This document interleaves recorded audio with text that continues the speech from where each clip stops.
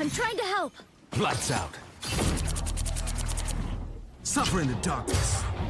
Let's pop back up under their noses. Us against the world!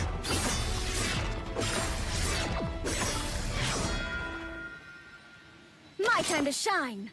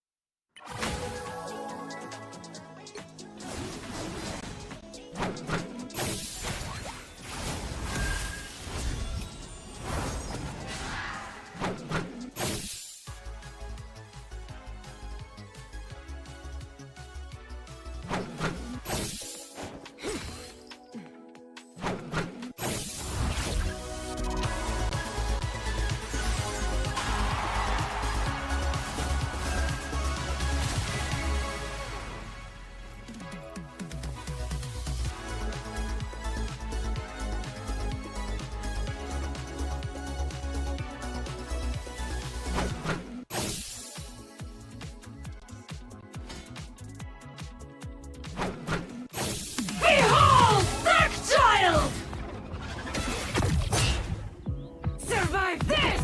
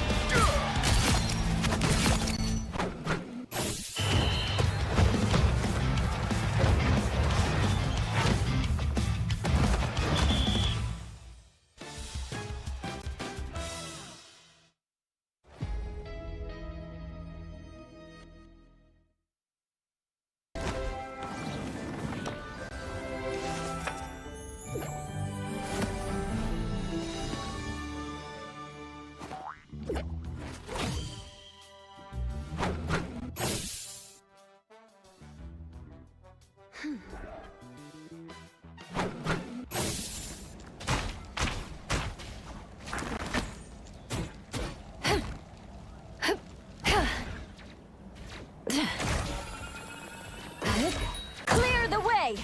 Feel the pull! Disappear!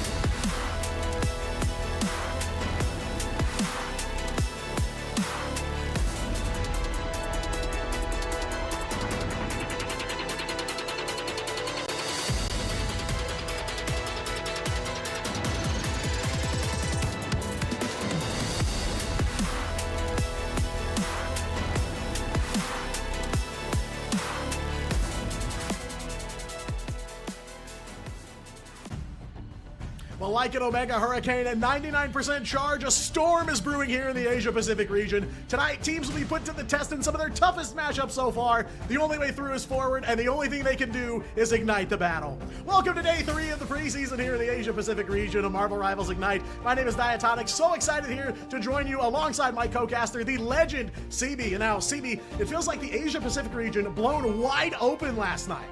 Oh, yeah, absolutely, 100%. I mean, no one could have predicted, I mean, someone probably did predict that Pirates would end up beating Rejects 2-0, though, and, like, that just kind of, like, creates this entire power vacuum at the top of the Asia-Pacific region, and though Pirates seem primed to fill it, they are not the only ones at the top. Zero Tenacity is up there as well, and then the middle of the pack is about as bloated as it can possibly be. Real quick, I want to wish everybody watching here a happy Easter to all those who celebrate. I hope you got a good Easter egg hunt planned for early in the AM, but if you're in the hunt for peak Marvel Rivals action, then you have come to the right place.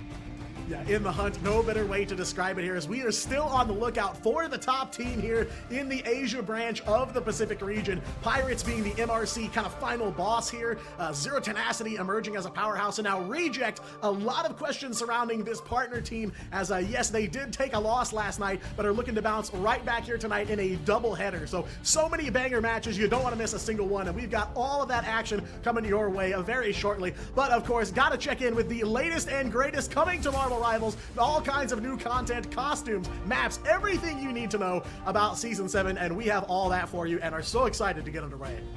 Yeah, I mean, as good as this action is, you know, it's just as good to come in dripped out. We got some new skins for you in the game. I mean, I'm sure we'll bring those up here in just a second. Class is in session, and reality is about to be rewritten at ESU. Brilliance takes center stage. Rian Landau dominates every debate with precision and unmatched intellect, while Dr. Denim Kett turns every lecture into a masterclass in bending the impossible. Together, they prove that knowledge isn't just power, it's control. Step into the spotlight with Invisible Woman's Rian Landau, the debater, and Mr. Fantastic's Denim Kett, the professor costumes, where intellect becomes the ultimate weapon. Available from now, actually starting on April 2nd, all the way up to April 30th at 7 p.m. Pacific time. In a multiverse of chaos, the sharpest mind decides what's real. I mean, I already copped that Invis-Woman skin, and I don't know about you, but like I know a lot of people are also really into that Mr. Fantastic skin. I might have to shell out the credits for that as well. But something that you don't gotta shell out any currency for is the brand new map. The city never sleeps, but something beneath it just woke up.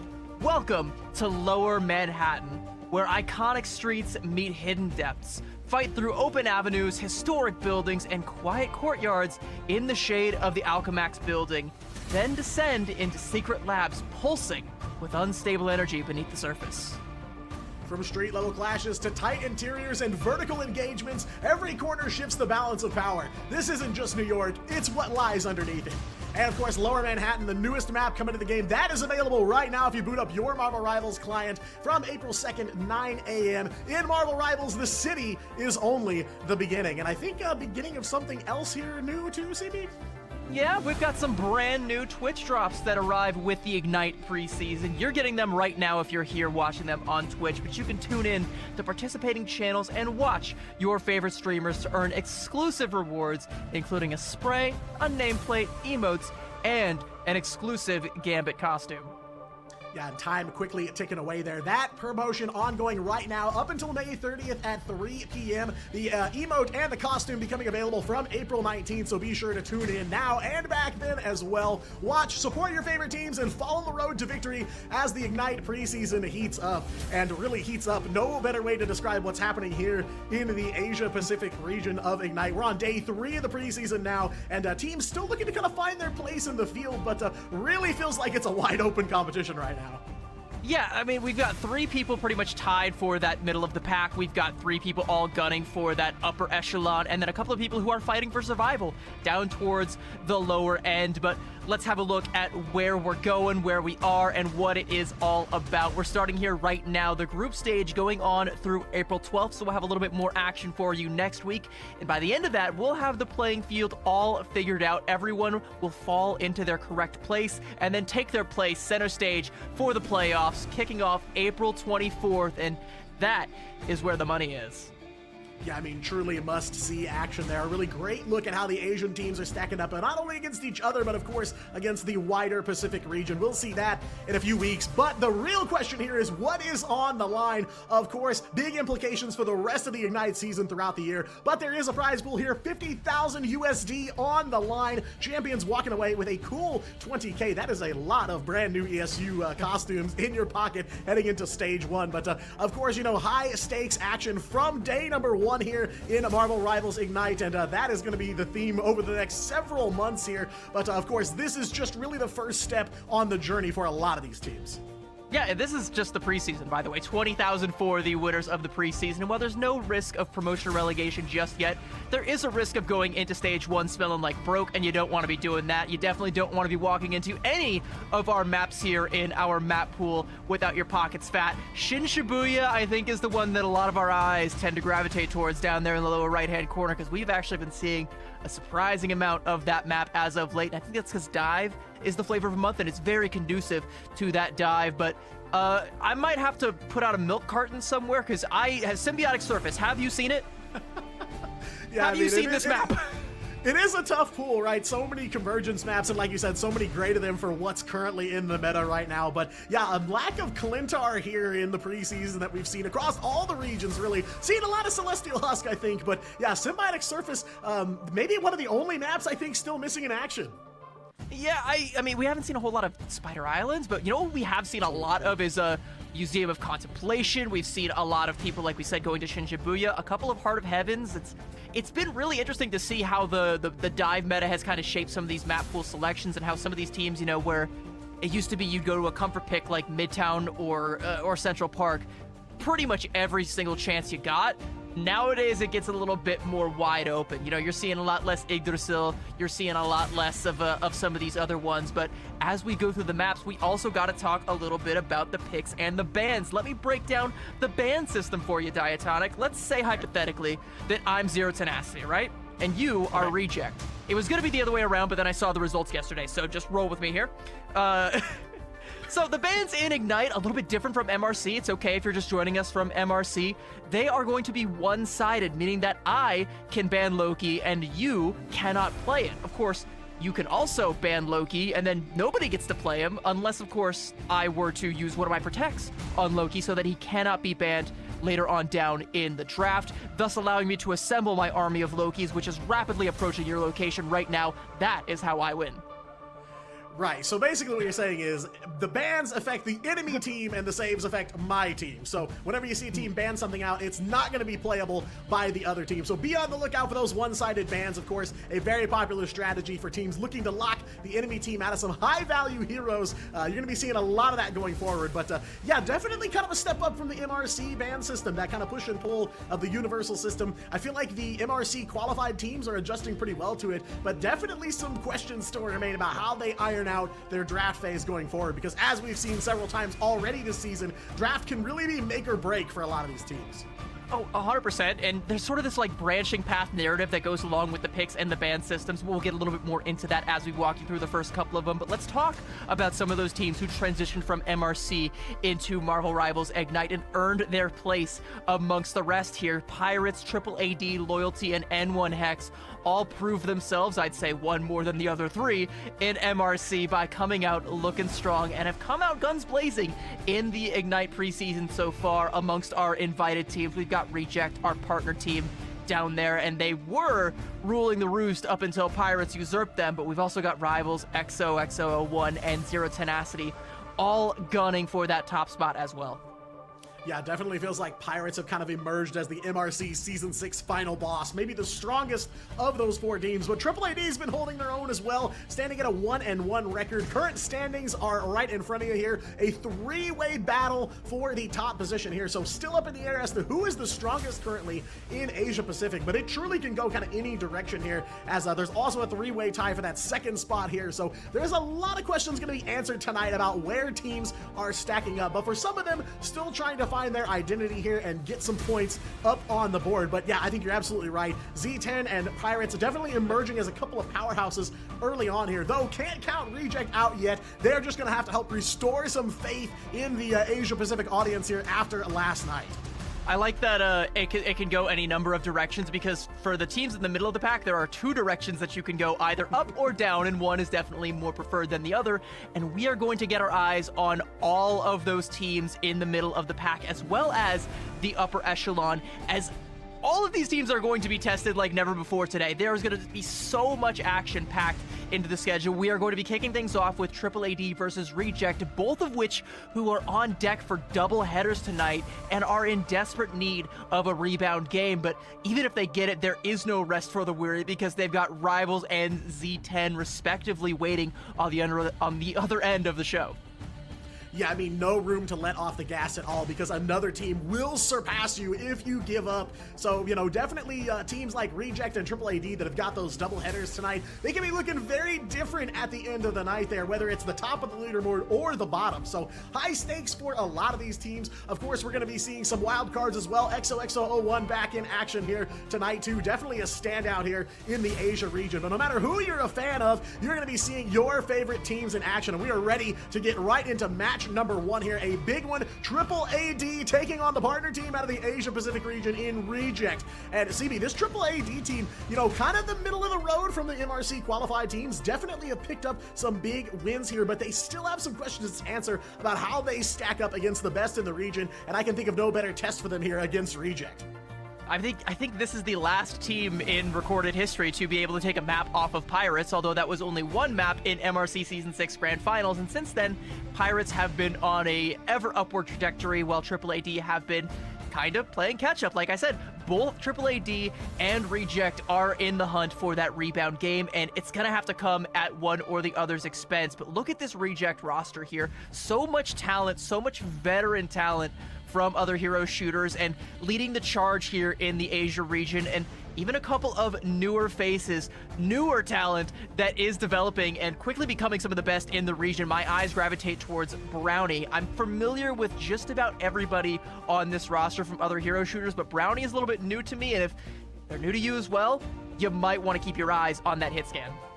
Yeah, absolutely. Deadly Phoenix in the pocket for Brownie. One that I like to look towards, Yaki on the Daredevil. An absolute backline menace if you let him walk away with it out of the draft phase. So that definitely going to be a question here. But I've noticed that when Reject is winning maps, Yaki does tend to be piloting the lawyer from Hell's Kitchen. So looking for some Matt Murdock action on the battlefield tonight. But yeah, you know, before last night, I would have said maybe this is going to be kind of open and shut for Reject here. But after Reject fell last night, and with how Triple AD has done, you know, they took a map off XOXO 0-1. You know, it is kind of a question here. Who is going to walk away from this one with the positive record? They're both sitting on 1-1, so one of them is going to go to 2-1, one of them going to drop into the negatives here. And I think yesterday we learned that Pirates are that good, and they do need to be taken seriously. They are now cemented as the team to beat, at least for the time being, aside from Zero Tenacity. And at Reject's expense, there's a number of ways you can take that. Is it just that Pirates are that good, or are Pirates head and shoulders above Reject? Is Reject faltering? Are they not as good as they should be? Who really knows? I think if you're Reject, you really, really need this win. But at the same time, like we said, AAAD, they also need it just as badly. Only one of them can walk away with it. And I want to circle back to what you brought up about Yaki on that Daredevil, because Illicit on the Daredevil for AAAD has also often been a key figure of this AAAD squad. And I imagine, you know, this might be one of the few pick and ban phases where we actually do see that Devil from Hell's Kitchen making an appearance. He's kind of lower on the ban priority than someone like, you know, Gambit or Elsa, but when you've got people like Illicit or Yaki in the lobby, it is definitely something that you need to consider. Yeah, definitely going to be trading blows in that draft in terms of just Daredevil alone, let alone the rest of the draft. But these two teams really looking to prove themselves in this matchup. Reject looking to restore the faith, and AAAD looking to make their mark and prove that they belong here with the other qualified teams like Pirates. As you saw, that all kicks off on the one Clintar map we have seen plenty of here in the preseason, Celestial Husk, as AAAD going to go head-to-head with Reject. An uphill battle maybe on both sides of the board here as they look to scramble to the top of the peak in this opening match of the night. And we get to make our brief stop through Clintar, a neighborhood that most of our teams don't really enjoy going to all that often. I think they keep the windows rolled up through this particular neighborhood. But hey, you know, with the random draw for our domination map, you gotta go to Clintar at least once. And now we're gonna get to see the picks and the bans kicking off, and it looks like we're already getting a piece of that branching path narrative on both sides. As we've got AAAD going for the Elsa ban, while Reject is just super quick to secure that one-sided gambit. Yeah, you know, I hear if you leave the windows rolled down on Clintar, sometimes you may end up getting slimed. So definitely good advice to keep the windows rolled up. But yeah, we are going to be seeing, like we talked about when we explained the draft phase, there is a one-sided Gambit coming through for Reject. Of course, Gambit enables a ton of strategies, a ton of win conditions, so no shocker to see him being high priority. AAAD going to go for the damage output. They are going to save the Elsa for themselves. But Loki, you know, I think the premonition coming true from that draft phase explanation, Loki already banned out here. So definitely some high value targets right out the gate in draft number 1. And you can already see, you know, AAAD, when you see that Gambit Protect come out, there's a couple of bans that you kind of have to hit. The Loki is one of them because you don't want to be double dipping on the Raging Royal Flush. The Star-Lord is another one of them because that combination with the Royal Flush and the Galactic Legend is an insta-fight win if you can get that one off successfully. And another one that we might see, depending on who is capable of bringing it to the helm, is Rogue. I don't know if they're, you know, either of these teams do have like a dedicated Rogue player or someone who's really prolific on that hero. I haven't seen a whole lot of it from either side, but that might be what the last ban ends up being. But hey, let's talk a little bit about that Devil from Hell's Kitchen one more time, shall we? Yeah, Matt Murdock, Daredevil on the board here for Reject. So Yaki going to be playing that Daredevil into this map, and it is going to be a one-sided Daredevil. So a couple of big one-sided pickups for Reject here. And you know, CB, I know you had your eyes on Star-Lord coming into this season of Ignite, talking about how he is a big cornerstone for a lot of strategies here. So no shocker to see Reject saving the Gambit. That Raging Royal Flush Galactic Legend combo, absolutely deadly. So I like the ban coming through from AAAD. They read the save here and are trying to respond in kind. But that's kind of the question here. Yaki already locked in the Daredevil and ready to go here. But Rocco, I know, also has a very, very tough Elsa. So it is going to be a duel to watch here between these two players as they're going to be looking to put numbers up on the board like never before seen. Mathematicians in the audience, get your degree ready because I don't know if I can count that high. Yeah, Rocco was just running away with some of the games in MRC on this Elsa Bloodstone. It's one of those things that you just can't really give him for free, but we talked again about, you know, Illicit on that Daredevil and how you can't really give him that either, so it's a bit of a pick your poison, right? Like, there's a secret third option, right? Like, it's usually like the Gambit or the Elsa, but when you have players like Illicit or Yaki in the lobby, that Daredevil becomes a third thing that you have to pay very close attention to, and for Reject, they are going to be the ones coming out there with that. We're seeing some interesting things, not to spoil the surprise for you, Chex. I know you're loving these beauty shots of this neighborhood through your car windows that you keep rolled up very tightly, much like the rest of our teams. Illicit is going to be coming out on the Ultron to start off with. Those drones do give a little bit of a damage boost and can work as a sort of pseudo stand-in for the Mantis, who does get banned out. That's another one of those bans that you have to hit when you see the Elsa Protect come through. Yeah, and when Triple AD has been winning maps, Illicit has been on the Ultron several times, so there's a lot of deadly precision for both sides of the board here, but we are ready to go here. Triple AD and Reject gonna take the fight straight to each other right out the gate here. Yaki on the move on the Daredevil, but he goes down first. No Smite will find the first KO of the match. Piggy and Brownie, though, gonna make it a 2-for-1, favoring Reject, so they lose the Lawyer, but they do win the battle here to start things off. Brownie high-flying on the Psylocke to get things underway here on a Celestial Husk. Between these two teams, both of them looking to break out of this 1-1 record that they are on here, so it is going to be a fight to the very end here, and Brownie already on the move on this Psylocke. Yeah, that's going to be I think that's 2 doubles back-to-back. We'll call it a quad. It wasn't really a quad, but still able to get just pretty much everybody. Yaki, the sacrificial lamb for Reject, and then Brownie just comes in with the cleanup. And Triple AD, I don't know if they know what hit him. I mean, Psylocke is one of those heroes that you do kind of have to pay close attention to. She's not always going to be in the picks and bans, but when she is in the lobby, she can put out a ton of pressure, but Gargoyle will be doing no such thing himself on the Venom as Rocco just puts the buckshot right between his teeth. Yeah, Rocco really looking to put pedal to the metal here on the point and chasing down several members of Reject on the Elsa. Yaki on the Daredevil in the back room here. Rocco finds him, wins the duel here. Daredevil shut down, back to the spawn room for now. That's a Raging Royal Flush from Seung Hoon there on the Gambit, and Reject gonna look to capitalize on it. Still in control and still on the move here. Brownie, more and more KOs on that Psylocke left and right. Glartrox from Rocco as well to follow up, but it is gonna be Reject walking away with the battle here. Not enough bodies from Triple AD to contest right now, and 50% captured for Reject. They are on a roll so far.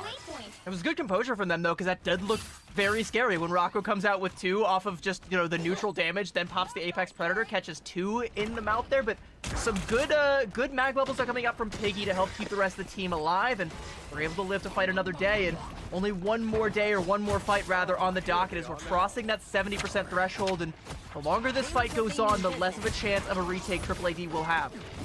Yeah, and Reject holding a lot of the cards here. Several ults, the first one of which, of course, Dance of the Butterflies coming down from Brownie, and a Beast of the Abyss from Gargoyle as well. That forces out what Triple AD has from overhead, though. Dunked by Tuba onto Piggy, so the battle of the masters of magnetism here, and Tuba takes it in spite of Piggy looking so good on that Magneto lately. He will walk away still holding the Meteor M, but Reject still holding the point here, and Gargoyle on that Venom trying to hold on to it, but finally, Triple AD makes the flip for the first time this matchup, and they are in the driver's seat while Reject send back to scramble and regroup for now. I do like Illicit on that Wolverine pick there. If you're not going to be able to put him on the Daredevil, this is just as good, and is a great way to punish some over-aggression that comes out from Gargoyle. Going to have the last stand going into this next fight. Honestly, I think you just kind of let that one rip. Already taking Gargoyle for a ride, and there's a nice little 1-2. I don't even know if he meant to get Brownie in there, but he got him nonetheless.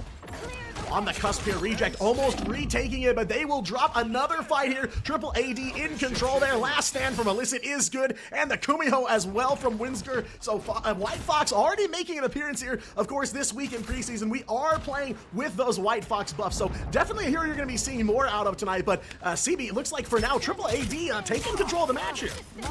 Yeah, and with no Smite holding on to that Freedom Charge, they should have a good forward path to hold on to it, at least through that 50% threshold as we're crossing that one there now. And looks like he's going to hold on to it until Reject forces his hand on that one. And speaking of hands, Seung Hoon has got one to play, a Raging Royal Flush, and just one tap Rocco. Trust in the heart of the cards. Got full hand here for Reject as they will cash in most of their resources. Yaki on the move there, taking out Quasit from Triple AD. Brownie will find Tuba. Windsor goes down as well. Most of Triple AD offline. Illicit chase down. No Smite walking away just barely. Rocco the only one left standing, and Reject will make the retake here. 95% and counting. I don't know if Triple AD has enough time to make it back to the point here. Rocco on the move, but they will give it up here, and Reject will take point 1 on Celestial Husk. I did like the fight that Triple AD were able to win, and I also do, again, like the Wolverine swap, but I think, you know, they lost those first 2 fights and really only had enough breathing room to try and take that one retake, and after that, it needed to be perfect, and yeah, that Raging Royal Flush, man, it's just one of those things that when it's on the field, it's not always just a simply I push Q and we win button, but it's pretty close, especially when you couple it with Yaki's Let the Devil Out. I mean, it's not the same as the Galactic Legend, but it's just as deadly. Yeah, I mean, plenty of combo potential from that ult alone. Definitely shows you why that Gambit one side is so big coming out of that draft phase there for Reject. They are going to come into this with a couple ults ready to go. Reject's got Meteor M and Feast of the Abyss as well, so they've got some output potential here to start things off. Rocco, of course, Apex Predator waiting in the wings for Reject, so a lot of questions about this first fight here, but, you know, like you said, Reject had such a big lead there. It was an uphill battle for Triple AD to try and get control, so we're going to be looking for them to maybe try to wrest control away early and see how they handle it going forward. I'm curious to see, though, how these Vanguard ultimates from Reject are going to be used, because you call out, you know, the ult advantage for Reject and that Apex Predator from Rocco, which didn't actually get enough last time around. I'm wondering if Reject call out that they have that advantage, just try and go aggressive with this Feast of the Abyss from Gargoyle. He's lurking, he is looking for a spot to hit that diving strike, but no one is showing themselves just yet, so Illicit going to rule the skies, try and keep Yaki in check, and Yaki's trying to go for an anime battle with the Ultron. Yeah, I mean, definitely eyes in the sky for Triple AD. Illicit back over onto the Ultron. Speaking of sky, Meteor M overhead. Where Piggy charging up will knock him down here. Brownie and Gargoyle wins with the KO feed, though, as they will take control of this first battle. Lastro gets one in there as well. Is this going to be a full ace there for Reject to start off? Point number 2. Triple AD in trouble here at the outset, but plenty of time here, but a very nice fight to start off for Reject. And I'm glad I was kind of right that the Vanguard ults were used early for Reject. You know, you just saw Quasid get a little bit separated from the pack there, and Gargoyle seizes the opportunity with that Feast of the Abyss. Piggy with the Meteor M, I guess just for a little bit of tempo, keep Reject in control of the point here. Now they're going to be staring down the barrel of another one from Tuba. Some more ults are going to be coming online for Triple AD, but Lastro with its Jeff. This is one of the maps on Clintar that does have that environmental potential. You gotta watch out. Early Dance the Butterfly going to come out, but Quasid is good with the invisible boundary, and now Reject gonna try and pop that It's Jeff. Did we get anything with it, though? It does look like we've got a shark in the water. Is holding 2. Can't get him to the edge here, but we'll take him to the rest of Reject to finish the job there. Lastro taking down Rocco. So Elsa Bloodstone sent back to spawn. Make that 3 members of Triple AD. Again, a knockdown, drag out victory here for Reject. They will take yet another ace. Very, very clean. A beautiful team play from this Reject team, and they still have a Daredevil ult ready to go, too. And this Apex Predator from Rocco, you know, we called that out a couple fights ago, but it's also been missing in these last couple of fights here. I think it's because Triple AD have been caught off guard by the aggression from Reject. Reject are angry from that loss last night. They want to go quick. They want to go aggressive. Yaki gonna do the very same, popping that Let the Devil out. Apex Predator does come out though from Rocco, but I think that Glartrox is gonna be going home hungry. Yeah, definitely Reject a lot to prove here in this matchup. They are running dry on ultimates. Triple AD gonna cash in the last one there. Winsker on the Kumiho, unleashed from the White Fox here. Big smashes there on the point as Triple AD a hair away from the capture. A kick or two will be all they need to make it happen. Piggy again overhead on the Meteor M satellite there for Reject, trying to find the KOs, but will not come through here. No Smite takes one, but Yaki gonna even it right back up for Reject here as Brownie and Yaki will help them take full control here. A double KO on the Psylocke for Brownie, looking to make it 3. Can't quite get the final hit here, but that is the final fight. Overtime ticks away, and Reject will have a very confident Celestial Husk. Confidence is definitely the name of the game when it comes to Reject here. Every fight that they won was quick and decisive, and the fights that Triple AD won or looked like they were going to win, which, I mean, they only actually won that one fight on Celestial Hand. Outside of that, which was very opportunistic, let's say, it was Illicit on the Wolverine, coming up with a couple of, you know, stray KOs here and there. You know, you got No Smite on the Venom, catching out the Gambit, catching out Sunghoon away from the rest of the pack. Some good opportunistic plays, but the opportunities are only going to present themselves every once in a blue moon. And Reject, they don't need opportunities. They make their own opportunities. They go aggressive. They've got not really any standout players on the side of Reject, to be completely honest with you, because everybody's firing on all cylinders. You can give Brownie the nod with those 9 final elims on the Psylocke, was very much so a force for this team from start to finish, but it's just Reject playing good, clean Marvel Rivals, and Triple AD a little bit behind in step.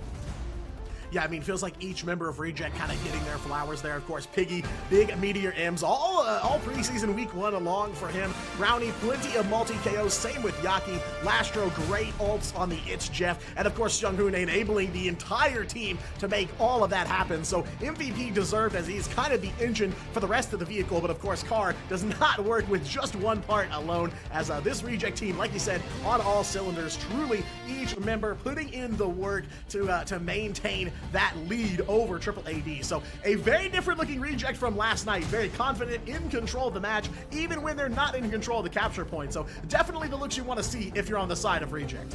And I think for Reject, it also does kind of come down to the scouting. I mean, I know we were highlighting, or I was at the very least highlighting Brownie a little bit more than Yaki, but Yaki being able to get that one-sided Daredevil and keep Illicit off of the map Murdoch, I think did also pay off dividends for Reject. We talk a little bit about this branching path narrative with the pick in the ban phase and how that third option is one you got to pay attention to for the likes of Triple AD, but we will be paying close attention to that as Reject are on match point and Triple AD still looking for the rebound match, and might need a rebound for the rebound match at this rate if they go down. We're going to cut to a quick break. We will be right back. Don't go anywhere.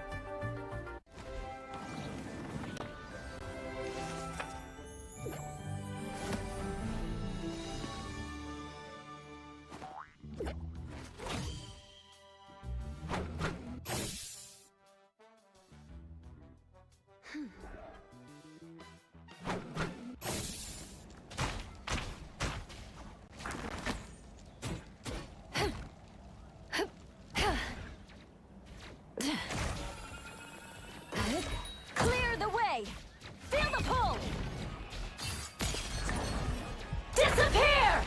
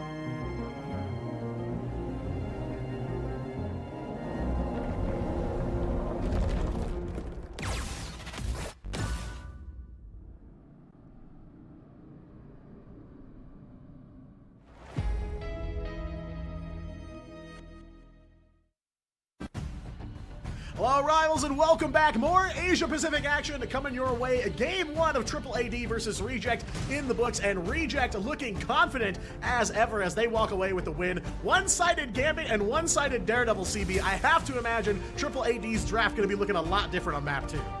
I mean, I sure hope so. Both of these teams are very much so dive teams that seem to specialize in the Daredevil in one way or another, but if Alyssa doesn't have access to it, you can't let Yaki have it one-sided. I think that's just a recipe for disaster and a recipe to get yourself knocked down in the power rankings here. But one key ingredient to the recipe for success for Triple AD is evidently going to be Museum of Contemplation, a map we have seen quite a fair bit of and has kind of bred an interesting variety of compositions. You know, just a couple patches ago, it was front to back central. It was Midtown 2 for all intents and purposes. But in this new world that we have cultivated with the, you know, the 20% ult reductions and the new divey meta, and a lot more room for some of these pop-off plays from the duelist players, we do tend to see a lot more dive from it, a lot more venom, a lot more, you know, I shouldn't say a lot more. We do still see a lot of Daredevil on it. We also see some weird cheese strats coming out here from time to time, and I'm sure we'll see that when we see XOXO01 a little bit later on in the show. But what we need to see here from AAAD is either a Daredevil ban or a new strategy that can act as the trump card to Reject. Yeah, I mean, I have to imagine from frame one here, we're going to be seeing a very, very different matchup. But yeah, Museum of Contemplation been a big counter pick for a lot of teams here. So AAAD looking to turn the tide on the newest map in the game, other than Lower Manhattan, of course, available now in your game client. But Reject up 1-0 here on match point as they are looking to break their 1-1 record and go into the positives. Of course, both of these teams a lot to prove here, but Reject so far showing that they are here to win tonight in this first of their 2 matches. We'll see them in action. It's going to be a long night for both of these teams, but an even longer one from here on out for AAAD, because even if they get this map win, Reject are going to have the map pick on map 3, and it's going to be a 3-map series, and then you still got to go for that double header, not a triple header. We're not going to make you play 3 times tonight, but we are going to make them play against rivals a little bit later on tonight, and Reject has Zero Tenacity on the docket, and it doesn't feel like they're looking past AAAD at Zero Tenacity. It looks like they have their sights firmly set on the task in front of them. I am going to finish my plate before I have dessert, even if dessert might just be the end of me. Yeah, definitely don't want to get too far ahead of themselves here. Cannot count out this AAAD team. But same in the opposite direction. You know, of course, the counter pick. It is nice to play on your own territory, but like you said, CB, that is the question. If they take Museum of Contemplation, they will be on Reject's turf in the Decider map. So definitely want to see them limber up a little more here, get some more hits in, and that all starts from the draft phase, of course. Reject did walk away with one-sided Gambit and one-sided Daredevil. Of course, Gambit enabler for all compositions across the board, but that Daredevil especially deadly in the hands of Yaki. So I look for AAAD to change things up out the gate here. But of course, you know, they already went to some of their most popular choices in the preseason so far. Of course, they had Licit on the Ultron, who's been making the rounds a lot more lately. So definitely going to be looking for some more of that out of them here. Yeah, and I think this is one of those maps where the Ultron very much so can come out to play, because even though there are ceilings, they are deceptively quite high, and there is a lot of airspace that can be easily dominated by, say, an Ultron or perhaps a Star-Lord, which is another one of those bands that I think needs to come through. And my question for AAAD is, are you willing to sacrifice, you know, the Star-Lord in order to get the Daredevil ban, right? Like, you're gonna have to face one of those two things. Luckily, I don't think you need to worry about the Rogue in this situation, but you do still need to hit all the other notes. Loki, potentially Star-Lord, and almost certainly Daredevil. Yeah, and with Gambit banned out from both teams right off the rip here, definitely not too much to worry about with Rogue. Of course, Mantis going to be the save for AAAD. Kind of a stand-in, has some damage boost potential as well. Definitely can serve as an enabler. So if you can't get Gambit, not a bad second option to go for here. Reject going to take away Rocco's Elsa, though. Rocco, definitely one of the standout players on map 1 on the Elsa Bloodstone. So no and they're shock gonna here. yoink it too. Take it right for themselves here too. So they're definitely expecting a little more aggressive draft from AAAD, I believe, with that Elsa save for sure. Yeah, Brownie about to say anything you can do, I can do better. And of course, AAAD, that's not just a one-sided Mantis just for the sake of having a one-sided Mantis. Again, when you see the Elsa come out, you can't be dealing with a damage-boosted Elsa. I think that's the last thing that you want. Homegirl already does enough damage as it is. We don't want that extra 12%. You know, if you're going to have an Ultron, sure, whatever, fine. We'll force you to play that Ultron in response. And there's that Daredevil ban coming out from AAAD just as we suspected. Matched with a Vanpool ban, another, and a one-sided Vanpool, actually. Whoa, okay, hold up. Reject are once again staging a coup in the ban phase. Yeah, that is definitely big. Vanguard Deadpool, probably the strongest of the 3 variants, but the one you see probably the most often in Ignite, saved just for themselves here. A big tool off the table for AAAD. They are hovering the Loki ban here, potentially. I like the draft from both sides. It is very in your face, going for the throat in almost every pick these teams are making. Gotta respect it. Gotta respect the adjustment from AAAD, as they might be bringing in a one-sided Daredevil, perhaps. I do see a Jeff hover there, but I don't know. I want the DD here, baby. I definitely want the Jeff a lot more than the Daredevil. Okay, yeah. I want the Daredevil Protect.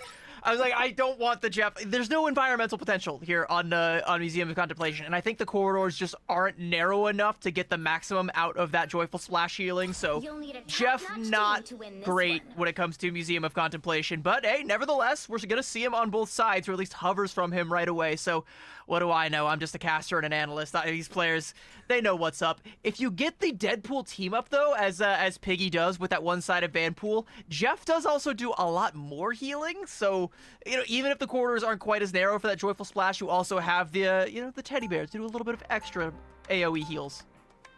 Yeah, both of these teams very effective on their toes here. Lots of adjustment on both sides of the board here. Definitely going to see a different matchup as we head for Museum of Contemplation, one of the newest maps in the game. Not quite the newest in the map pool, save that for Shin Shibuya here, but we are off to map number 2. Reject looking to close out their first of 2 matches tonight, while Triple AD trying to stay alive here against one of the top teams here in the Asia Pacific region for sure. So big match on our hands here, and an all-important map for both of these teams, really.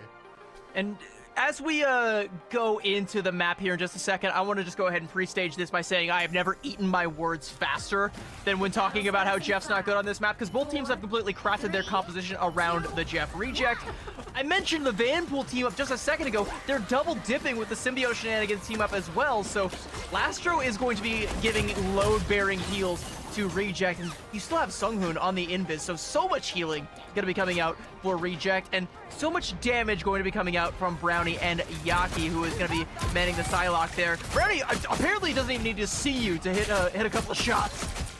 No, X-ray vision there for Brownie on the side of Reject, and Reject gonna open strong here on defense. 3 KOs, Yaki a double KO on the Psylocke right away here, and you're right, it is definitely sharks in the water here on Museum of Contemplation. Of course, the objective involves Jeff as well, so a lot of Jeff here in this matchup, but a strong start for this Reject defense. Triple AD. Still haven't even really been able to get out the spawn door. Like, that first little wall that you got there, that is their lifeline there. Good flank coming out from Quasit, though. Getting a little bit of Joyful Splash damage onto Yaki, and gonna have to walk sheepishly back with the rest of the team. And Reject have no choice but to respect that, as they no longer have control over that initial corner there. So, yeah, Triple AD, he's getting out the gates there. Piggy going straight to sleep after that banhammer.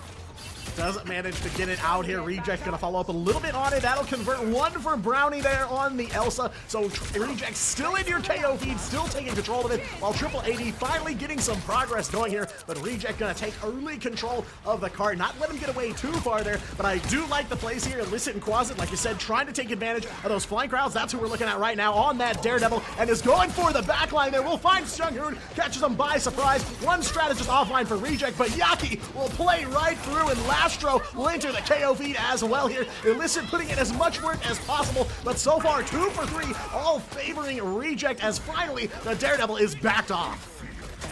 Yaki and Illicit going blow for blow, and Gargoyle dealing with No Smite. No Smite keeps going in so deep on that Venom and getting caught out every single time, and really not getting the most out of these dives. And I gotta think, if you're Triple AD, you gotta either sync up these dives with Illicit, or you gotta just like make a swap and just play a little bit more brawly, let Reject come to you. But that might be the last thing that you want to do, because they are more than happy to oblige if that's your game. Dance of the Butterfly and Feast of the Abyss. No elims coming out, but Triple AD have definitely flinched. Teams going band for band here on the ultimates, but Triple AD emerging victorious for now here. No Smite and Illicit will find a couple of KOs here. The door in front of them very quickly opening towards checkpoint number 1. Feast of the Abyss for No Smite here, but now Reject starting to turn things around. Piggy and Yaki taking in some KOs for themselves, while Illicit still putting in work for this Triple AD roster. So Illicit over onto the Daredevil. Lots of value so far for this team, but like you said, CD, I want to see them come together a little more and play together as a team instead of just letting 1 or 2 stars try and dictate the whole fight. Well, it's now or never. This is the fight that they have to win, because they have drained the bank for Reject. Reject used everything to win that fight, and it wasn't even decisive. Only it's just for Quasit for Triple AD. You can maybe use that at least for healing, but gonna go initiate with that tool. I don't know if he's able to get anybody. No Elim potential coming out. Yeah, no one's getting swallowed up there, and Piggy gonna take down Rocco. It's looking pretty rough, but here's a selfie to commemorate the moment. Stop to take the pick here as Reject slowly converting to KOs here. Quasit will find Lastro, wins the Jeff mirror fight here, with the rest of Reject still in the battle against Triple AD. 30 seconds and counting for them to try and get this first checkpoint. But right now, Reject feels like they have a white-knuckle grip on this objective. Will not let this thing go over to Triple AD. Of course, Illicit putting in work on the Daredevil, but shut down by the Psylocke there. Yaki with a big KO here. Game changer for Reject within the last 10 seconds. Triple AD, not enough time to try and muster one last united front. Piggy gets one more Deadpool over the road here. Apex Predator from Brownie as well. Drives almost all of Triple AD off the point. Half of them offline and sent back to spawn while OT ticks down, and Reject looking to try and close this out. One more meteor for Tuba overhead, but that is all she wrote there. 0 checkpoints for Triple AD. That's a statement from Reject. They are saying, like, we are bouncing back. Yesterday was a fluke. It's never going to happen again, and we are going to prove it at Triple AD's expense. A full hold on Museum of Contemplation, and every single time, Triple AD, like I said, a dive team who has the Jeff team up with the Venom. No Smite gets caught out so many times, and sometimes even Illicit with him by Yaki on this Psylocke, and everybody is just turning around and marking the Venom, and Triple AD are just failing to capitalize off of that space created by that interaction, and not enough space was created at all in order to cap point A, and that's rough. That's really rough, because like I mentioned, both of these teams, they need their bounce back. This has to be the moment for Triple AD, but it looks like it's gonna be the moment for Reject unless Triple AD have a Herculean hold here. Yeah, I mean, a successful defense from Triple AD would be absolutely massive, but Reject looking to clock out and rest up until their second match later tonight here. It does kind of feel like Triple AD feeling around in the dark for some weaknesses here and there and just not finding the holes that they need to into that Reject defense. So side swap now, Triple AD on the defense. They just have 90 meters of space, so heals definitely hanging off the edge of the cliff here for them, while Reject looking to just go full pressure right out the gate here with Yaki over onto the Wolverine. 3, 2, As the doors open, Triple AD have their work cut out for them, and Brownie is going to be doing a little bit of cutting as well, perforating Tuba there, already forcing that mag to play scared. He can't hold this front line as aggressively as he really needs to, and look at how Reject just come right out, claim the space, and you know what? We'll claim your mag as well. He's mine now.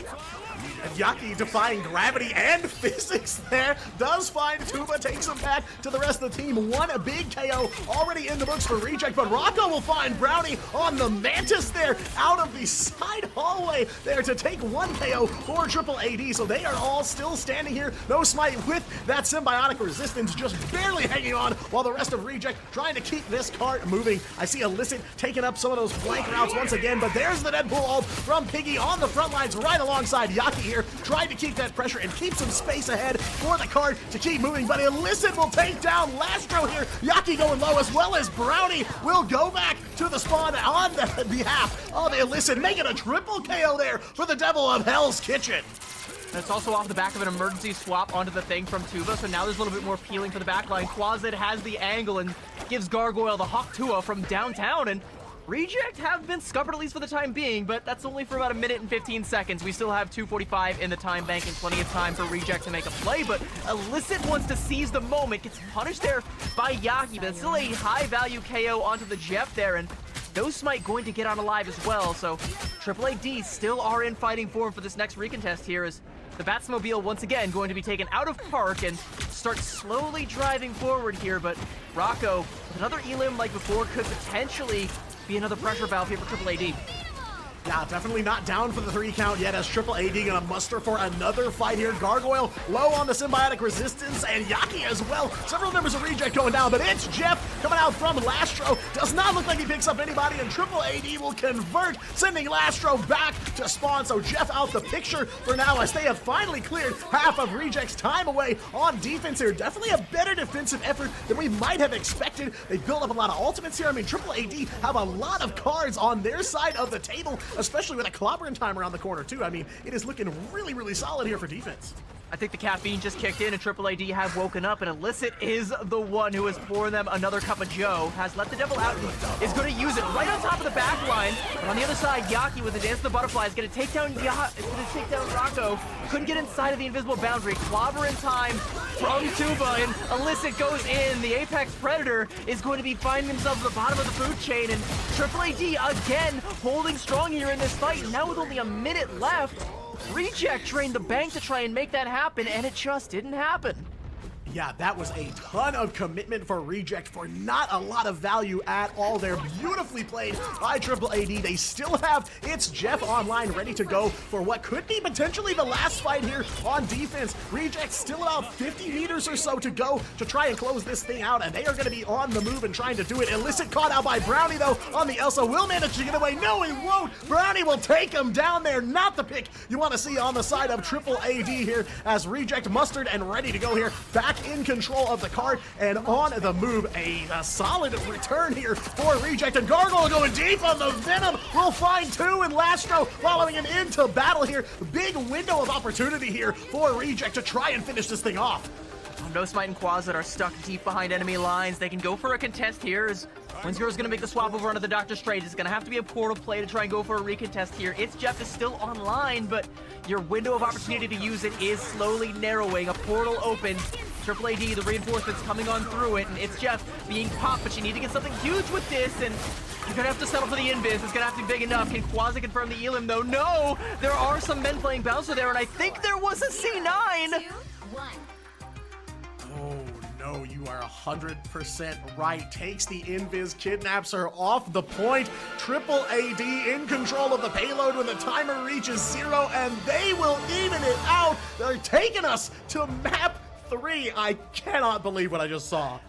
I don't even know what I just saw, because when I saw the map and I saw it kick into slow motion, I'm like, well, someone C9, but who won? And Triple AD, by the skin of their teeth, able to escape with Museum of Contemplation. If you're Reject, A, you can't feel good about that, but if you're Triple AD, you gotta be feeling on cloud 9 because you escaped disaster, and a not insignificant part of it was off of an insane defensive effort. Illicit came alive, popped off, went in deep, and constantly was finding 2, 3 at a time with this Daredevil. This is why it was banned in the first place. This is why Triple AD used to protect onto the DD. They know that if you give this guy the ball, he's your point guard. He'll take you all the way, and from there, it's just a slam dunk.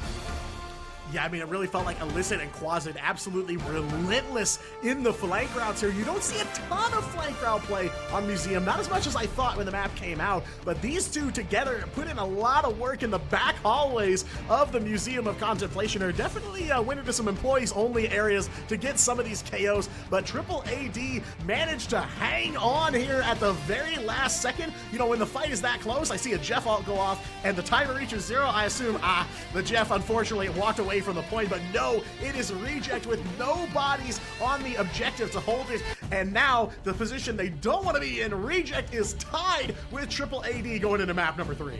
And I'm starting to sense a recurring problem here because a not insignificant portion of the fights lost against Pirates yesterday were also as the result of C9. So I think we need to get Reject a map. I think we need to show them where the mission area is and keep them firmly on it. You know, maybe put a leash on them so they don't get too far away from the Batmobile. Next time around, we'll head on down to the Walgreens, grab a couple of those things. If you guys want anything, let me know. But we're gonna go to a quick break. We will be right back. Don't go anywhere, chat. We've got the finale of this series on the other side of it.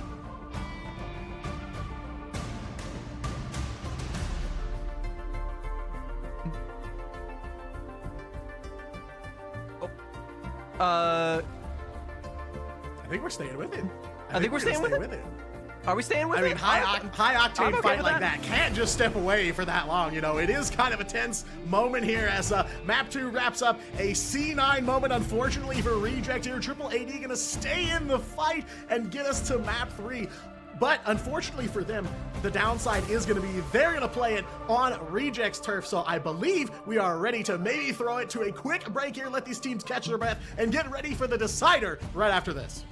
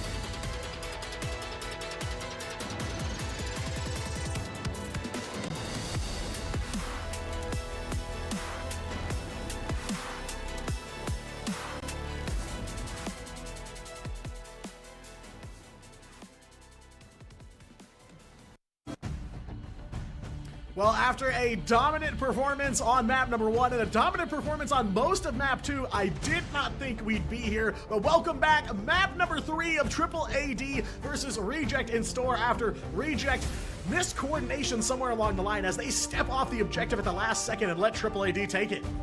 Yeah, from a dominant performance on map 1 to a very awkward performance at the end, almost as awkward as my attempt to throw to break last time around. That's on me, my bad. I'll take the L on that one, and Reject unfortunately gonna have no choice but take the L on Museum of Contemplation and take the series for the first time to Symbiotic Surface. We are back on Clintar, baby. I hope you got the car windows rolled right back up.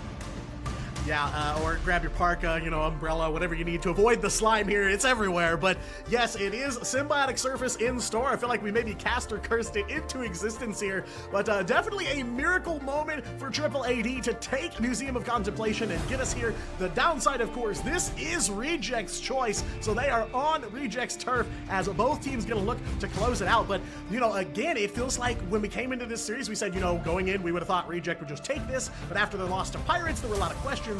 Now I feel like I thought they would take this series in 2. Now the question is, can they close this thing out?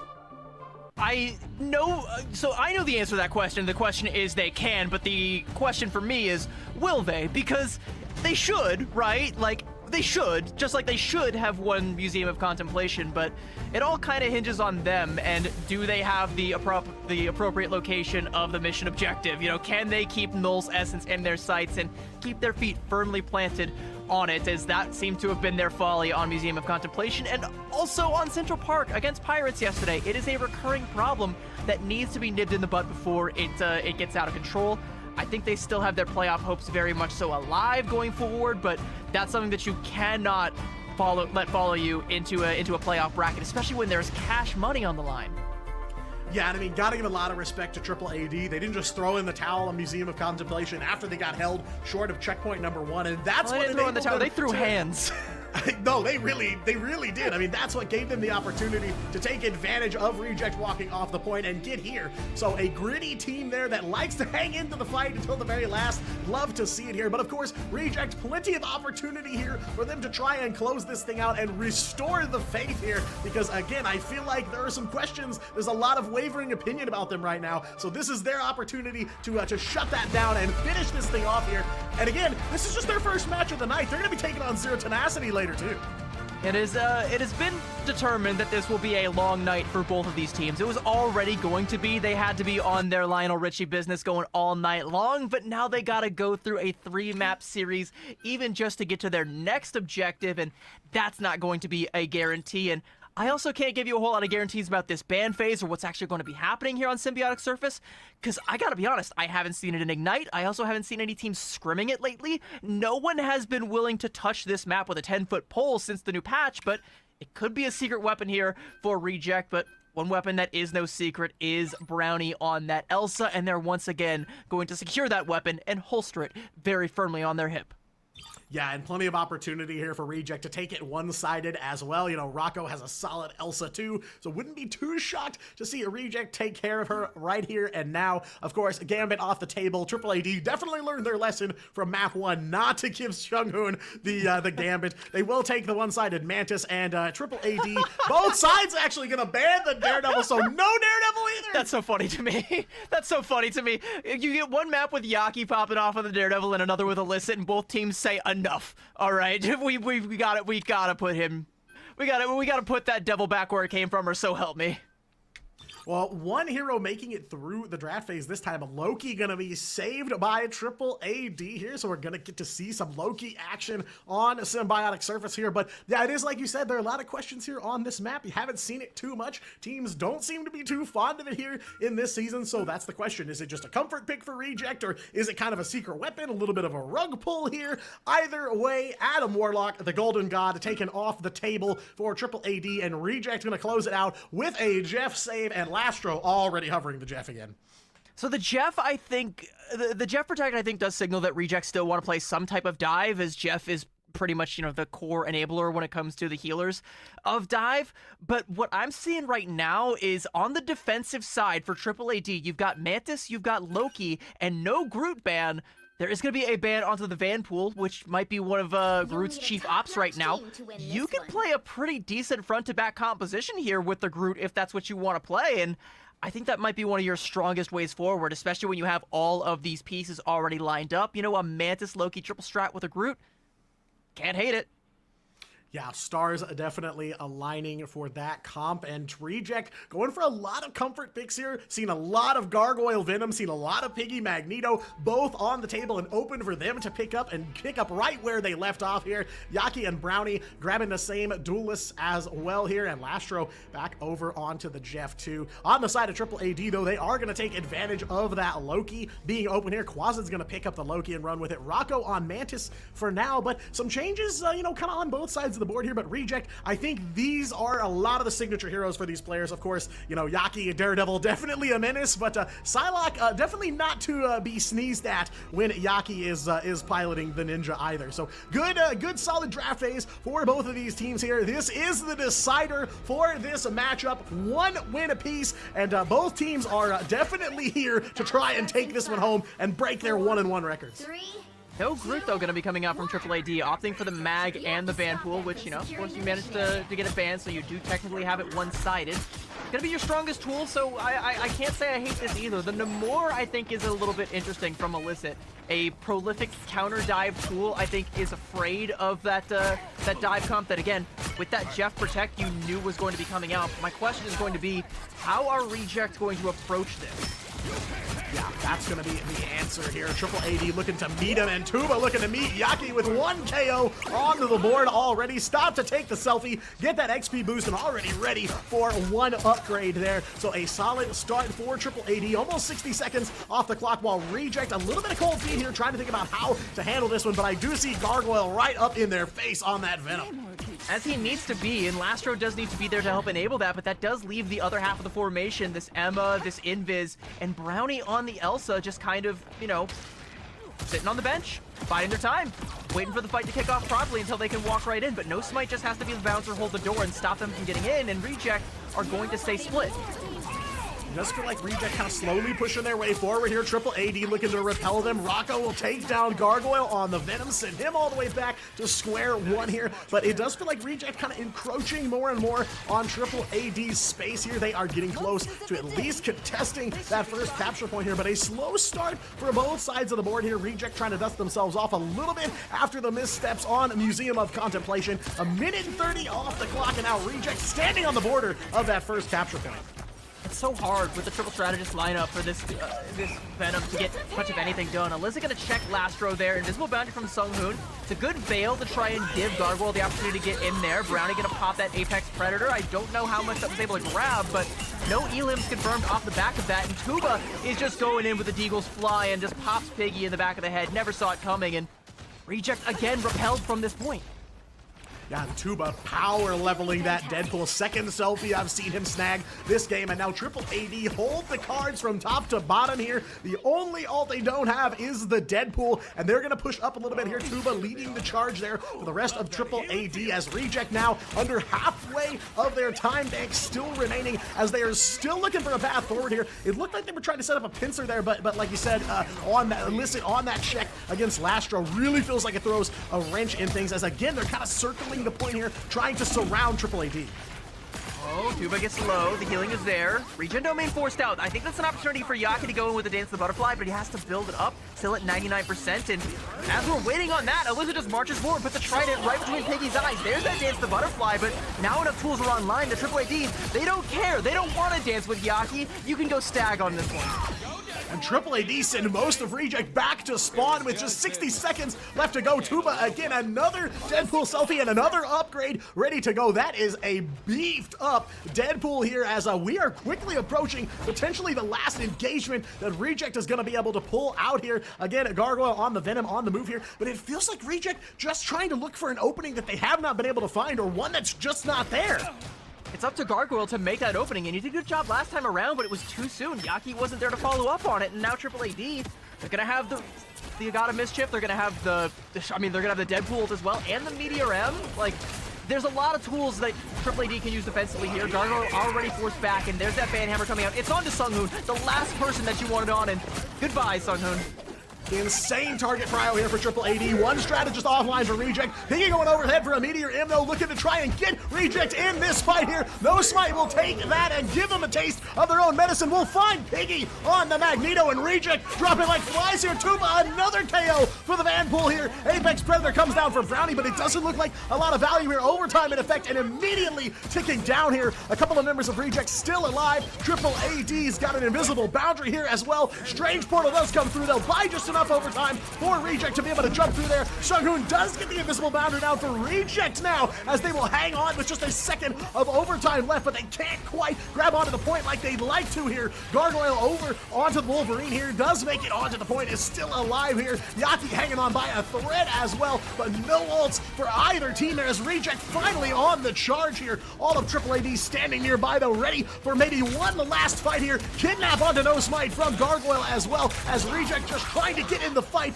at the last second here. It's Jeff coming out from Lastro as well. Maybe too little too late for Reject, as all of Triple AD still standing on the point. Invisible boundary does go down. There's the Dance of the Butterflies from Yaki as well, but a couple members of Reject go down, and an Eye of Agamotto whiff from Illicit as well here. Triple AD trying to get back onto the point, trying to regain control here, but Reject can't stand on it, and Triple AD will shut them down at 0 capture points.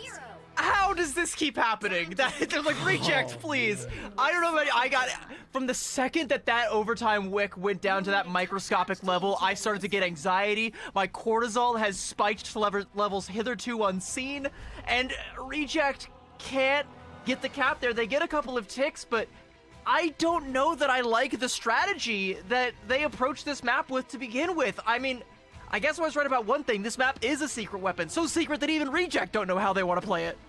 It really just felt like it was cold feet in an icebox the whole time for Reject. They just couldn't commit. They did at the very end, but just too little, too late. Triple AD able to re-muster the defense there, get right back on the point, push them off, and that was all she wrote for Reject offense. Just 65% of that first capture point obtained for Reject here. So, you know, there's a huge window of opportunity sitting wide open here for Triple AD to close this out, and what a statement it would be. But they do have that 65% left to capture here, so there is a little bit of a barrier in the way, but how can Reject hold on to this?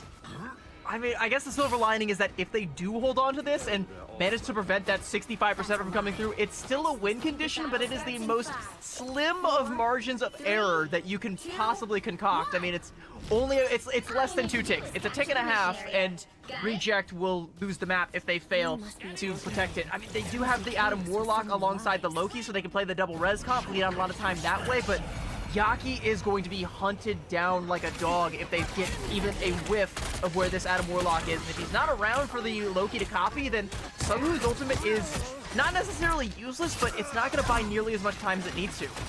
Yeah, not as good backup options without the Adam Warlock on the table here. Reject gonna look to out-sustain Triple AD here, but it is almost one fight for Reject here to take this point and take the series home here. Just under 60 seconds used up by Triple AD already, and they are on the point here, ready for a fight with Reject here, trading blows in the neutral. Both teams looking for an opportunity here. They did get their courtesy of a portal from No Smite, already taking the high ground in this arena as well. Piggy and Gargoyle standing strong on the point there. Piggy over onto the group we called out earlier, finally here, but again, it is a question of maybe too little, too late for Reject here. Tuba does get the Banhammer out already, so again, a very early Deadpool ult for Triple AD here, but a breakthrough for Reject as Brownie will find Rocco to start things off. Illicit following him back to the spawn room. That's courtesy of Yaki on the Adam Warlock, so Reject so far able to beat them back, but how long can they hold out?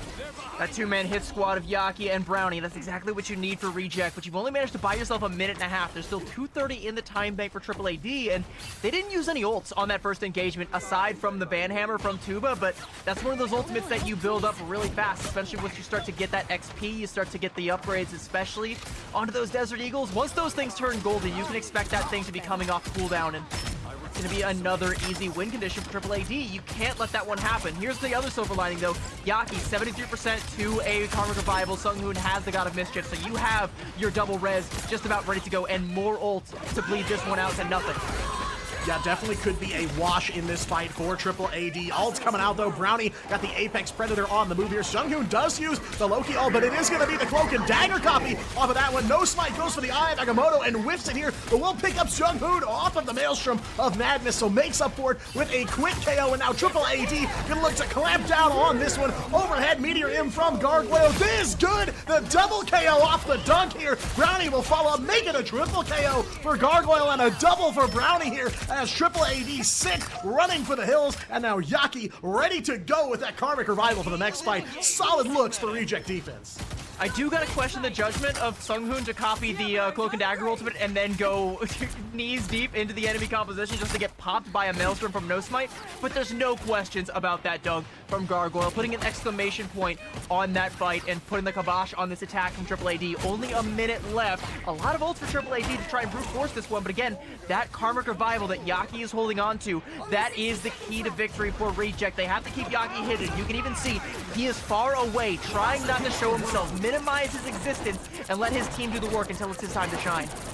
Right, Eternal Bond on the point now. Reject looking to repel Triple AD potentially one last time in this matchup to close things out. A couple ults still in the bank for Triple AD. Reject, though, holding firmly onto that Adam Warlock ult until they absolutely need it, and they may very well. Banhammer coming through for Tuba as well here on the Deadpool. Has been on the move on the Vanpool this entire map. No Smite falls to Piggy, though. One KO coming through for Triple AD. That'll force out the Mantis ult from Rocco here as Illicit will even the odds here. Does have the Insong Inferno ready to go here, looking for the opportunity to use it. Tuba will pick up one on the Deadpool, and that brings out the Karmic Revival from Yaki, but an immediate KO onto the Adam Warlock there. Illicit coming in huge on that Insong Inferno here at the last second, and Triple AD looking to close things out here. Seunghoon over onto the Doctor Strange here. Portal on the point here, so we are going to go into overtime here, but what a turn for Triple AD, and Reject can't get there in time.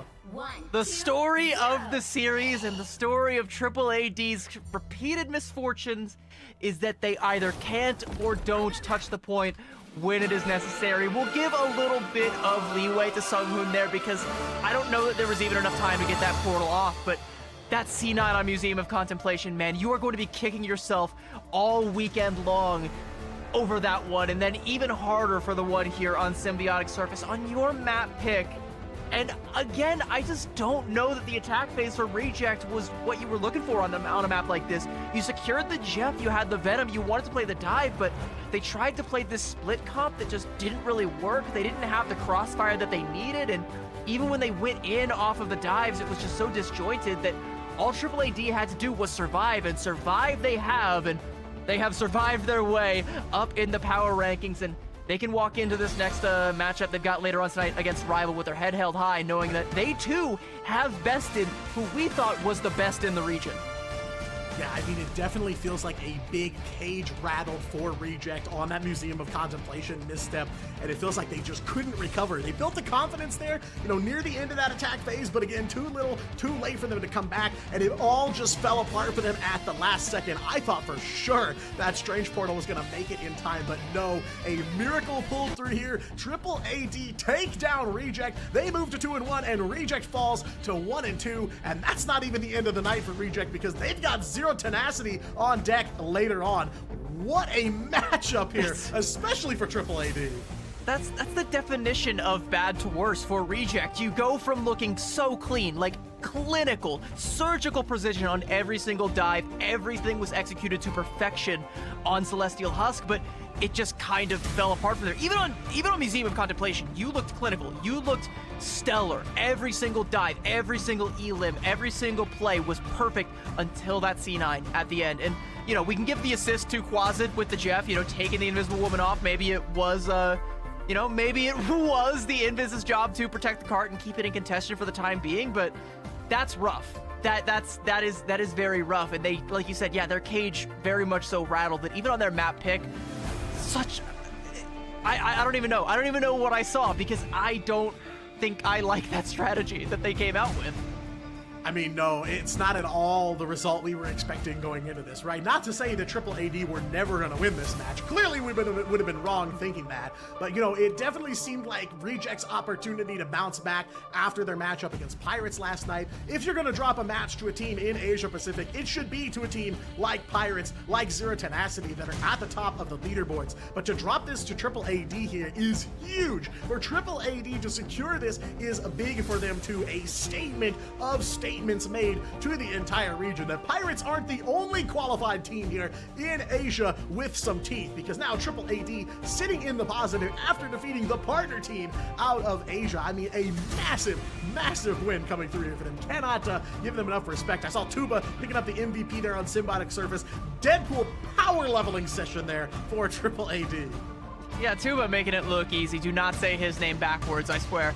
And for Reject, like, again, I hate to harp on them so much, but these jitters that, you know, if Pirates had just have them shaken, they need to get these jitters out before playoffs, because I think, you know, with the power and the talent that we've seen in the good parts of Reject, this team should still make playoffs and almost certainly will, and there may come a time where they have to face off against Pirates again, but now there's another monkey on their back. Two of them coming out of MRC. The top two teams out of MRC have bested the partner team back to back, and I gotta be, like, again, full credit to Triple AD, but they should not have won this match. Yeah, I mean, based on what we were seeing in that matchup, right? Again, it's the walking off the point on Museum of Contemplation. It's the cold feet, the indecisiveness, the split party from Reject on Symbiotic Surface. Again, to drop that map on their own territory of their own choosing is huge. I mean, cannot understate how big it is for Triple AD to pick that one up. I mean, definitely consistent. You know, not everything went their way, especially on Symbiotic Surface. You know, they dropped a couple fights here and there, but this Triple AD's team so consistent through potentially rough waters. So we do want to hear from Triple AD about this matchup, and I believe we are going to be talking to No Smite about this big win here. Hello, No Smite. Hi, No Smite. Hi. Hey, so how would you evaluate your individual performance in this match? I think I didn't play well because I'm so nervous this match. Yeah. Yeah, I understand. Okay. I get it. You know, maybe get the nerves out though. But you know, it wasn't just you. You had your teammates there as well.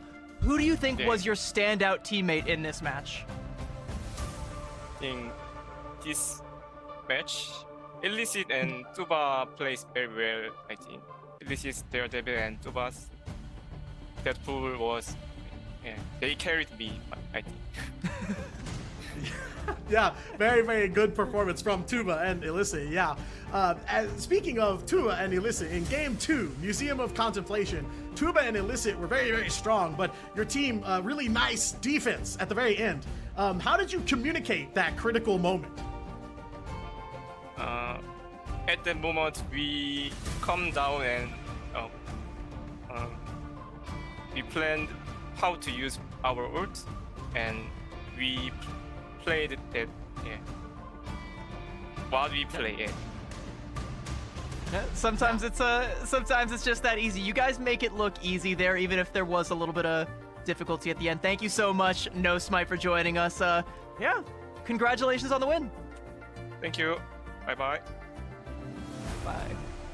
We heard here, No Smite, even himself said maybe we didn't play so well, but clearly the result does not match their thoughts on it. But yeah, I mean, a solid performance from that team from top to bottom. You know, of course, Illicit as well, big player. Tuba, again, that Deadpool. Cannot understate that Vanpool. Absolute menace there on a Symbiotic Surface. So, I mean, we've said it over and over again, but a massive win here for Triple AD. So big. I'm gonna give him a little bit of credit. You know, I don't know if I would say that Illicit and Tuba carried him, because he was definitely getting in there with a couple of good KOs. He definitely hit some good shots here and there, and was integral to the team's success. But you know, Illicit kind of, you know, ran away with it on Museum of Contemplation, especially. Some good stuff coming out top to bottom from Triple AD, and we have not seen the last of them. They will be on deck a little bit later on tonight against Rival Esports, but we have more Marvel Rivals action here in the APAC Pacific region.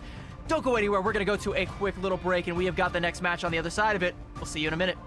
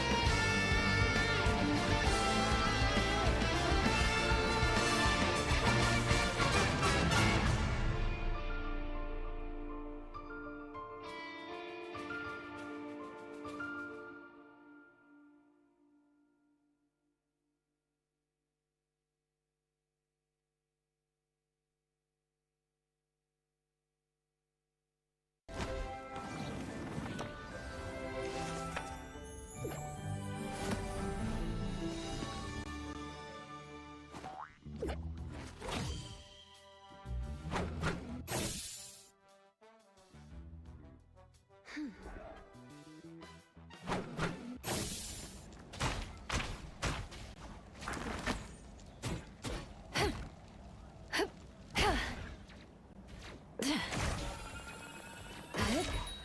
the way! Feel the pull! Disappear!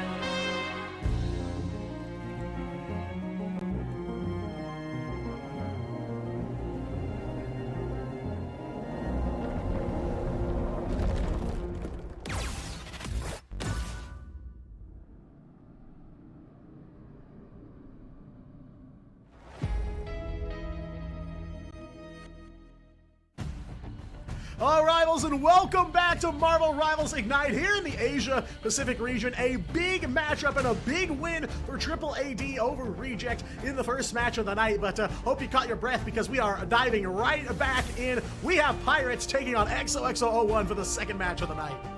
And I like that you said diving into it. That's a good choice of words because we are absolutely going to be doing some diving. I mean, a lot of teams like to play dive because it's a hot new thing. It's the flavor of the month. It's what all the cool kids are doing. XOXO01 plays dive because it's all they know. It's in their DNA. If you ask them, they would say the D in DNA stands for dive. You know, I definitely could see that one, but yeah, EXO kind of the loose cannon here in the Asia region. Like you said, big dive fans for sure. Of course, Pirates, kind of the final boss of the MRC qualified teams, definitely the top one right now, but, you know, Triple AD very much gaining some ground in that department, so Pirates looking to try and come through and maintain that clean 2-0 record. Of course, EXO enter this match at 2-1, so very solid performance for them thus far, but a win here against Pirates would be big for them for sure. And we're a long way from the Caribbean, but these Pirates of the Pacific have booty in their sights, and they have sailed their way into some pretty easy waters thus far, but now it is time for the skill check of the region, XOXO01. I think this one is going to be spicy any way you slice it. Here is the roster. These are the boys that took it home in MRC Season 6, and a large part of it is courtesy of Kaidia. I want to highlight this Angela player, right? I am throwing out the gauntlet. I think especially with some of the results we've seen lately, I think Kaidia has to be in the conversation for one of the best Vanguards in the entire region. Easily the best Angela in the region. When Kaidia is on the one-winged Angel, it is always winnable for this team, and that's another one of those things that a lot of teams I don't think are thinking about. I don't think you're going to ever try and target ban Kaidia, but if you do, that might be one way to try and ground this team, but that's the least of your worries. That's just where it starts. Yeah, of course, and fun on the Venom too. So consistent with that hero. The Vanguard line for Pirates, definitely to be feared, but XOXO01, plenty of weapons in their own right here. Of course, I go eyes drawn right to Sungjuk Woo on that Spider-Man. Definitely one of the YWL light kind of players here in the Asia-Pacific region, but no doubt plenty of solid players on EXO's side as well. I know Ace, no matter whether EXO is winning or losing the map, Ace always seems to have a solid performance, so a player that this team can really lean on to come through even when the waters get rough. And the waters, regardless of how rough the waters may or may not be, Sungjuk Woo is always going to be the captain of this team in my eyes. He will be the one at the helm. I have watched this guy play in one, not even in one series, in one map, play Magneto, Iron Fist, and Rocket Raccoon. He does not know any role. He is the ultimate flex player, but whatever it is, it's going to be aggressive and it is going to hurt. Yeah, but you can't overlook Alone either. Very similar, no matter what he ends up on, what but survives the draft phase in terms of duelists, always manages to find one that he can cook with for sure. So both of these teams, plenty of tools in the arsenal to go to war against one another, and war they shall go, as of course, Pirates looking to hold on to that flawless record, EXO looking to just take down even more top teams here in the Asia-Pacific region. Both of these teams experienced here as they will kick off this matchup once again on Celestial Husk. We've seen a lot of this map here in Ignite so far this season. Yeah, it's I don't know if I would say it's a favorite. It's definitely not one of mine, but it's still a fun map and still has produced some very interesting results and always going to be a fun time to check in on. And by the way, I want to circle back because you also mentioned, of this EXO roster, Alone Fills, and I want to highlight him as well because this team, EXO, we're going to see some crazy stuff coming out of this team. We're going to see compositions that you don't often see. In a previous series, we saw them come out with the Black Panther Hulk team up for the first time ever. But it's calculated, it's smart, because they cap point A on Arako, and then Alone Fills sees the Thing swap come out from the other team to counter, and he instantly goes Punisher, and then takes over the game on the Punisher. So it's not just going to be total mindless dive, war of attrition, throw ourselves at the machine until the machine bends to our will. No, they have a plan. It's going to be chaotic, and it's not always going to go according to plan, but trust me when I tell you, they do have a plan. Yeah, method to the madness for sure for XOXO01. This first map, though, definitely going to set the pace for the rest of this series. Pirates, a team that is very solid on domination on a lot of different maps. EXO, I feel like they've dropped a fair few of their dom maps so far, so maybe not their strongest game mode here, but if they can open up with a win, that would be huge for the rest of the series. Of course, I do look for Pirates to come out of the gate swinging here and maybe just play a dom like they normally do in a very dominant fashion. Yeah, dominant, I think, is the name of the game with Pirates, because, again, the last team that has made them drop a single map has been AAAD back in MRC Season 6, and they have been undefeated since then. I mean, outside of scrims, who even knows? But I would hazard a guess that they have probably also gone undefeated in scrims at this rate. They look that good, they look that strong, and they look that consistent. And the thing about this team that sticks with me is you and I got to cast this team. It was AAAD versus Pirates, and AAAD would come out of the gates and get 2 quick KOs, and they would still lose the fight because KDO would return with 2 more on the other end on that Angela. That's why I feel like any fight is winnable if he is on that Angela. Any situation is winnable for Pirates. They have a wealth of win conditions, and Kaidia has the capability to seemingly create more out of thin air. Yeah, I mean, it definitely feels like their roster has several players that are strong enough and consistent enough that they can literally anchor to and rally around no matter what the situation they find themselves in. And that creates an overall very consistent team that can be tough to dethrone. And Pirates have shown you that so far. They've won their first couple series. They're looking to make this one win number 3 as we head for Celestial Husk up first. Gambit off the table for EXO, but EXO going to ban out the Mantis first. I do also want to point out, Kaidia and Alone Fills both flashing the Lord icon on the Deadpool, which, as we all know, does bonus damage. Really? I hadn't heard that. I've heard it a lot in my games, ever since he dropped. But you know what else I have heard a lot of is that Gambit never folds, and Pirates are going to be trying to secure a one-sided Gambit, and will succeed in doing so. We'll see where that goes from here, but you're going to be looking at XOXO01, and they're going to be like, okay, we got to hit the same notes now that we see the Gambit. We can't give them the Loki. We can't let them double up. Do we go for the Star-Lord? They're going to shut down the Daredevil, which, as we have seen, a lot of teams in this region do like to lean on, so not a bad ban coming out there.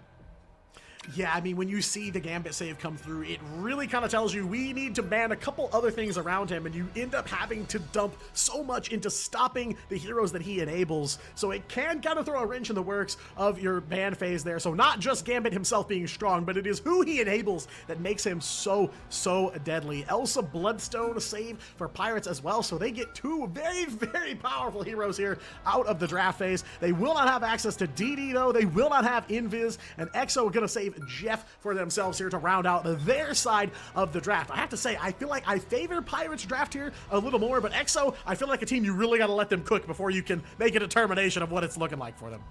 Yeah, and I'm not seeing a whole lot of target bans coming out here from Pirates, not trying to, hit any of the chicanery that XOXO1 are known for. So, like, no Spider-Man bans, no Magic bans, certainly no Black Panther bans in Year of Our Lord 2026, but it looks like, to my eyes, this looks like about the most normal ban phase that I've ever seen out of an XOXO1 map here, but I think that Invis ban is quite interesting. I think Invis is currently the strongest of the, we'll call them main healer strategists, and going to be forcing the Cloak and Dagger, which since the move over to dive has kind of slipped down the pecking order a little bit there, so Rezter currently hovering that. That's going to be like the next best option. I don't know if that's what they're going to stick with, but it does kind of put a wrench into things.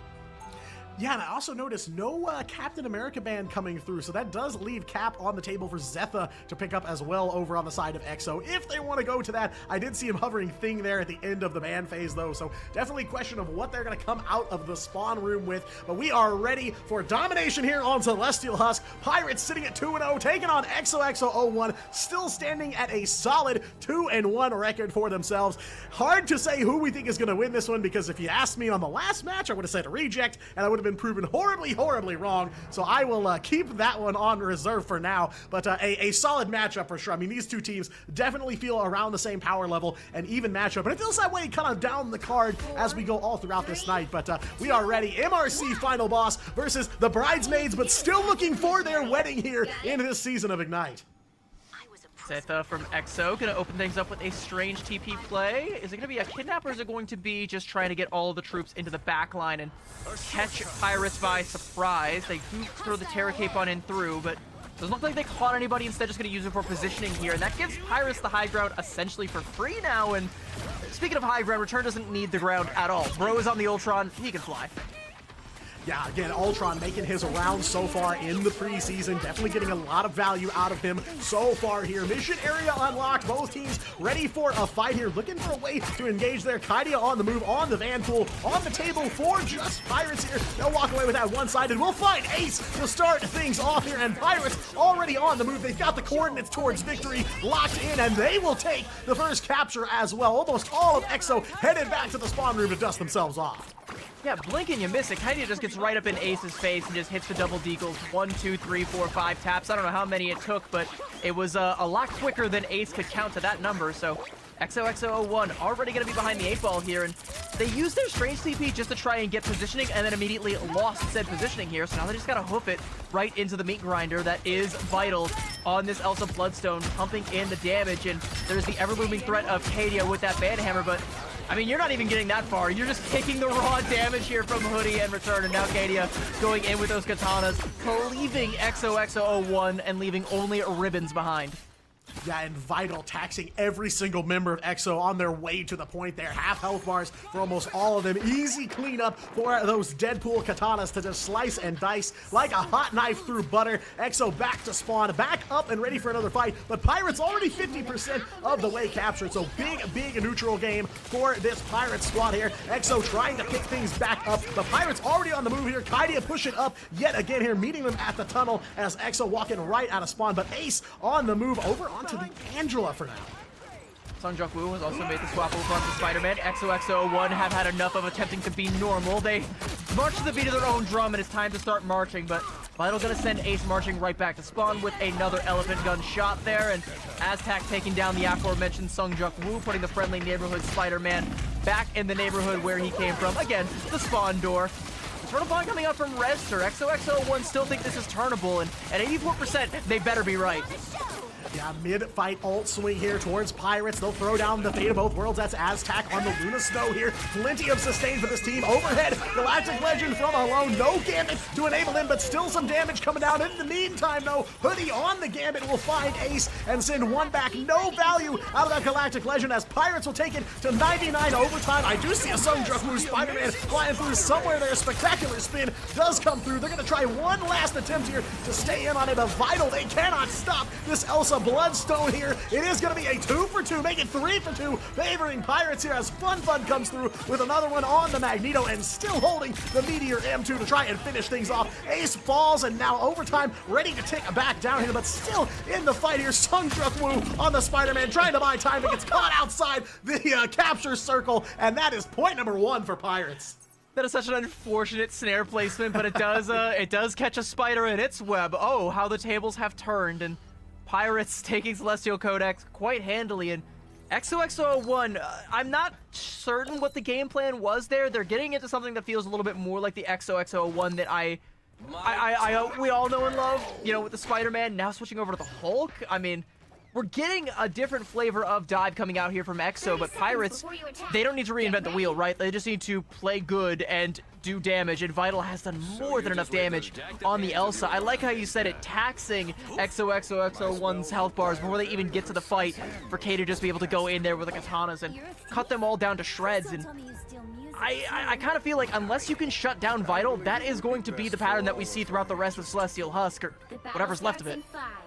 Yeah, it does kind of feel like Pirates playing on that sturdy ground, going with what they know. XOXO thinking outside the box, as they usually do here. Pretty interesting comp coming out the gate here, but that is what has led EXO to so many victories in the past here, so they are definitely looking to capitalize on that outside the box thinking here. Of course, Pirates gonna go with what they know here, and what they know is Kaidia leading the charge yet again. Deadpool right up in their area, quite literally, to start things off here. One Meteor M ready to go for Pirates. That's all they've got to start things off here, but they are taking some solid positioning here. Kaidia on the high ground there, sniping it down onto EXO as they will charge onto the point here for the opening salvo of this second capture point here.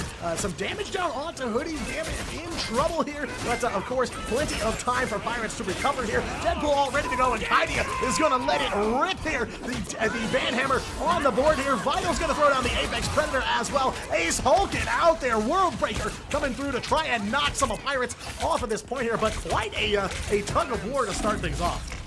Xantho with a Maelstrom is able to take down Vital. Res her. Gonna go ahead and pop that. Oh, the final exam, actually. The scrap pool coming out from return does get the jackpot, but I don't think there's gonna be a whole lot of people around to cash out with him, as Kaidia still firmly in control of the point, just letting those Deagles fly with the Deadpool in your area, getting that fire rate boost, and one quick shot. That was disgusting onto Ace.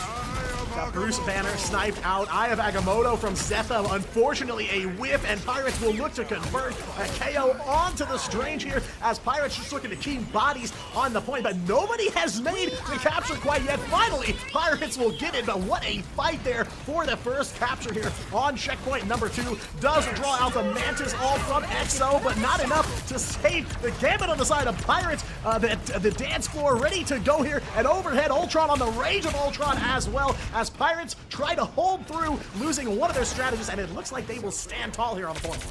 There was a bit of a layering of the strategist ultimates, if you can call Rage of Ultron a strategist ult, and Pirates are going to be forced to retreat now, not having that, waiting for her to come back. There is that Rage of Royal Flush, and Zetha gets caught out in no man's land, and Ace is going to fall as well, and this is finally going to be Pirates evicting everyone from their territory, as 33% and counting now. Finally, they can breathe a sigh of relief as XOXO01 are repelled, but for how long? As they have a very fast composition, they have a Let the Devil Out, and before long, Zetha will have another Eye of Agamotto, and that's enough tools, I think, to get them in that door, and Sungjuk Wu going to let the Devil Out come out, and try and say that 5 times fast. Yeah, looking to do anything they can to literally turn the tide away from Pirates here. Apex Predator coming down from Vital will convert one. Sungjuk Wu going back to spawn. Aztac and returning your KO feed as well. Picking up the rest of XOXO. Set him up and knock him down here. An ace for Pirates and one more selfie for Kaidia. Their upgrade on the Deadpool. Ready to go here. Clinical performance there in that fight from Pirates. They are 70% of the way there, and quickly time running out for EXO to get in the fight here on map 1. And I like where Pirates play that fight. They play on the back of the point and force this Hulk to come to him where there's a ceiling above him, and he can't really jump in any deeper, and it's just not enough value coming out from this Hulk pick right now, and now Pirates taking the fight straight to XOXO01 at the choke point here, not even letting them get to the point. Gonna once again back up and watch them go back into that cubby yet again and try and play that health pack. No, actually they're gonna scatter a little bit and wait for Zeta to come down, trying to not group up and play around this incoming Eye of Agamotto. And meanwhile, Sungjuk Woo sneaks in the back door and takes down Aztac. Soul Resurgence popping off right away for EXO. They are going to look to follow up on those couple of KOs, and follow up they will there. Rester on the Deadpool ult as well. They are coming through big here at the last second. EXO is almost ready to make that capture there, but they cannot finish off the last members of Pirates. They will clear it finally, and EXO in control for the first time on this second capture point, and they've got plenty of ults left to hold on to it with too. And I thought for sure, going back to what I was just saying, that Pirates would go back into that cubby, but no, I think that's an uncharacteristic mistake of them to split off, and that just creates an opportunity for Sungjuk Woo to take the 1v1, and a Daredevil in a 1v1, he'll win that nearly 100% of the time, and especially against an Aztac on that Luna Snow with no Fate of Both Worlds online, it's just not happening, my friend. Now XOXO01 have the ults, and they have control of the point. This is where they gotta start cooking. Good exile onto Kaidia as well to kick things off. I don't think they're gonna confirm an Elim there, but they are gonna put the fear into him.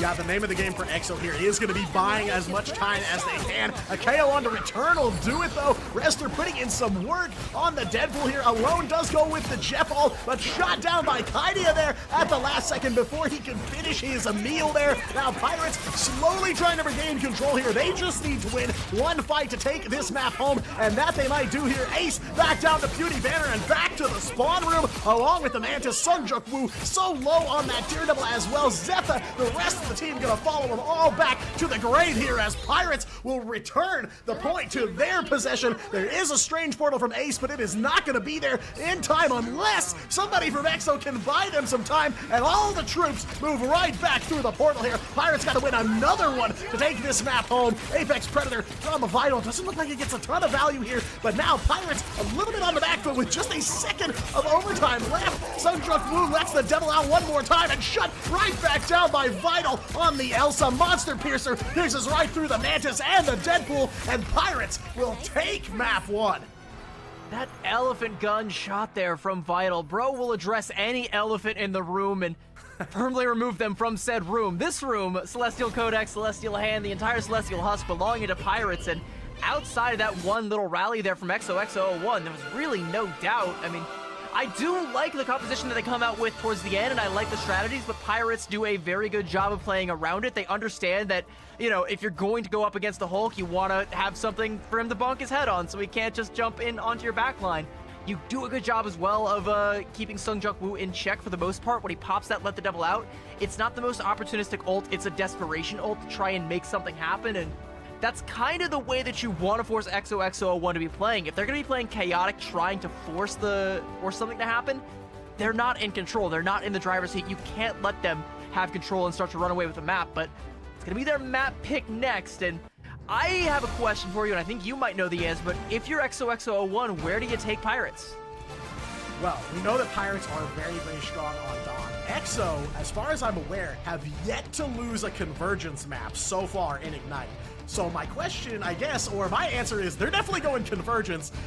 I don't know which one. Are we going to go back to Symbiotic Surface, though? Are we going to go to Central Park? It seems like a lot of teams end up favoring Central Park, but I do have a feeling that EXO are going to want to take this to the game mode that they have yet to be stopped on. So look for Convergence, but I don't know, Central Park, maybe? I think Central Park historically has been a pretty good map for XOXO01. I've seen a lot of tape of this team on that particular map from previous MRCs, even besting the likes of Zero Tenacity on that map relatively consistently, and we'll probably see a little bit more of that. My money, though, is going to be on Araco, but, you know, we can have a little wager, and we're going to go to a quick break, and we'll find out which of the two of us is correct. Don't go anywhere, chat. We'll see you on the other side.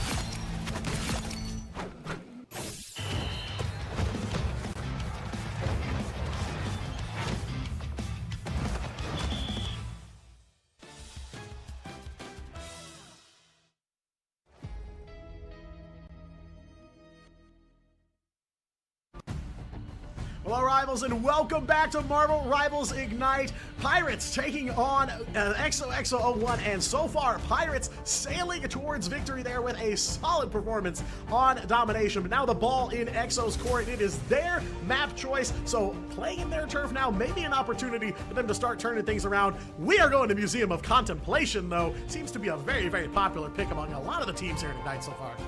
Yeah, we were both wrong. I bet on Araco. You said Central Park. I mean, I guess I'll take the victory, kinda, because it at least was a convoy map. But you know, we're going back to Museum of Contemplation once more. I guess no payout. I was gonna have you like, you know, do something humiliating, like, you know, proclaim my superiority to the world or something like that. I don't know.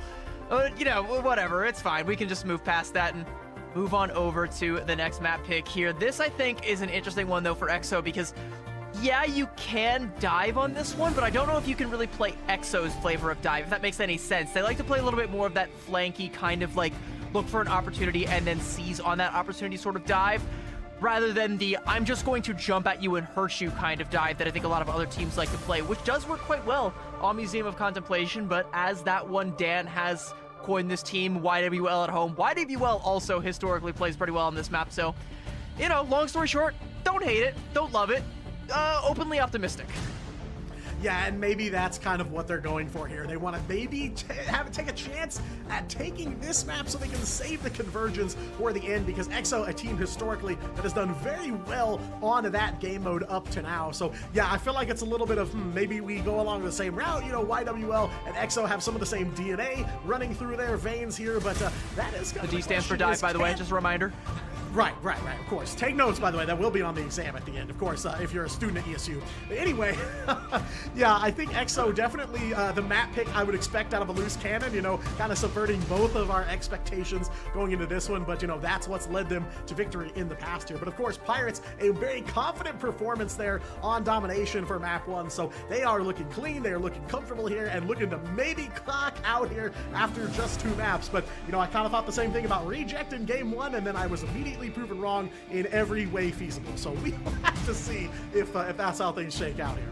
And I also think if there's one team that you can't just like clock out after one map against, it's XOXO01. All right, they're historically very, I don't want to say very bad at domination, but pretty weak on it. But when it starts to get into the convoy and the convergence, that's where they really start to cook, especially when it's on their map pick where they can basically decide the entire terms of the engagement. They also get to pick whichever side they start off on. And I think, you know, if I know them, they might want to go for attack first so they can just get all of their aggression out and set the bar right away, and then just know what they got to do on the defensive side. We'll see if that ends up being how it plays out. But I'm curious for the pick and ban phase on this one, because I don't think you're gonna fear anything like, you know, the Spider-Man or the Daredevil from Sungjung Woo, especially on like this kind of map situation where you can kind of just keep some of these flank routes locked down. I don't think you're worried about his Iron Fist, which I've seen a lot of historically coming out either.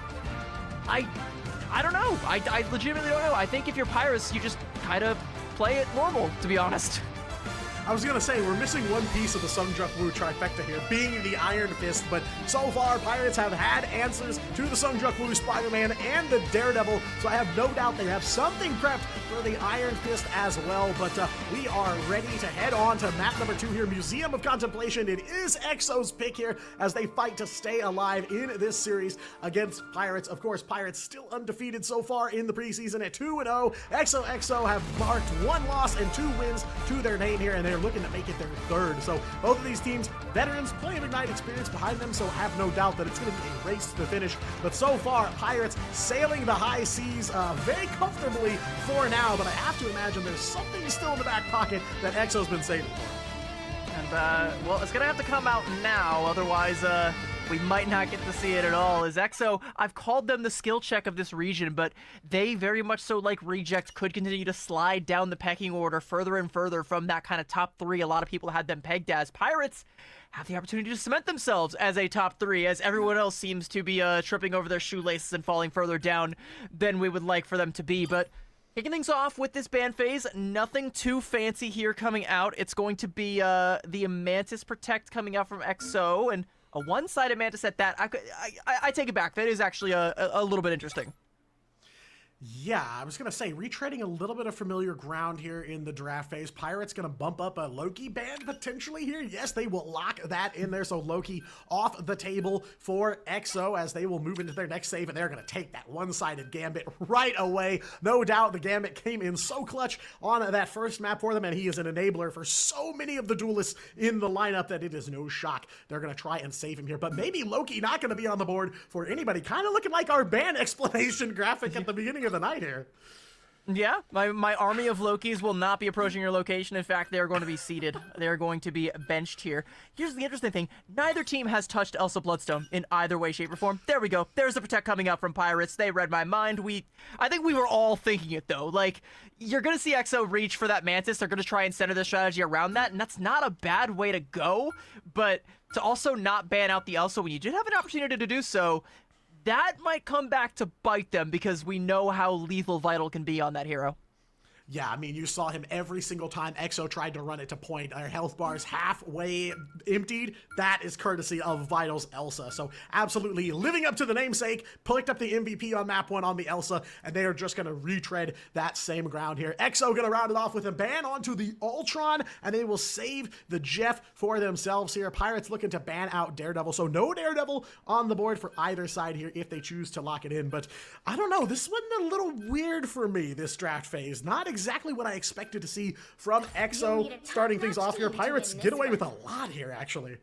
A Mantis and a Jeff Protect, though. Like, I'm not certain what we're cooking, and is Sung Woo hover? Okay, it's like, what? Okay, what are you going to play? Because you were hovering the magic for a second. Okay, he's toying with us.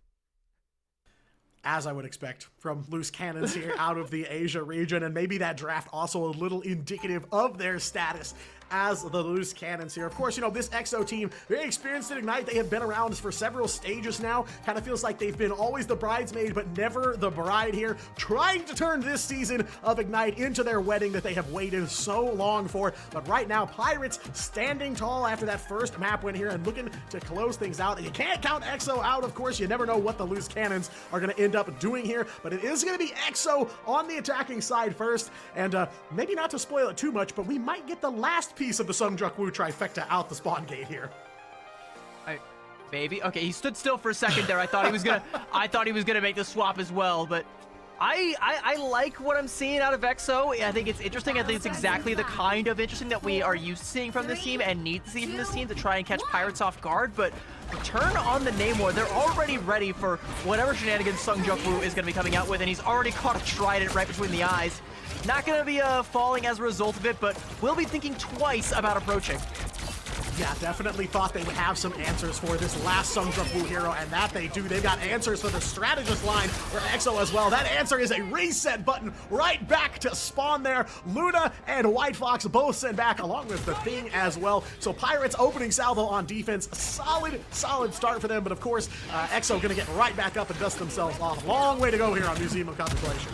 Sung Woo can take a moment to think about what he's done. Something interesting, by the way, is that Vital is already max instinct, so those cooldowns are going to be instantaneous, so a lot of elephant gun shots going to be coming out, but there's a shot across the bow for you. Fun, punched down, pummeled into a fine powder by the Iron Fist of Sung Woo, and that's going to be enough to get around that first corner.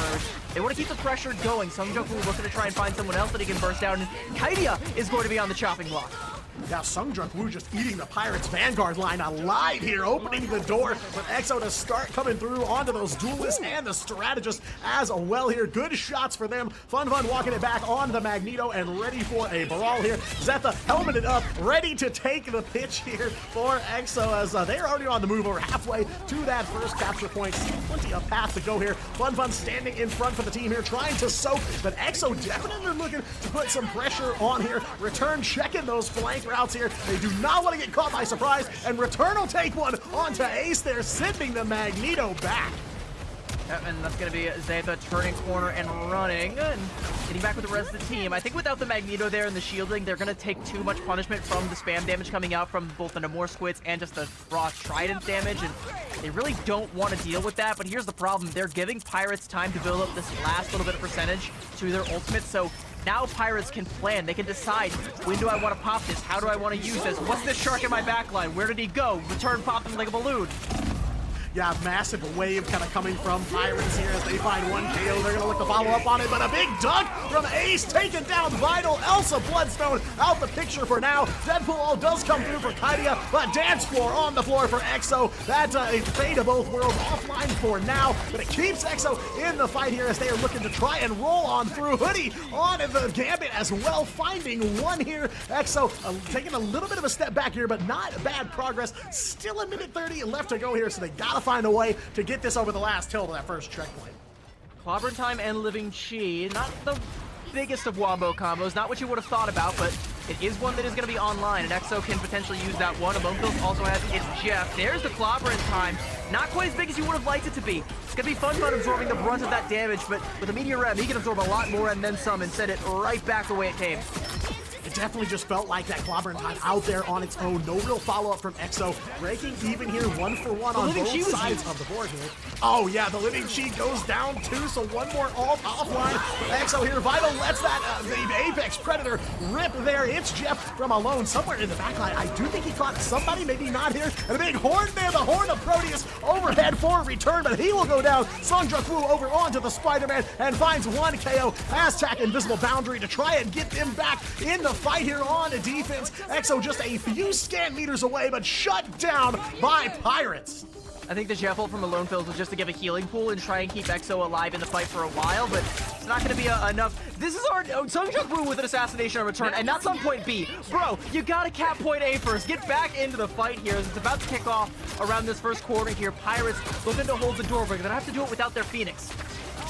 Yeah, not a lot of resources in the tank here, but Hoodie will take one big pick onto Sungjuk Woo's Spider-Man. Deadpool ult as well, so Pirates gonna try to follow through here and shut them down just short of this first checkpoint. Resner's got another fade of both worlds ready to go for the team, but it's just buying them some time here. There is a White Fox ult on the board somewhere here, but there's the Raging Royal Flush from Hoodie. Plenty of damage gonna come through for Pirates now. Kumiho Unleashed gonna look to try and keep EXO in the fight here. Long enough for Ace and Zephyr to pull this off here. Overhead Meteor in from Ace, but it whiffs there. Apex Predator from Vital at the last here. We'll find a couple of KOs. Hoodie helping to clean up and finish the job, and Pirates will hold them just short of checkpoint number 1. Despite Sungjuk Woo's best shenanigans, Pirates are able, like you say, to hold them shy. Another full cap, but I don't know. This still gives me a little bit of pause after that last series. I don't know if I trust it. I think it might still be winnable for EXO. Pirates have been a little bit more clean. They're more keen to stick onto the point like glue, and they do just that. That's how they're able to hold on there, and I like Vital with that Apex Predator at the end. The exclamation point on what was an emphatic defense there. A couple of strays here and there. The Spider-Man going in arguably too deep just to try and find the Elim onto the Phoenix, but whatever, we take it. Unfortunately, just getting popped by the AoE damage, the anti from Hoodie on that Gambit. It's not often you see the Gambit getting active in the Elim feed, but Hoodie was making his presence known there, and Pirates riding that high, seemingly all the way to a 2-0 victory here against EXO, unless this defense is stellar. Yeah, I mean, solid timing on the Gambit pick there at the very last second. But yeah, I'm with you. I can't say that this is open and shut here. Of course, Reject did hold their opponents, at one time here, did hold their opponents short of that first checkpoint. Can't count EXO out just yet, but it feels like Pirates are holding steady to the game that they know. We said this between maps, but it feels like EXO is kind of playing a different sort of game, and Pirates are just choosing not to play and getting a lot of value as a result of that. So last chance here for EXO to stay alive in this series. 101 meters is all Pirates gotta clear. A couple of fights they'll have to win to get there, but plenty of work cut out for EXO here on defense. Now, they have no time for EXO's childish games. They are on the quest for the Black Pearl and nothing short.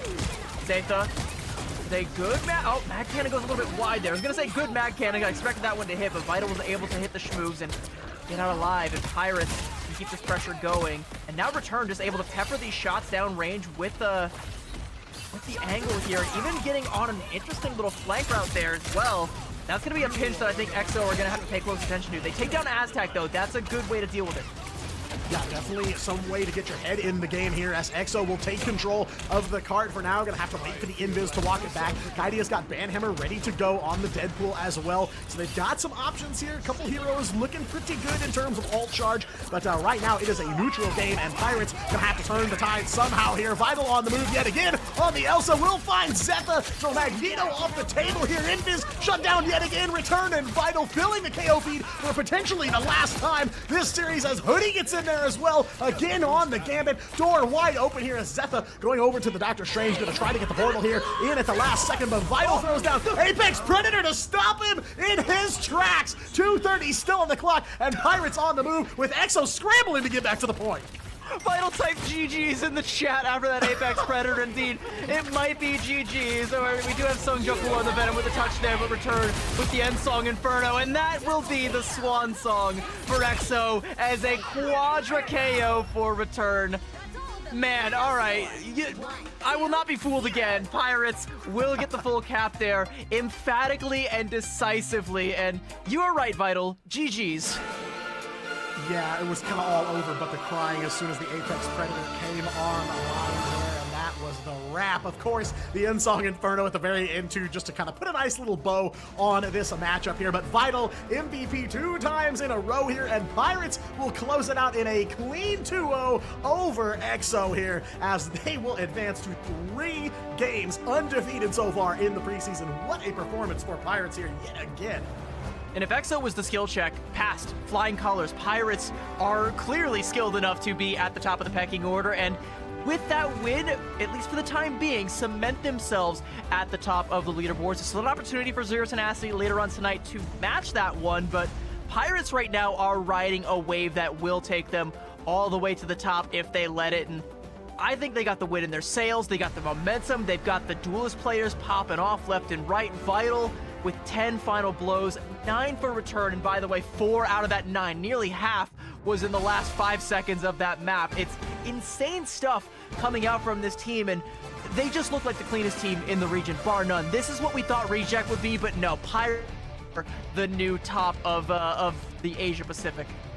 Yeah, the real deal for hair out of this Pirate squad. Of course, a lot of them Ignite veterans in their own right. Plenty of experience at the top levels here in the Asia region especially. So they have definitely played these games before and they know them quite well. They choose not to play the EXO game here and they will walk away 2 maps to none. A solid performance from them. EXO now sitting at 2-2 overall. So still definitely in the chase. Definitely comfortable in the middle of the pack somewhere. But Pirates definitely starting to cement themselves here as a force to be reckoned with in Asia Pacific. And something I was worried about was, the win from Triple AD over Reject earlier tonight, if that might have taken a little bit of the wind out of Pirates' sails and been like, okay, well, maybe Reject is just a lot weaker than we thought, and maybe it wasn't such a big deal that Pirates beat them, and Pirates come out with a statement and they say, no, it was that big of a deal. We are a big deal, and we are going to be a problem in that playoff bracket, and we'll see you there. Yeah.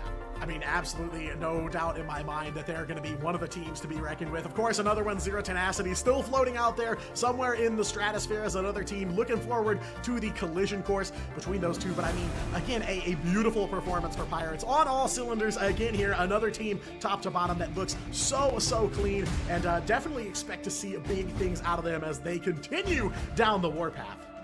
And we are going to continue our warpath here in the Pacific regions. We've got more action on the other side of a quick little break here. Don't go anywhere. We have got game number 3 on deck, and we'll see you for that in just a bit.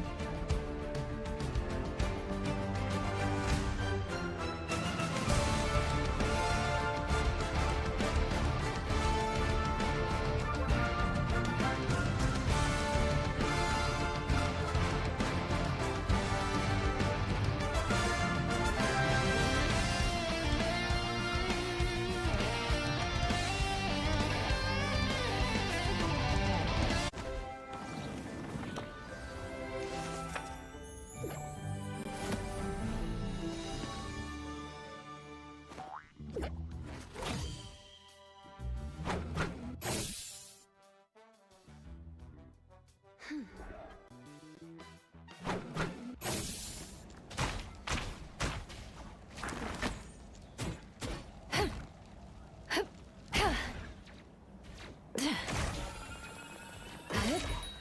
the way! Feel the pull! Disappear!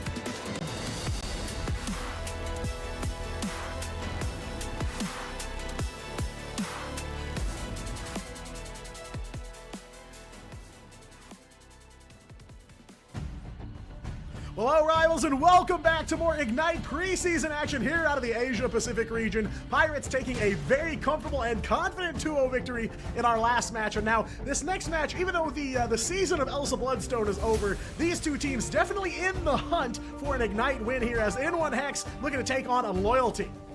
And both teams thus far have had a pretty rough go of it, both sitting at, I think, 0-3 and 0-2 respectively. But I think for N1 Hex, they have showed a little bit of an upward trajectory as of late, taking a couple maps off of heavy hitters. And for Loyalty, arguably their two biggest challenges have already come and gone, and they do have some opportunities to get some wins under their belt from here on out.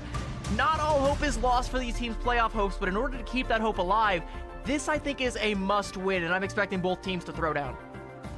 Yeah, I mean, I really kind of have the same input on both sides of the coin here. You know, if there is a match that these teams are going to win, it is this one right here. Definitely an even matchup between the two lower power level teams out of the MRC qualifiers, but, you know, that can all change very quickly with a win tonight to start turning things around. And, you know, like we've already pointed out, you know, N1 Hex have picked up some map wins here and there, some surprising ones too, but they have yet to find a way to finish their food and take a series home for themselves. Loyalty, meanwhile, looking to try and just close out a series here and get some points up on the board. So yeah, definitely a big spotlight match for both of these teams.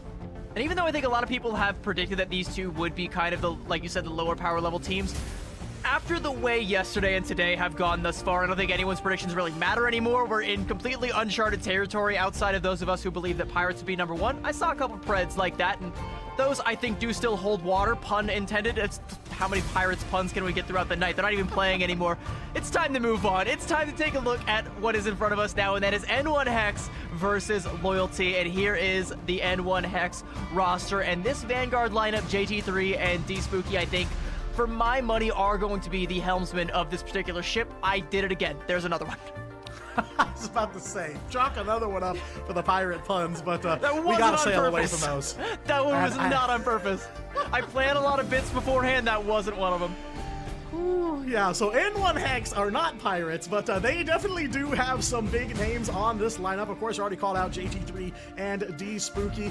You know, another one I've looked at is Doxlin has an insane Elsa Bloodstone in the back pocket if she makes it through the draft phase, which Elsa snuck through a lot so far throughout the night. So expect to maybe see some more Monster Hunter hitting the field. But yeah, you know, N1, they picked up some maps. They have some big names. Definitely a team to be on the lookout for, and no doubt they are hungry to try and close this one out for sure. Yeah, the pieces all fit together. I think it's just a matter of trying to find out where and how they fit together. Surely they can piece something together. And on the other side, also looking to try and piece a win together is going to be Loyalty. And this team, you know, like we said, I think their two of their biggest challenges are going to be behind them. I'm not going to say that it's going to get any easier for them going forward. There's still a lot of scary prospects in the field here, especially with so much uncertainty. But one thing is for certain: if they want to see playoffs, they gotta get a win here up against N1 Hex, and I think leading the charge is gonna have to be Wuvo, who has been a standout on that hit scan roll. Yeah, especially on the Phoenix. Absolutely insane stuff there. So definitely a player they're going to want to try to anchor around, revolve some strategy around here. But I think you're right. I think a lot of this matchup is going to be trying not to do anything too fancy here. Stick to what you know, stick to the fundamentals, and pull out the win. Because at this point, you know, you just want to find some stable footing for yourself. Because we still have another week of preseason here. But this matchup, both these teams in the hunt for their first Ignite win, all going to start off on Hell's Heaven. Of course, random domination for map 1. And this time, the roulette hands us the Hydra Charteris base here. So, you know, obviously pretty common pick. A lot of teams very comfortable here on Hell's Heaven. I have no doubt we're going to be seeing some flanks and some dives here for sure. Oh, 100%. And we finally get to break free of the Clintar curse. No more Celestial Husk, and we get to try something a little bit new, a little bit fresh, if you can call this new. It's one of the original maps from the launch of this game. But to your point about dives, I think that is one thing we could see, yes, but we could also see a fair bit of front-to-back playstyle, as there's a couple of the sub-maps here that are quite conducive to that. I'm thinking of Frozen Airfield as a great one, especially for the hero pools of, like I mentioned, JT3 and D-Spooky. I think, you know, they showed the Mag and the Groot, and those are both heroes that I kind of know them for from having watched them in the past. I think of JT3, I think of Magneto. Bro is crazy on the Master of Magnetism, and D-Spooky, you know, he's played a fair bit of, you know, the Venom for a little bit of that dive flavor, but I've also seen a lot of him on that Groot, and I think the Groot might be where he ends up shining. I think those are the kinds of heroes that you're going to want to lean into if you want to try and get your first win. And against a team like Loyalty, I think you can make that work. Yeah, and I mean, with these two teams being winless so far, they need to find their stars here. They need to find the anchors that they can rely on every single map in and out to revolve their strategy around. Anchors, that's another one. Around. I'm never going to escape the pirate puns. But hey, as long as they're standing atop the Asia region, no doubt they're going to be in the back of everyone's mind. But yeah, for these two teams, an opportunity to kind of show their stuff, right? They've had some pretty front-loaded schedules compared to a lot of the other teams here in the Asia-Pacific region. So this is a pretty even playing field for them to kind of show what they're made of, show their stuff, and maybe send out a statement that says, hey, don't count us out quite yet because, hey, there's still a whole other week of preseason before we even get to the playoffs. But these teams have to show that. They got to take the initiative here and pick up a big win. So eyes are definitely going to be on these two as they are ready to get going here on Hell's Heaven. I think, you know, if you're Loyalty, you have a little bit more of a buffer to, you know, potentially, I'm not going to suggest that they lose this series. I would never just say, yeah, no, you can totally lose it. You're fine. No. I think, but because they've only played 2 matches so far and still have a little bit more ahead of them, there is an opportunity to, but there is still, like we said, going to be a lot of uncertainty going forward and some more challenges to come. They have a little bit more room to grow and to learn and to kind of get the wind in their I did it again. Get the wind in their sails and start to get things going. But I do also think that if you end up falling to N1 Hex, it's gonna be rough. You know, it's gonna be a good litmus test for the power scaling of this team. And if this team is losing to N1 Hex, can we really expect them to be able to best a team like Pirates, who I think might be in the future for this team? Yeah, I mean, ironically enough, it feels like this is a match that both of these teams should and almost have to win. But of course, there is only room enough for one of them to pull that off. So, you know, of course, a lot to look out for in this match. But, you know, for N1 Hex, a big opportunity to actually finish out the meal, seal the deal, and take a series win home. But for Loyalty, it feels like they're kind of on even playing field, you know, having already gone up against Zero Tenacity and Triple AD. They've had some Titans in their way, but now it kind of feels like this match is more their speed. So both of them gotta win this. But of course, only one of them can. And with teams like Reject and Rival still kind of uncertain in their future, you know, you want to be the team coming out ahead here because there will be an opportunity to seize that moment in the near future. Maybe get a win over one of those teams if you can. I know N1 Hex has already fallen to Rival, but they did take a map off of them, and that is not nothing. That is going to be something, especially if, you know, things in this region ends up so close that it comes down into map differential. While a lot of these people had them outside of the playoffs in their predictions, neither of them are firmly outside yet, but I do think a loss here might paint them in that picture a little bit more permanently. Yeah, especially for N1 Hex being 0-3 currently, they really, really need to pull this win out here. A draft phase already underway. Gambit off the table. Vanpool on the board for Loyalty. They'll make that save, but N1 Hex gonna man out the backup plan from Gambit as well. Mantis off the table, and they'll take Vanpool as well. So we're gonna be seeing seeing and hearing a lot of Deadpool on this first map. But do they have Lord icons? I think that's the key. If they don't have the lore icons, they're not going to be doing bonus damage, which I think, you know, might very much so hinder them. That's a joke, by the way. That's not just in case, because I realize I said that with my, like, real analytical voice, not my gaslighty joke voice. I need to differentiate that a little bit better. But the Mantis band going to be coming out from the side of Loyalty to mirror the one over on N1 Hex, so no bugs for either side. Vanpool, like you mentioned, no Elsa Bloodstone. It's a lot of mirror bans and protects here, but the protect on the invis, I think, does kind of change the game here for N1 Hex. Yeah, Jeff ban coming through for Loyalty, kind of interesting there, but Hell's Heaven, a couple opportunities here and there for Jeff, I guess. They'll save invis as well. It's almost a total mirror down the line here. Do N1 Hex if this last ban is a Jeff? It's a Wolverine. Okay, all right. Okay. So we're not perfectly symmetrical. There is a crack in the mirror here. It's not a perfect spitting image of what I see, but it will change things at least a little bit here. But I think both teams leaning into this invis means that even if you're going to see some of these dive vanguards coming out, like you see Annex hovering that Venom right now, I think it's still going to be kind of a more front-to-back play style because you need invis and the healing that you can provide, and you need that invisible boundary to be able to keep that up. Yeah, so maybe going to try and slow things down a little bit in the tempo here as they are still trying to figure out exactly what to bring to the table here. N1 Hex currently sitting at 0-3, Loyalty at 0-2. Both of these teams, MRC qualifier teams, so even playing field for this matchup here as they both look to get on the board and keep their playoff hopes alive here. Interesting stuff coming out of the draft phase. Both teams saving the same heroes, almost banning all the same ones out here. But yeah, I do look for a little bit slower pace on this matchup to start things off here. We'll see what happens when things heat up between them, though. I think Loyalty, you know, they do have a interesting triple Vanguard dive composition being hovered right now with Yugen on the Namor. Probably anticipating a dive coming out from N1 Hex. And as for N1 Hex, I'm really not sure what to make of this composition. I think we're going to go for a strange TP play early on. I'm wondering if D-Spooky is going to make a swap after this one, but I'm also curious if this is going to be successful. There's a lot of slippery targets. No assassination is going to come out, no kidnaps, no nothing, just a bit of early positioning here. And I don't hate that either, but are we going to be able to set Doxlin up on a pinch angle for the Star-Lord if that's the way we want to play this?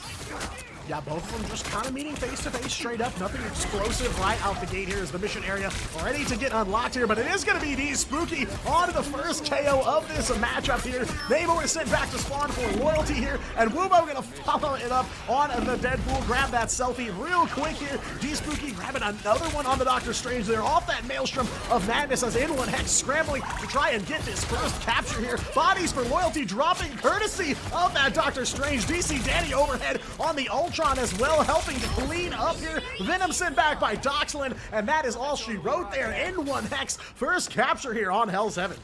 And it may be a front-to-back composition from N1 Hex, but it's still super aggressive, and that aggression does pay off dividends. Even with the TP, D-Spooky takes the fight right to Loyalty and finds an early Elim, and now Yugen swapping over onto Star-Lord to try and mirror Doxlin. They're going to be behind in that Galactic Legend charge. Not by too much, but enough to potentially make a difference if it comes back down to it. JT3 going to go ahead and pop that Banhammer early on, and Wubo is going to be felled, and this is N1 Hex continuing to bring the fight straight to Loyalty's front door, and we'll kick them right back through that door. It's a triple for Jam on Beret.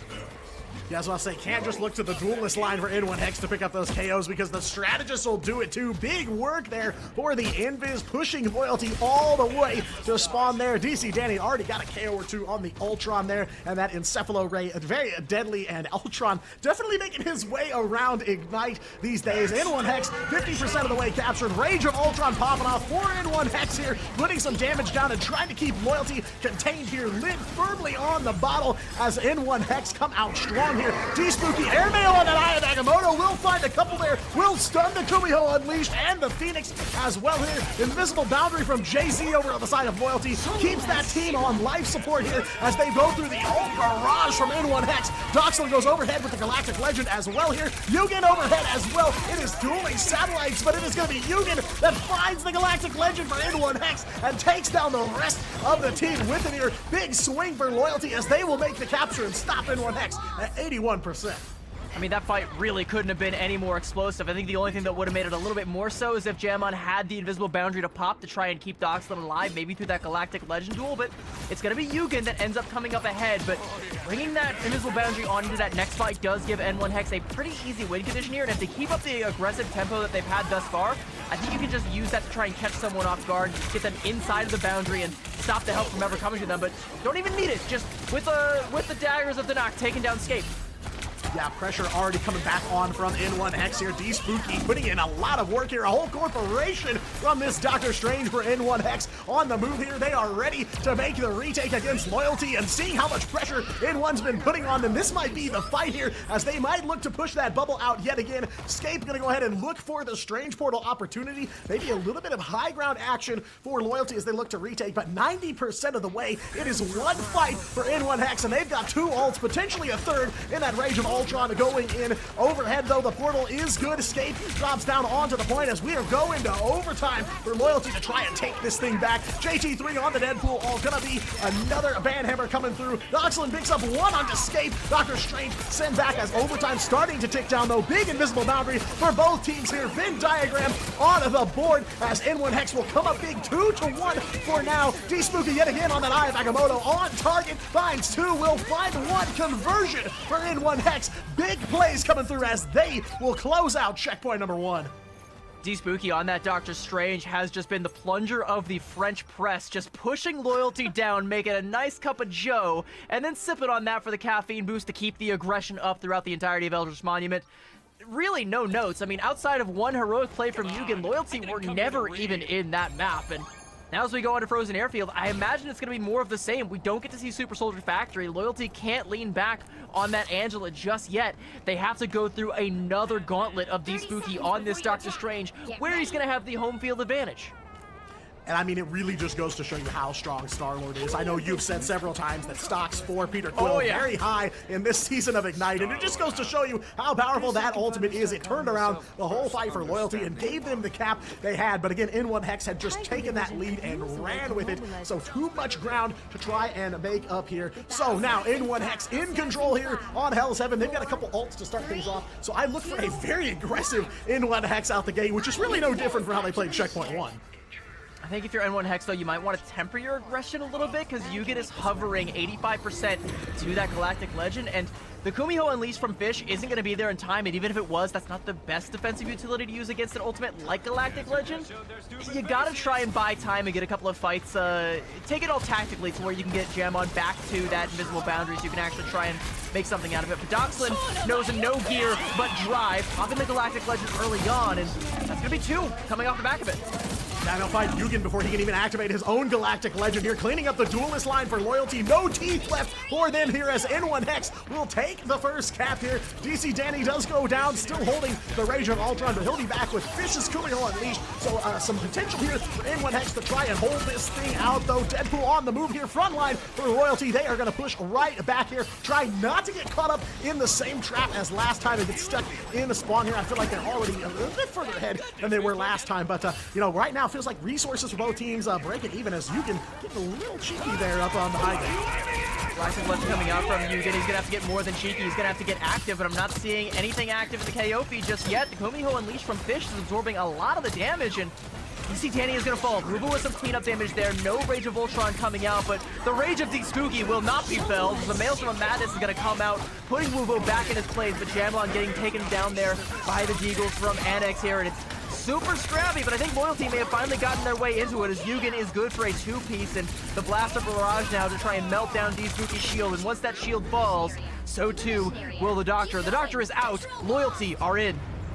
Yeah, Loyalty definitely catching up here. An earlier retake than point number 1, but it did feel like they're kind of shaky on their feet. You know, Scape goes for the Eye of Agamotto, finds 1 or 2, but it's a little bit rocky. Not the most confident play, but they do manage to get a hold of the point. So now it's about kind of building that tsunami, right? Finding the confidence over time for this Loyalty team. They do have to fight at a little bit of a disadvantage, though. D-Spooky and DC Danny going to come in with ults right out the gate. Jamon also is going to have that invisible boundary before too long here. So N1 Hex ready to scrap once again. Fish on the move as well here. Loyalty going to be left with just the invisible boundary, and Fish going to find the first one here. Takes down Yugen. Star-Lord already offline in this fight. Good looks for sure. DC Danny going for the Rage of Ultron, letting that rage fly here. We'll find Wumo on the Psylocke. That's going to force out invisible boundaries on both sides of the board. Venn diagram yet again here. D-Spooky, another Eye of Agamotto goes through, but no good on that one here. No stunts coming through. JT3 going to pop the Deadpool ult as well, and Doxlin yet again. Satellite overhead for N1 Hex. Galactic Legend getting some damage down.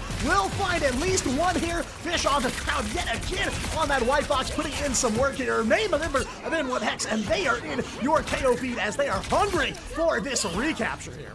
I gotta give a shout out to the healers from N1 Hex. Doxlin got hit with that banhammer, and you saw that Deadpool was just whacking him like he was trying to go for the whack-a-mole world record, but Doxlin's health bar never dipped below half HP, and a large part of that is thanks to Jamon, who, despite using the invisible boundary at 30% over to another one, pretty much, I'd say 29% of that is just off of Doxlin. So now N1 Hex back in control.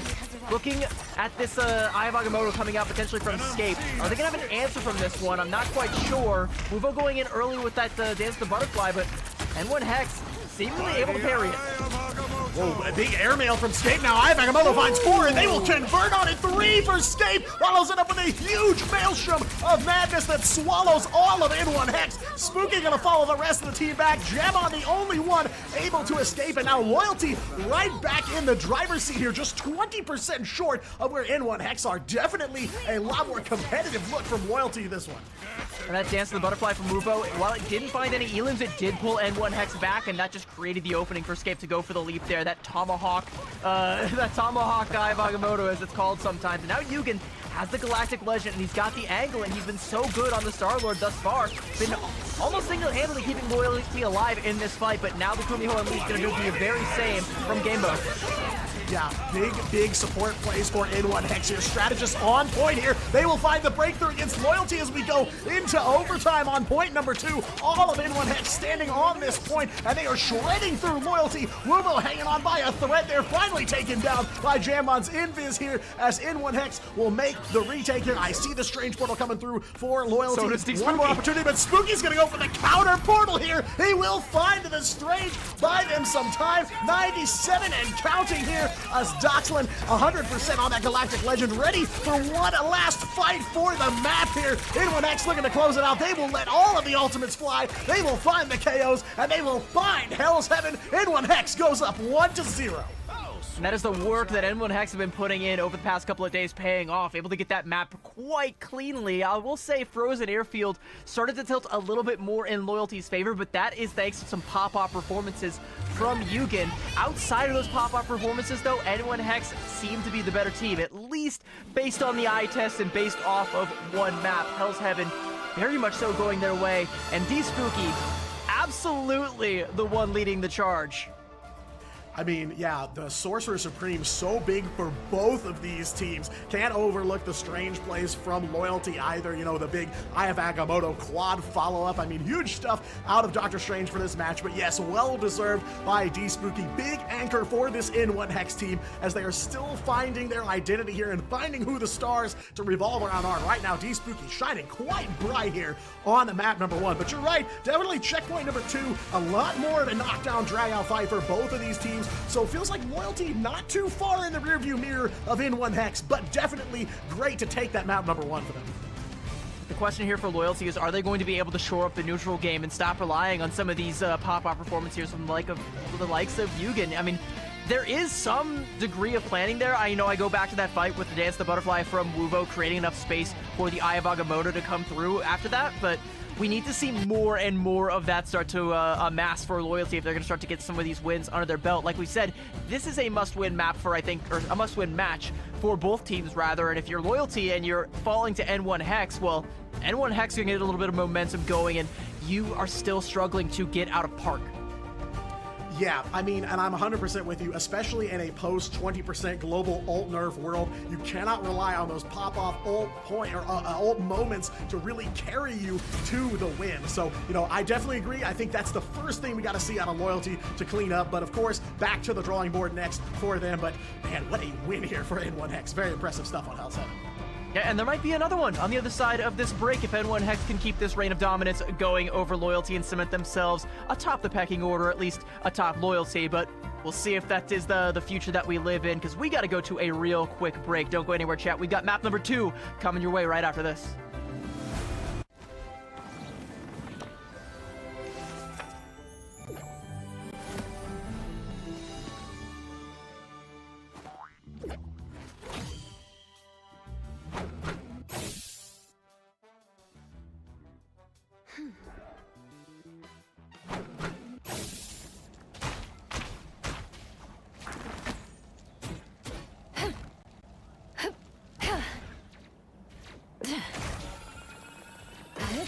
Clear the way! Feel the pull! Disappear!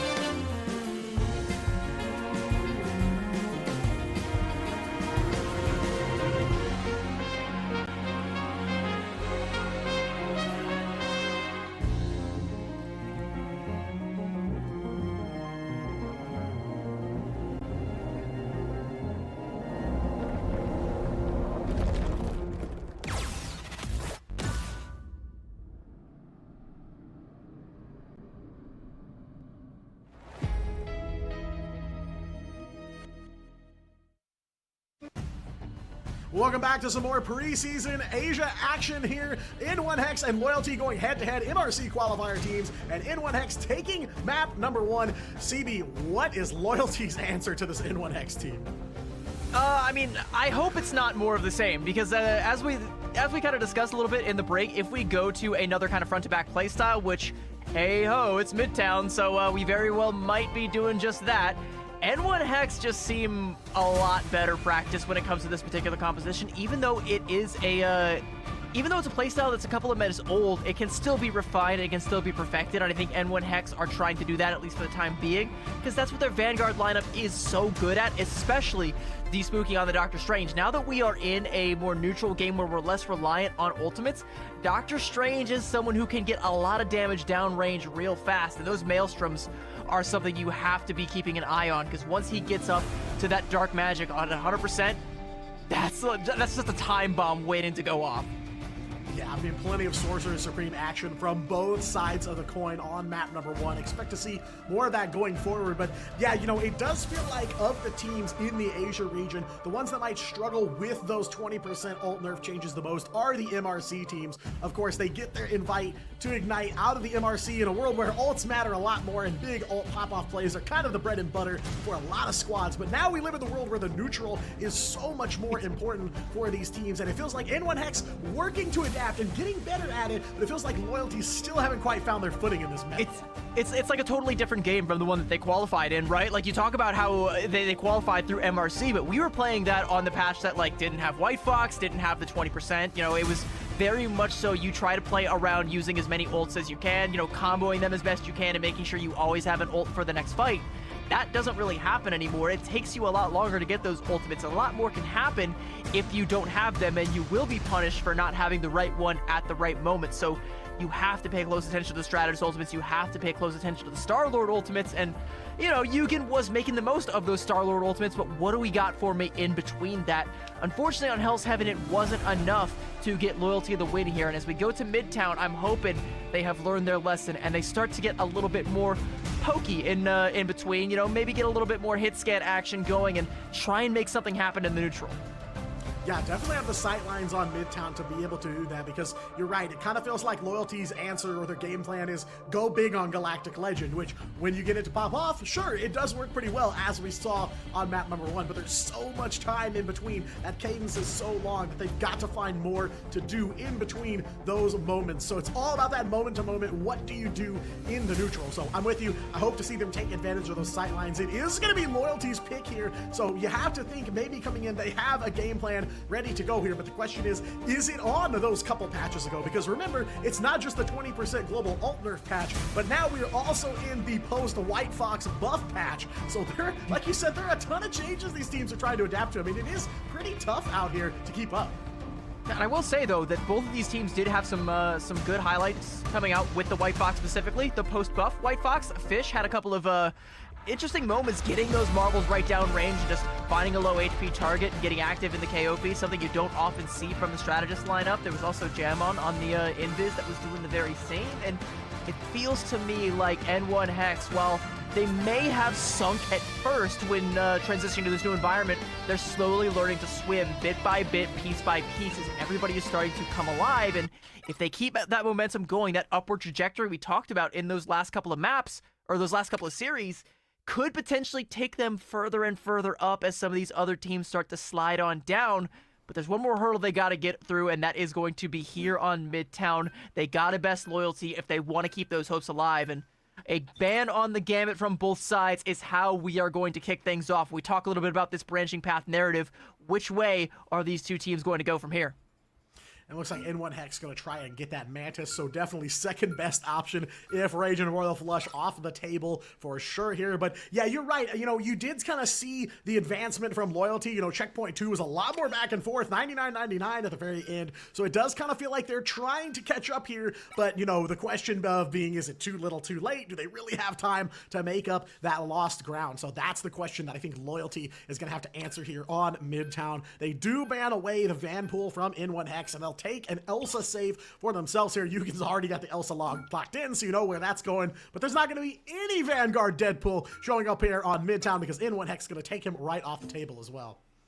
It's also going to be a mandatory Mantis ban that comes in from N1 Hex. Again, you see the Elsa, especially a one-sided Elsa coming out for Yugen. You can't have her damage boosted, so great heads-up play here. But I'm wondering, are we going to see the Ultron as well? Because we have seen it a couple times as a stand-in for the Mantis just to get another form of damage boost, albeit a more temporary one, onto the Elsa, and it has worked out quite well in the past. And you know, you got to imagine both of these teams, if they want to be staying in the conversation for the playoffs, they have to be studying off the other team's homework. And hey, if it's working for them, it's going to have to work for us here as well. Invis Protect going to come out from Loyalty, and potentially a Wolverine ban next online for N1 Hex. Yeah, and not just the damage boost off the Ultron, but, you know, the Encephalo Ray, quite long range, and he can put out some surprising damage, too, so he can help put in a little bit of the work, assist that duelist line, too. So, you know, not a bad option here. It definitely explains a lot of why you're seeing so much Ultron and Ignite these days, a lot more than we ever have in pro play before. Invis going to be on both sides of the board, though, taking advantage of that invisible boundary. Then, of course, Jambon just putting in so much work on the Invis, the aggro Invis there. Plenty of KOs and finals for them on map number 1. Gonna look to keep that going on map number 2 here. Loki ban to wrap things up from Loyalty, and that is the draft here going into Midtown. We are ready. N1 Hex trying to close this thing out, and Loyalty looking to take a map and stay alive here on this series. Is a little bit of a late Loki ban that comes through. I think Loyalty do actually end up securing a one-sided Loki here, and we're going to secure a little bit more time for our teams to get back together, because I think we did have a disconnect here. We're going to try and get everybody back in the lobby here. But first impressions off of the draft phase here is I think both teams do want to try and go back to that front-to-back playstyle. I don't think either of them wants to try and get too active in the dive compositions, because, you know, at times their coordination has been not necessarily what you need in order to make a dive composition work to the way a team that, say, not to, you know, mention them every 5 minutes, but Pirates and the way that their dives tend to work out. You know, you have one person go in and you've got the next ready to follow up. It's usually going to be, you know,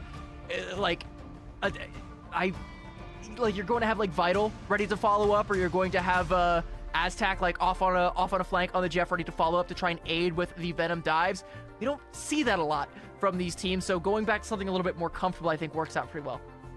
Yeah, I mean, you said it best. It's all about the coordination. You know, that's the key to running a dive comp. You have to be in sync with each other. Comms have to be very active, and you have to be confident in what you're going to do. I feel like with front to back, you can get away a little bit with taking your time, a little bit more on comms to coordinate. Not quite as tight of a window as it is for a dive. So both teams, I like to see, they're kind of speaking the same language here. They both feel comfortable bringing that comp to bear against one another. So definitely looking to kind of brawl it out against one another. But yeah, you know, draft, not bad on either side of the board. The Wolf ban onto Loyalty is kind of interesting. I guess I don't 100% know or don't get the shout on that, but you know, I think overall though, they look pretty clean. They both get some good pieces reserved for themselves. N1X basically secured their strategist line in this draft phase, so nothing to sneeze at there either. But I think going back to a previous point, though, is that Loyalty just didn't look quite as strong as N1 Hex on this style of play when it came to Hell's Heaven, which is a map that I think facilitates it quite well outside of Super Soldier Factory, which we didn't see, so we only saw the good stuff here for this particular composition, and Midtown is seemingly made for this same compositional style, so I don't know, maybe Loyalty will hoist themselves with their own petard here, because I don't know that that was the right move. Like, I don't know what else they really have in the toolbox, but there's got to be something else, right? Like, if it's a hammer versus hammer fight and N1 Hex have the bigger hammer, like, I don't know, maybe go get a bone saw, do something. Well, you know, I like, you know, there are some target bans coming out from Loyalty. I like the jabs here and there, you know, taking the Vanpool away from JT3, taking the Elsa away from Doxlin. But, you know, of course, a lot of these players have other heroes in their back pocket too. We saw Fish on the White Fox, but I also saw on this draft phase, maybe hovering the Strat pool this time around. So no Vanguard Deadpool, but maybe going to look to take advantage of the Strategist variant instead. So, you know, of course, the target banning is big in Ignite. You know, this ban system really rewards teams for doing their homework and knowing these players, but you know, the counter to that is just widening your hero pool, understanding how to play more characters, you know, picking up more than just a couple, more than my hero pool for sure. But yeah, that is kind of the question, is are those target bans enough to stop N1 Hex, and what do they do on the other side of the draft phase when some of their comforts are taken away? That's kind of the key and a big question they'll have to answer if they want to close this thing out in just 2, or if Loyalty maybe found a little bit of a weakness here to take them to map 3. speaking of widening your hero pool and also speaking of the strat pool, something I only realized literally today as we were casting one of the previous series, where I believe it was it might have been EXO that came out with the strat pool. I'm not quite sure. I just learned that the strat pool is actually skinnier than the van pool, which makes sense when you think about it, but I legitimately thought that all of them were the same model. But I was looking and I was like, oh, wait, have you been on a diet, my friend? You're looking a little bit more slender. I guess I'd never noticed, but that does kind of make sense, you know, and I feel like a lot of the time the frames across the board for each role, you know, duelist, strategist, vanguard, they do kind of have a look to them, right? You know, the vanguards are all kind of big, beefy, large, and in charge. Brolic some boys. Of the duelists, yeah, true. Yeah. Some of the duelists are a little muscular, you know, Daredevil, I feel like you could get away with saying he's a vanguard. He's a little buff, a little more buff than Matt Murdock normally looks. But yeah, it's interesting. I guess I hadn't noticed that before. Yeah, well, I mean, they were also wearing the Gen G jersey, you know. By the way, buy the bundle. Go on in, buy the bundle, support your favorite teams. And black is a slimming color, so maybe it just, you know, kind of like accentuated the curves of Deadpool a little bit. He's known for being quite curvy, you know? Yeah, I mean, you can see it all over the game, you know, in the MVP screens, you know, when you click him on the hero page, plenty of opportunities for Deadpool to show his stuff here in Rivals. Of course, in the pro scene, Deadpool been all over the place, whether it's strat pool or van pool. I feel like we don't see the duelist version that much. Just doesn't seem like he's come into the picture, but, you know, Vanguard, Deadpool, kind of the bread and butter.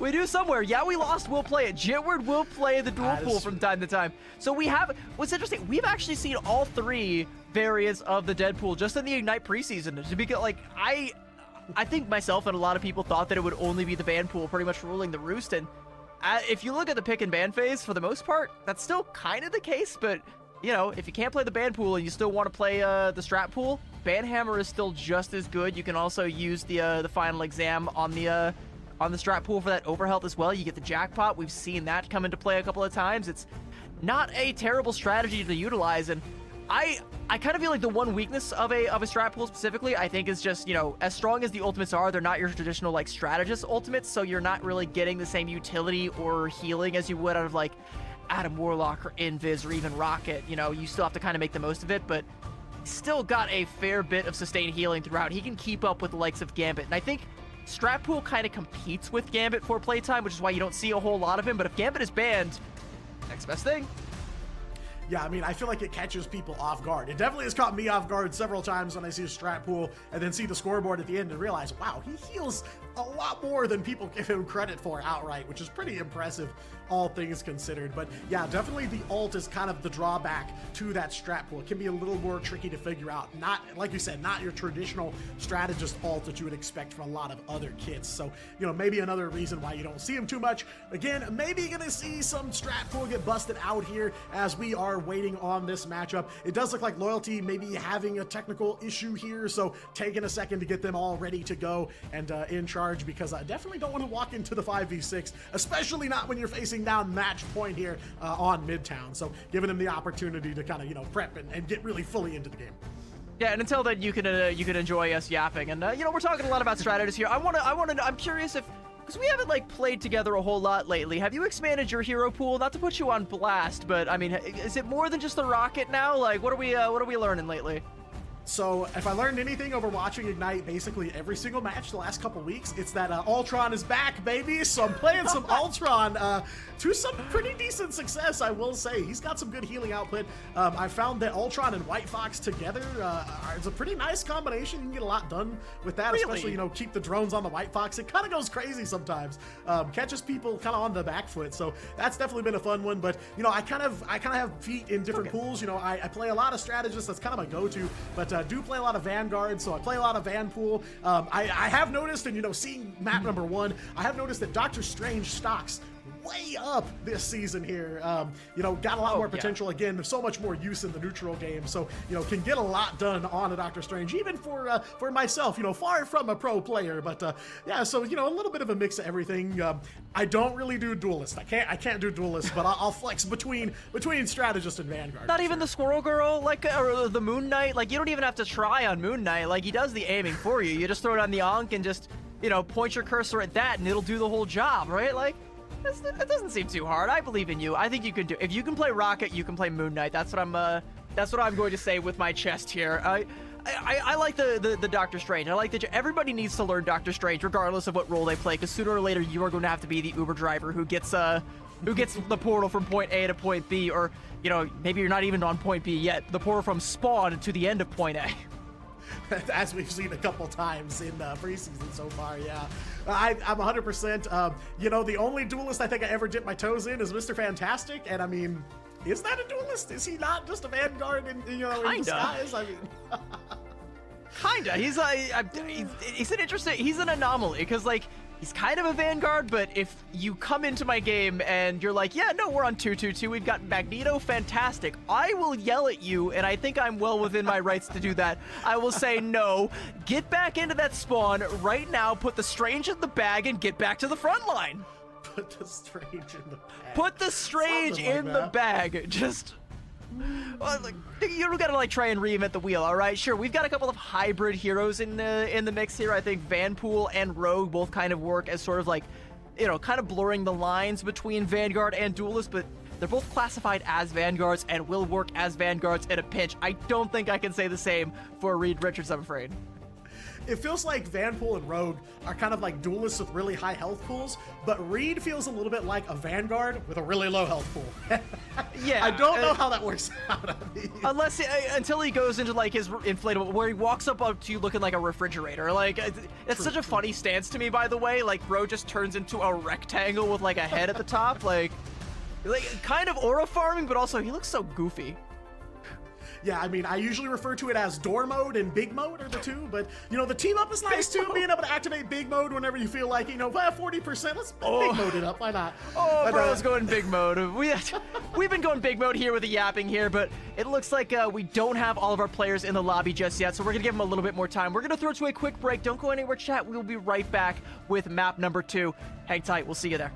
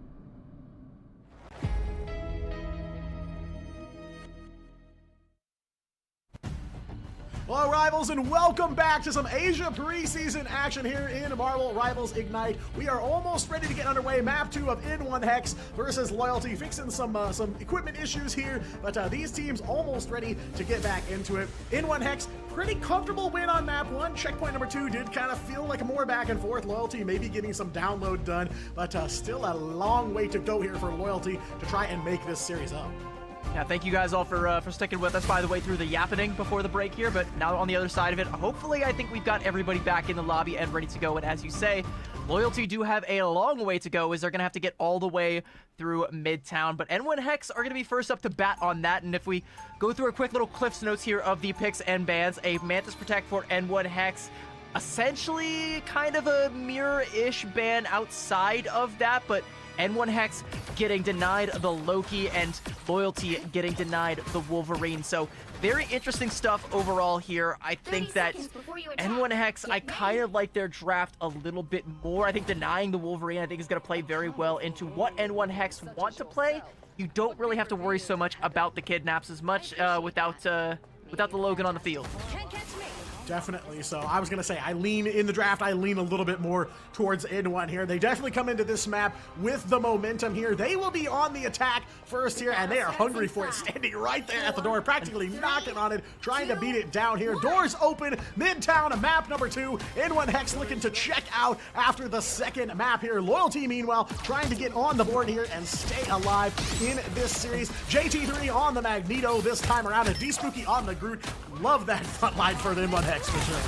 And I'm going to address the elephant in the room here. Loyalty are going to have to hold the line here. 5v6. Escape is not made it back in the lobby in time. And yeah, 5v6 is going to be a tall order, and they're going to have to make themselves seem very tall if they want to stop N1 Hex with a Mantis damage boost from taking this one. And you can see Fish maybe getting a little bit checked there with some straight damage that comes out from Yugen and Wubo on the hit scan sisters, but N1 Hex still getting a bunch of forward progress here and getting that cart around the corner, and all Loyalty can really do is back up and hope for the best.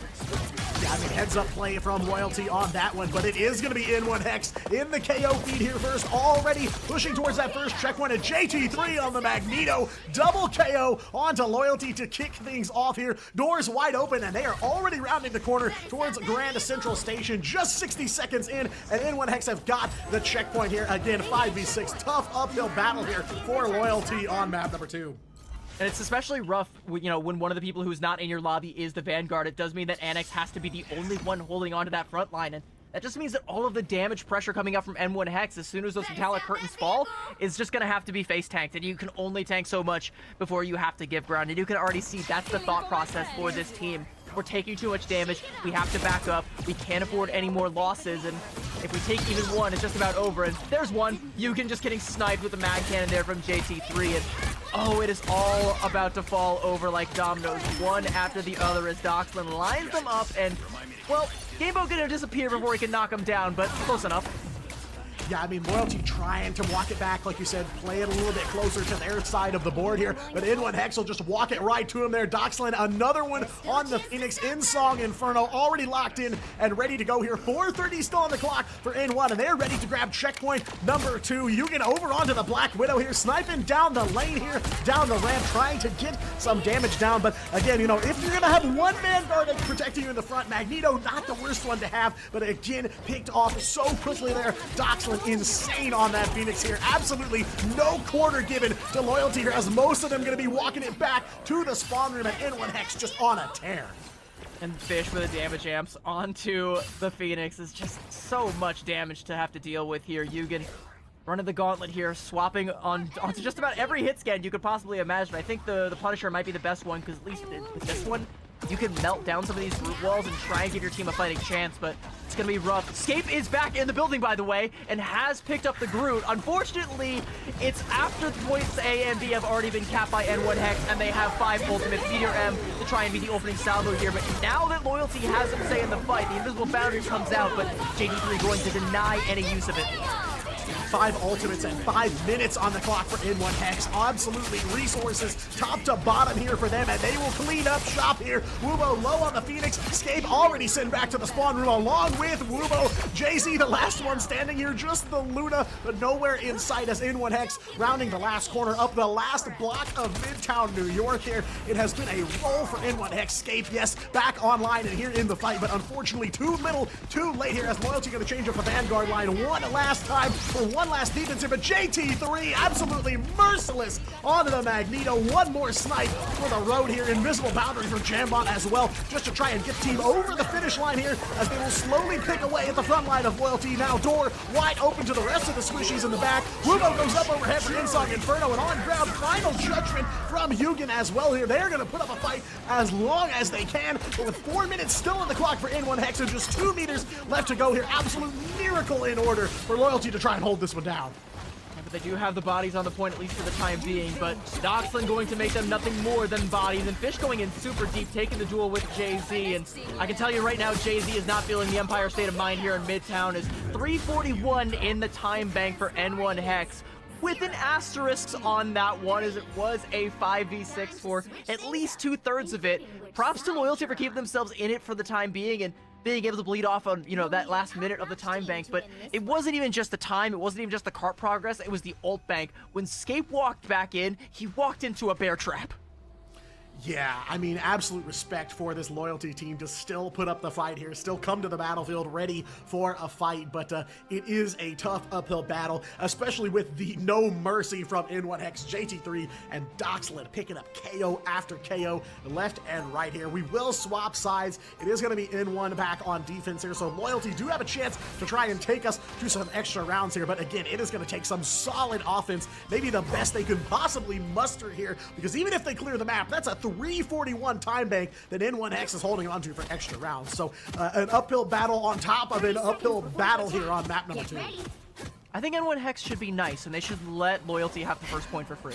Do you agree, or is that like too? No, it's tough because like N1 Hex coming into this, they are a team who, like we've mentioned, they have gotten a couple of map wins, but the victory has escaped their grasp. Like you say, they have not been able to finish their meal. This is their opportunity to do so, and even though it's coming like almost too easy to be true, it feels like they don't want to turn this one down. They want to seize this moment, get their name on the board, get a win in the dub column there, and ride that momentum hopefully onto bigger and better things here. But Loyalty still have some say in this one as they're back to a full 6-man, and they are ready to go on their attack, trying to do the best they can to hope to match the time bank of N1 Hex. That is a lofty goal.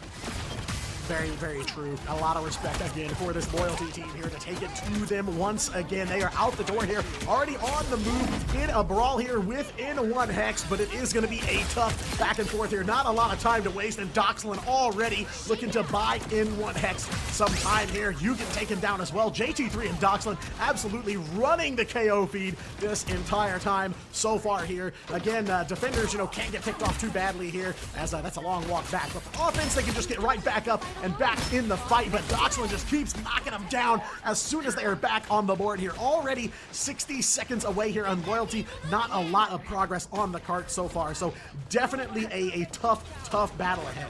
And it's an easy habit to fall into in your ranked games, if you've ever been in this situation, or even in other officials where you play kind of a 5v6 for either the entire map or for parts of it, where you get a little complacent and you start to slip up in key ways. We're not seeing that from N1 Hex. They are keeping their feet firmly pressed down on the gas pedal and keeping the pressure on. JT3 holding the high ground, denying any access to the backline, denying Scape a lifeline, and looking to try and deny Hugin the very same.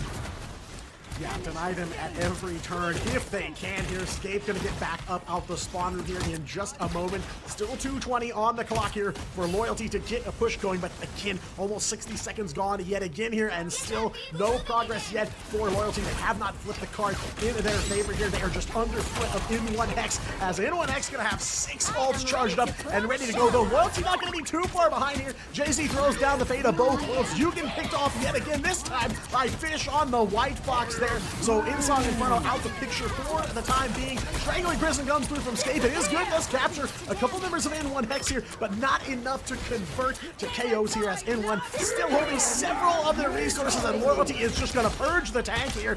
Yugen will pick up one onto JT3. Big pick there for Loyalty as they get the cart moving for the first time in the last couple of minutes here. But again, it is a tough hurdle to climb here for Loyalty. Yeah, but I mean, as difficult as a mountain may be to climb, it always starts with the first step, and that one onto Doxlin is the second step as JT3 was the first, and it might be enough to get this momentum going in their favor. Escape taking down D-Spooky there, and good stuff coming out here from Loyalty. Dive coming out now from Annex onto the back line is going to be slept, but with the Symbiotic Resilience can't stay in the fight, and definitely came to fight as Jay-Z is there as well, backing them up with a two-piece, potentially a third, as no, Annex gonna take that one down onto JT3. D-Spooky now onto the Doctor Strange, trying to get a TP in play, but denied by Yugen. Loyalty, they want to buy their way back into it, and with that one singular psionic detonation, may very well have done just that. Yeah, Loyalty got some teeth to them here, winning a solid team fight, canceling the portal here. They can at least get this first checkpoint and stay in the fight. That 230 all important here. Every second gonna count for Loyalty to try and hang in this fight here. So Yugen, some claws on this Phoenix here, as again another KO there onto D-Spooky. Venom back to the spawn room here. JT3 looking pretty low as well. Strangling Prison from Escape and canceled right away there. Sent back down to 50% all charge. And JC, another Fate of Both Worlds ready to go here. Dance floor back up pretty quick here as Doxlin throws down the Insong Inferno here. N1 Hex trying to stop them short of this checkpoint, but Loyalty is not giving up here. Invisible Boundary coming out from Gamebo now, giving the team plenty of sustain to try and clean up, and that they will. Willow and Yugen finding plenty of KOs here to stay in this fight and keep it moving here. 3 members of N1 Hex on the point, but D-Spooky just barely alive. Symbiotic Resilience runs out, and Wubo will find one on the Elsa as well here. They are just shy of this checkpoint, but they'll find it here. A quad for Wubo on the Elsa, and Loyalty makes it to Grand Central Station. Somehow, some way, and I think that somehow is Yugen. Yugen wants it, and wants it so badly, and is finding the elims to open the door for Loyalty, and Wubo sees that open door and says, don't mind me, I'll be having all of that. I'll be taking a 4-piece, kicking my feet up on your coffee table. This is my house now, and it very well may be if Loyalty can keep this pressure going, and maybe a couple of staggered KOs roll through the second point of Midtown. It is a place where a lot of the carts stall out, but you can keep this momentum going and prevent that from ever happening. Take that last fight towards the end of the point where we see a lot of the carts stall out, and you can win that one. You can potentially finish off the whole map, send us to extra innings. That is the goal right now for Loyalty, and with a Strangling Prison and a Feast of the Abyss on deck, they may be able to achieve just that. Yeah, one step at a time here. Got to focus on just clearing the path here. And Loyalty so far, good looks. A minute 30 still on the clock here. Over halfway to checkpoint number 2. And N1 Hex purge the tanks. Again here, all ults running out. Loyalty, JC's got another Fate of Both Worlds ready to go here. And Wubo's got the sightline on the Elsa. 1 KO onto D-Spooky as N1 Hex are on the back foot here. A minute 15 on the clock. And Yugen will pick up yet another one here. Duelist line for Loyalty fully locked in here. And they are going to put up a fight to the very last in spite of the first half of this map here. A solid looking Loyalty team, and it feels like N1 Hex aren't sure what to do about it. Maybe they did get complacent, but with 60 seconds left and the cart inching towards that checkpoint, this is where it's going to be real tricky. If Loyalty can overcome this, though, just like I said, they can potentially complete the map. Doxlin can't quite confirm the Elim there onto Wubo. Tries to pop this edge on Inferno to try and make it happen. Wants to confirm it, but the sparks weren't built up. There's not going to be enough damage and not going to be enough follow-through, so all that damage healed right up and returned in kind from Yugen as the sparks are building up, and N1 Hex topping bit by bit. Gonna walk out a little bit further here, and Loyalty still trying to regain control of this card here. Ensong burned out from Yugen, the salvo that they need, but it's gonna be that soul resurgence now from DC Danny.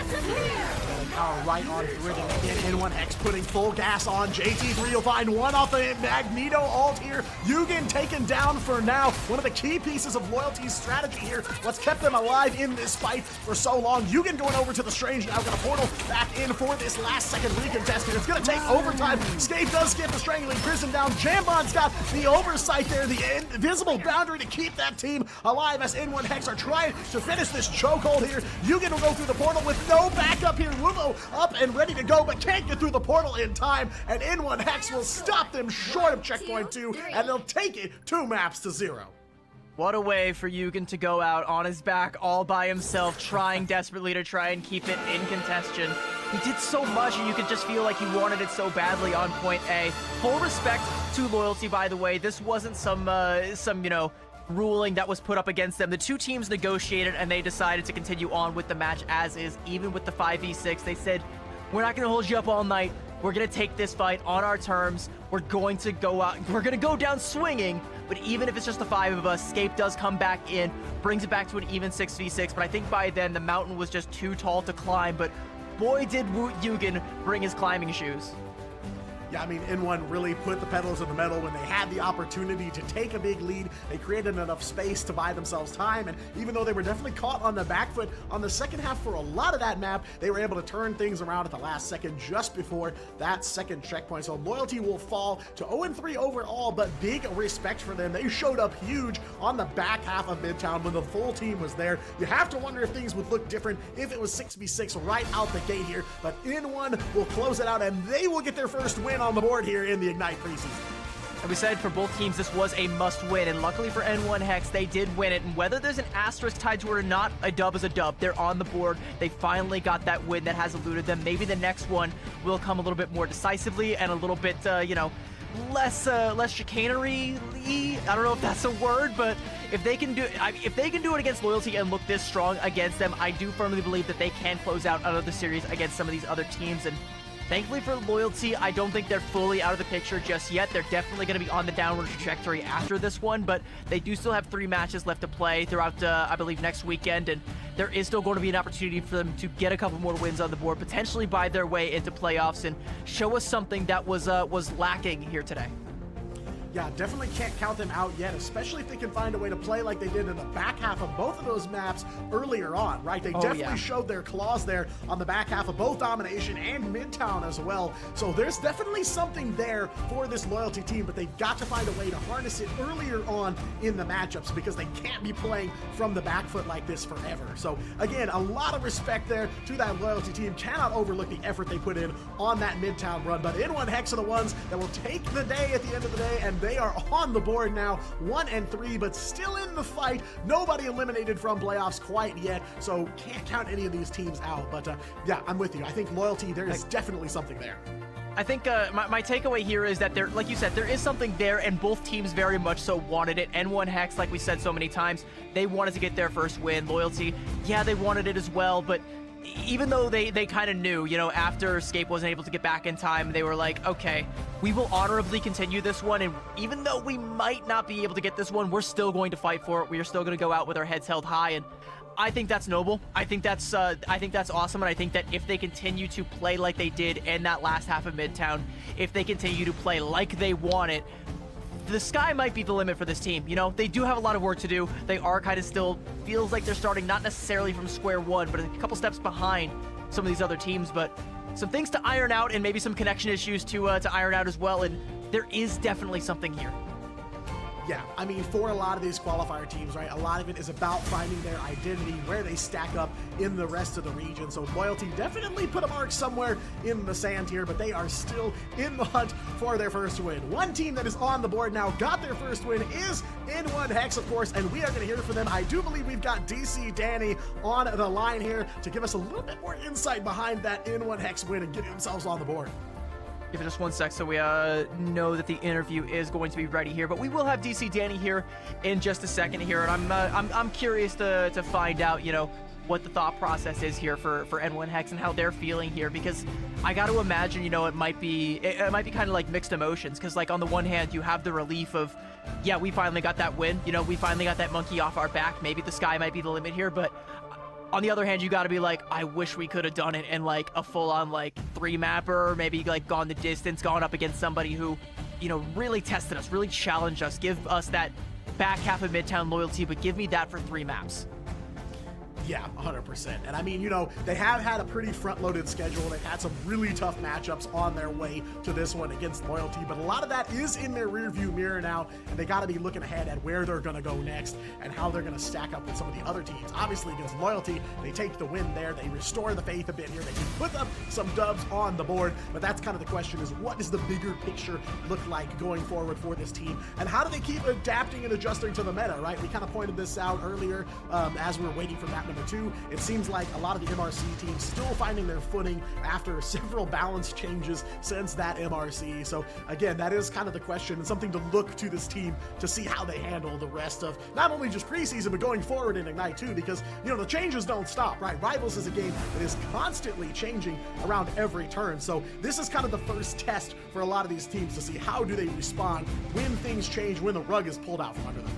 And let's look at the schedules for both teams, you know, going ahead here, because N1 Hex from here, they managed to get their win, but, you know, I'm looking at the landscape. I don't think it's going to get all that much easier. In week number 2, they're up against AAAD, then Zero Tenacity, and then Pirates. Those are the 3 that they still have to take. And yeah, that's a lot. You still have arguably the top 2 teams and also AAAD all coming down at you at mock speed, and you're going to have to try and find some way to buy at least one win off of one of those teams. I think, you know, maybe AAAD might be the most beatable, but I could be wrong about that. Maybe they just mind control you into C9ing too, and, you know, you go the way of Reject. And on the other side, Loyalty, they are going to be going up against Rival, and then I believe they also have Reject, and who is it on the last game? It's XOXO1.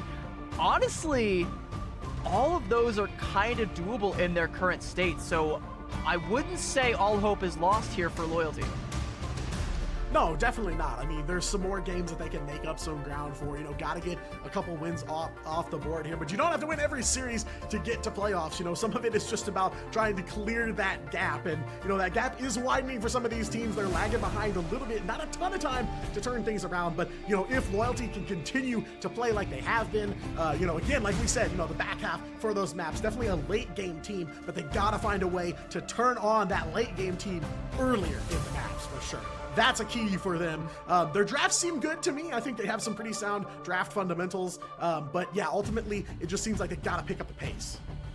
Yeah, but at least the hardest days are seemingly behind them here from here on out, and there will be some more opportunities going forward. It does kind of hurt that you weren't able to get the win over N1 Hex, but N1 Hex still come out with their heads held high, and they do have an opportunity, but they're going to need to ride that momentum going forward, because as we discussed, it's going to be scary, right? Like, of those 3 teams, AAAD, Zero Tenacity, and Pirates, AAAD, I think, is the only team that I would say that N1 Hex can have, like, pretty decent odds of being able to take down, right? Like, AAAD have had some flaws in their game that are exploitable, and with N1 Hex, you know, they study the tape. If they try and identify some of those weaknesses, they can find themselves a way into that sort of series. But Zero Tenacity and Pirates thus far have not shown us any such weakness. We'll get a little bit more tape on them as time goes by, and maybe there's something. There's never nothing. There is always something for a team with the talents of N1 Hex, but it's still kind of a rough schedule, right? Like, what do you think is, like, the mentality going into a situation like that? Like,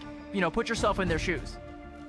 Yeah, I think some of the thinking is along the lines you were already talking about. I think looking at AAAD, that's a must-win for them. It's a very possible win, but they can't overlook the fact that some of their win against Reject was because of those C9 moments and walking off the point. So definitely a winnable matchup for them for sure, but I think that's the mentality. Look at just the next game. Don't look at the bigger picture, just take things one step at a time.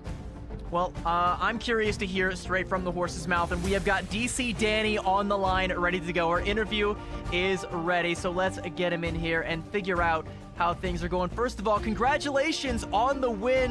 Danny, how does it feel to finally get that first tick in the dub column? Oh, no, it feels great.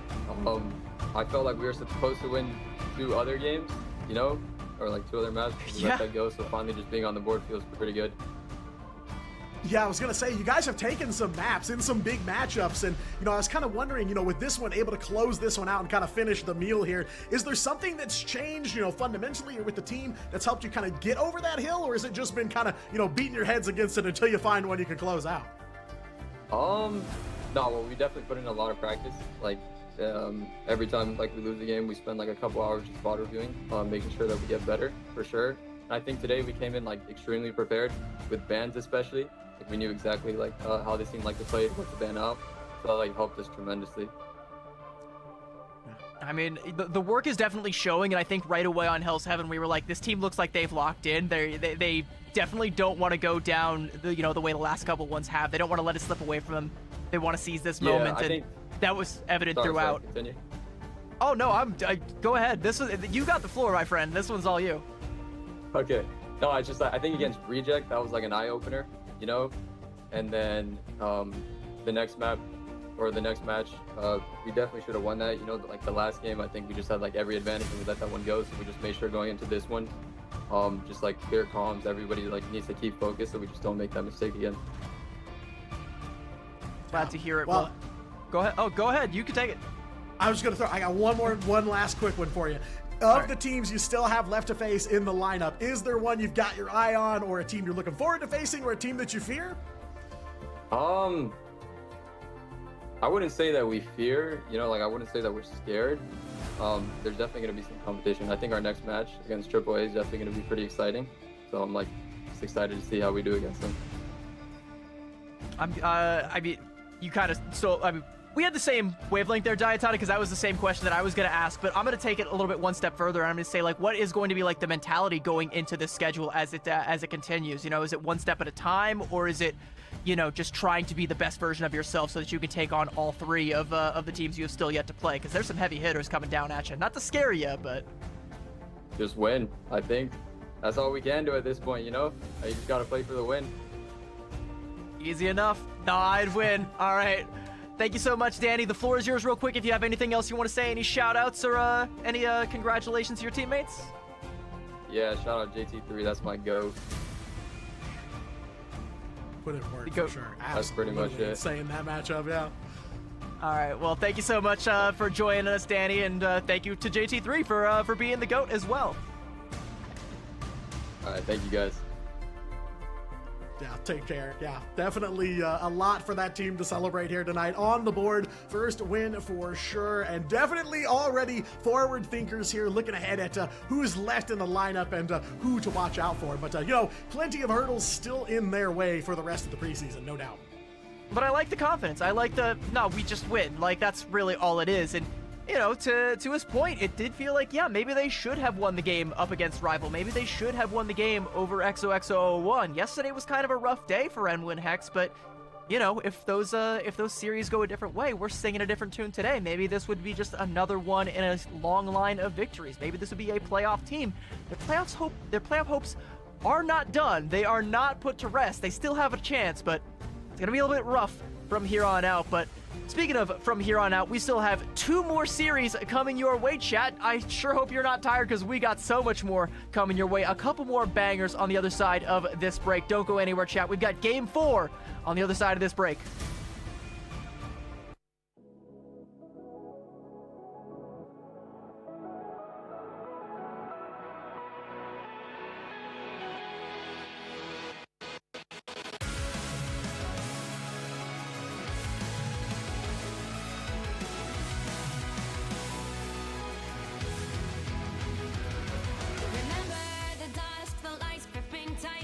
Trapping all those fighting souls, but yet across the world I see you standing in my way. And remember the time, the place we used to fight, like the sun and moon. And I wonder if ever there was a time that we were friends. The night has fallen, shadows looming, and yes, that time has come for me to seek you out. We are set now for our last reunion. Break the chains, find your way, come find me. Do you remember who you really are? Show me that you are still the only one for me. I'll be waiting for you. Playing out, open your eyes, raising up your fists and smashing through time walls. Before the rift splinters again, the unravel till the end. Rise up, open your mind, hold on to your powers. No one can stop us. We are rivals till the end of time. We will clash, no matter where. We will fight, pushing across time and space.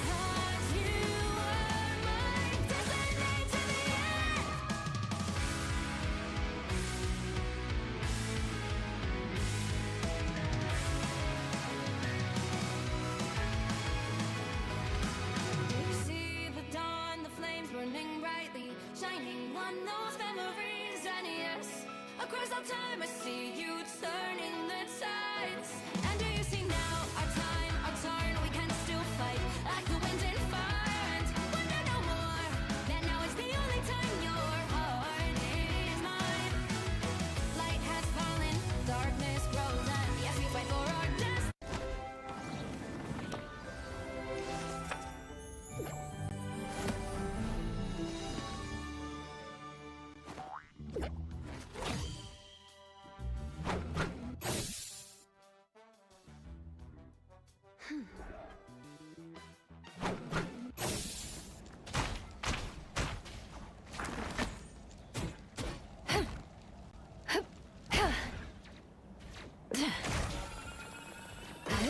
Clear the way! Feel the pull! Disappear!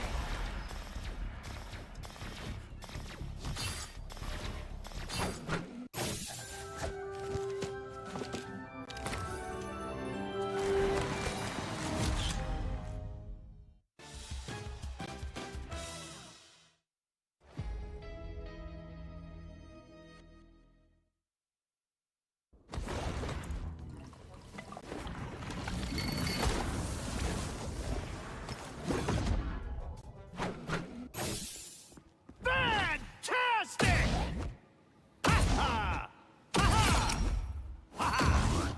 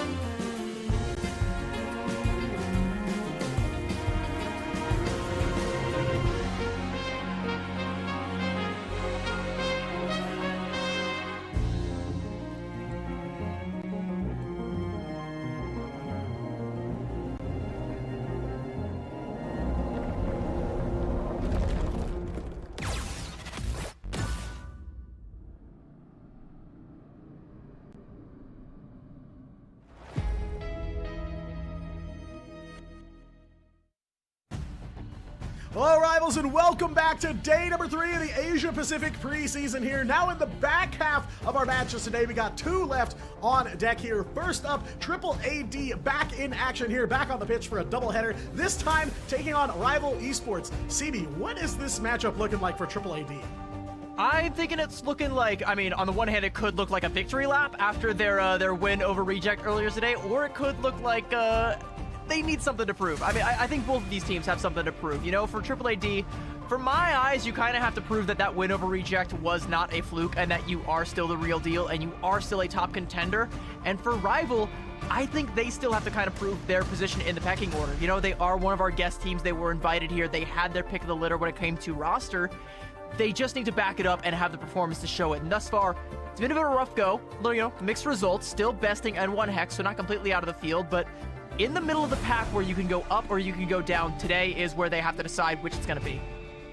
Yeah, I mean, you know, we said it at the beginning of the night. A lot of teams here have a lot to prove and a lot of opportunities to show their stuff tonight, and this is another one for both of these teams. It does feel like Rival kind of finding their place here, like you said, in the pecking order, in the field here. Triple AD, you know, good insight on that too. You know, gotta show us that the win against Reject was not just off the back of Reject, you know, miscomming a little bit, stepping off the point too much. You know, you want to see them come out with a big win here. So a straight up win right on the battlefield, take the fight right to them would be a big statement for really either side of the board here. But of course, that would advance Triple AD to a 3-1 record here. So, you know, definitely playoff picture looking good for them. So yet again, the 4th match of the night, and it is another must win for both sides of the board. As funny as it would be to just come in and, like I said, treat it like a victory lap, I think I agree. It is still a must-win just to solidify their place towards the top.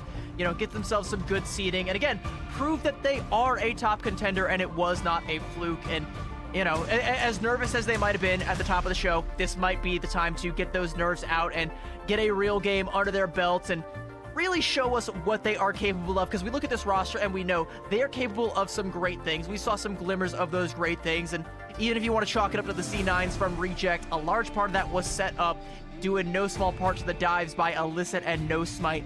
Illicit on that Daredevil, I'm going to keep harping on it. You cannot give this guy access to the DD or he will make your backline feel the full force of that mistake.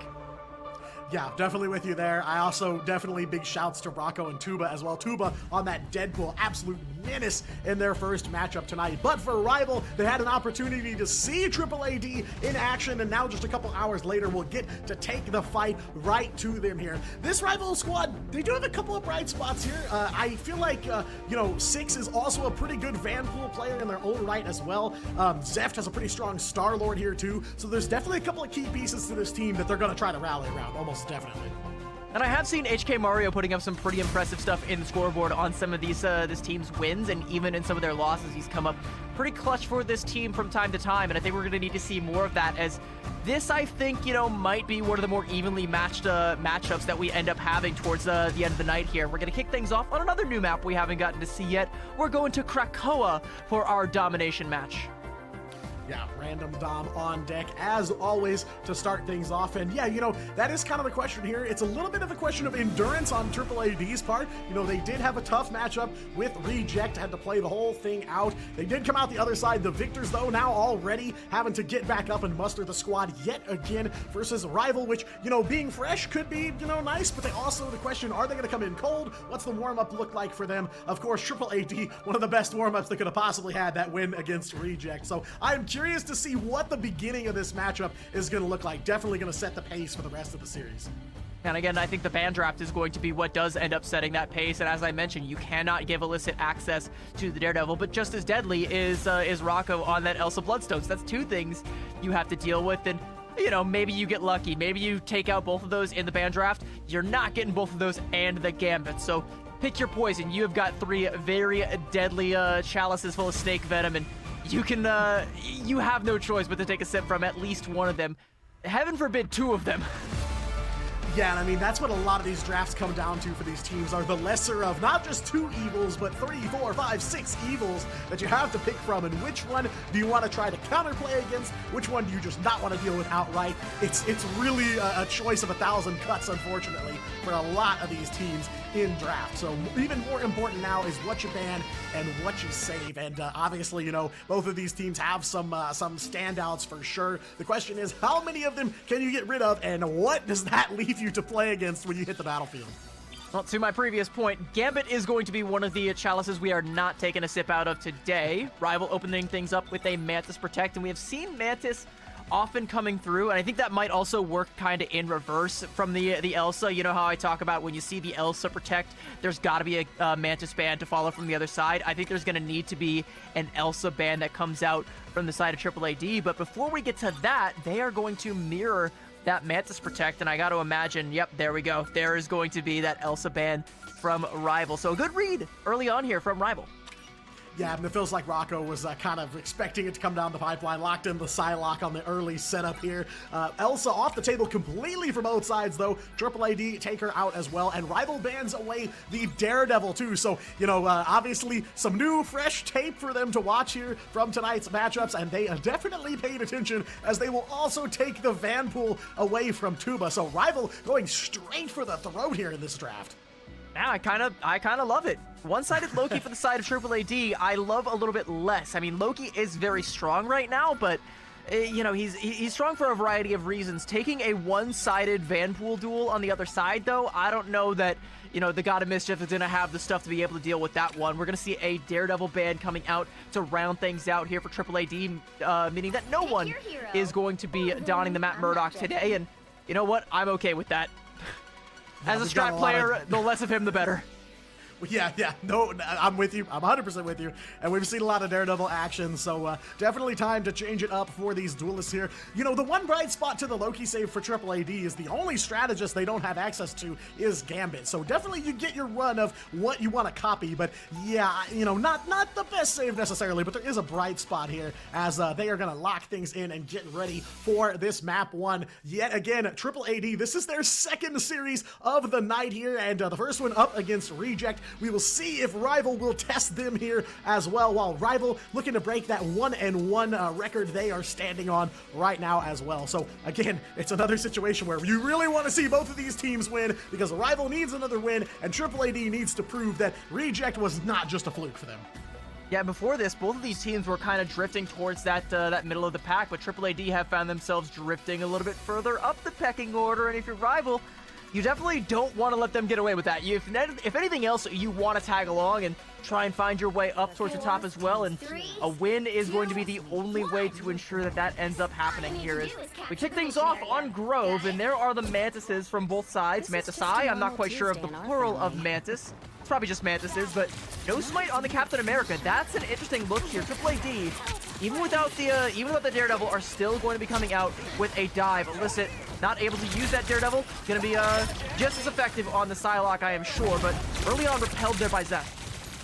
Yeah, definitely a case of a lot of Triple AD's players on other heroes. They didn't get to run against Reject here. Tuba on the Venom, but they're going to play right on through there. Illicit on the Psylocke, going to grab a double KO right away. There's Zeph trying to even the odds for Rival. Over onto that Star-Lord he's kind of known for. They will at least get a couple of KOs here, but Triple AD going to come out the other side with the value here and almost the capture point for themselves here. Just got to chase the last bits of Rival off, and there it is. First cap goes to Triple AD. Several heroes 50% and ready to go for maybe an alt fight in the next team.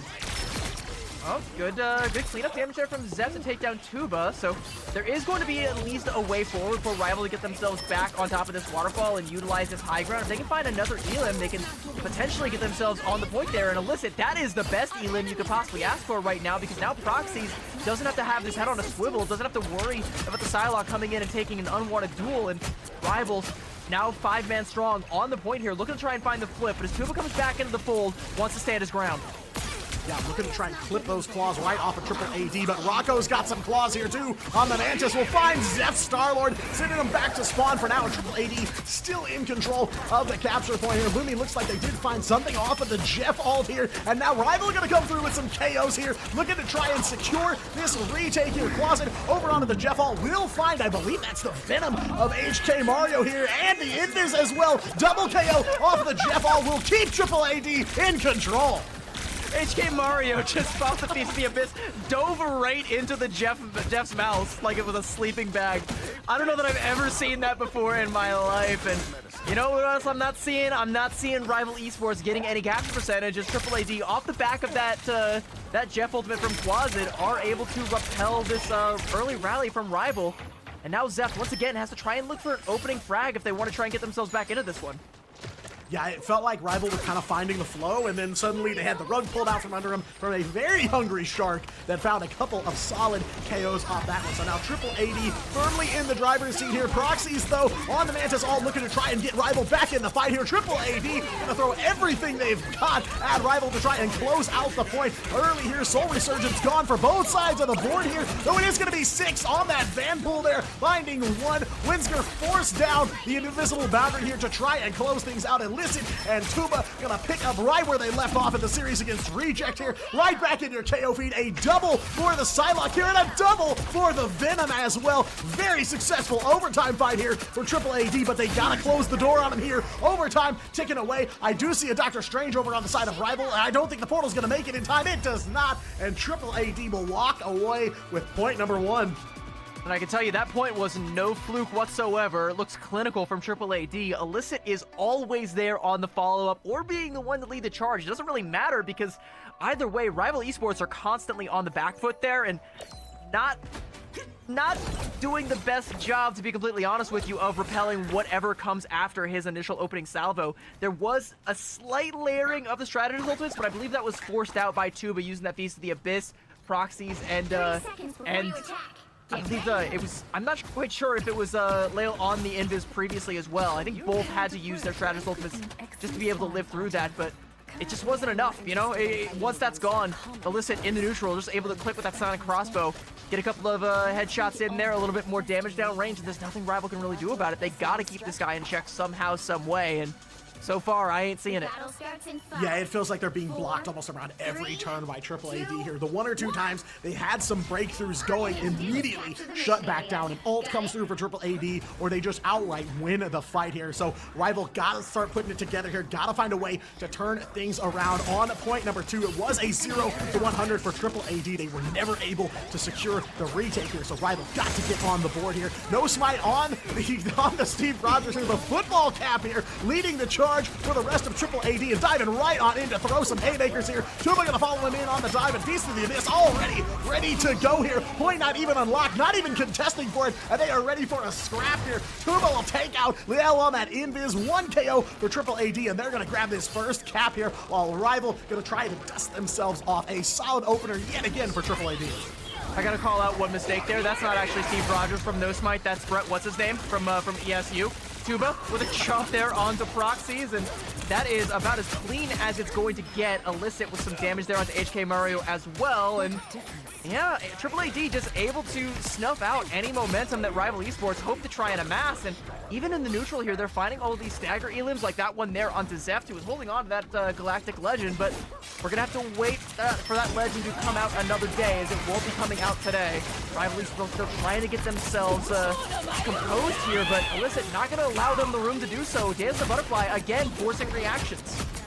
Yeah, big damage coming down. I do see Lumi on the Jeff ult. I don't think there's any KOs coming through on that one. Quasit got it's Jeff down as well here, trying to fire back against Rival. Tuba will pick up the KO onto the Shark, though. Lumi sent back to spawn for now as Triple AD again firmly in the driver's seat here, winning the multi-front war, but there's 6 again on the Vanpool. Will stop for the selfie here too. HK Mario's gonna pick up one. Quasit at least trying to make it an even fight here for Triple AD, but now Rival threatening to grab this point here. No Smite away from the point on the Captain America, gets the Freedom Charge down and runs it right back to the point. They are able to defend it and chase off Rival yet again here. Multi-front war being won, whether it's an ult fight or a neutral battle. Triple AD seems to have Rival's number here.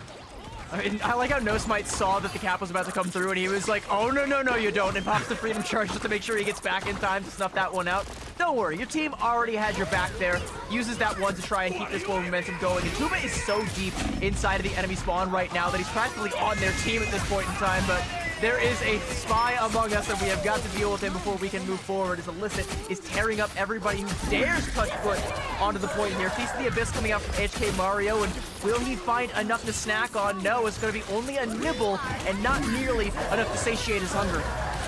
Ults for Rival going offline one at a time here. The team goes dark, but HK Mario will find one onto Rocco here. Mantis back in the spawn while Triple AD is trying to close this out in one last overtime fight. Tuba on the Venom here, played right through, getting banned out in the draft phase this time. A solid performance from them. Dance of the Butterflies almost ready to go for Illicit if they need it here. I do believe that's a strange portal coming in from 6 now on the side of Rival. They're going to try to fight this out to the end. There's the Dance of the Butterflies from Illicit. We'll find 2 and looking for even more here as Triple AD looking to close out a Krakoa. 2 points to none here. There'll be one more KO for Tuba as well. HK Mario gonna follow the rest of their team back to spawn, and that is it for Krakoa. Triple AD will have it.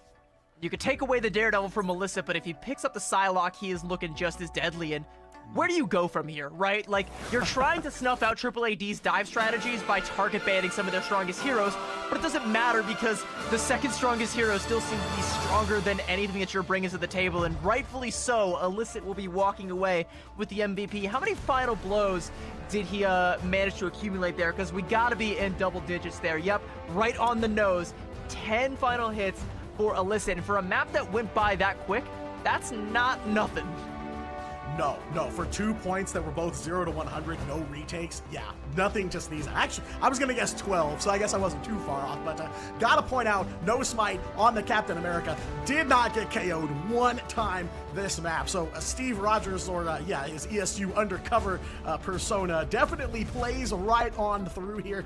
Big stuff from all corners of this Triple AD roster from top to bottom. They all put in the work here and come out the other end the winners here. So, again, we said going into this match, right, Triple AD had to show us it wasn't just a fluke to take the win against Reject, and I think that map alone shows you that definitely Triple AD does have some teeth for sure.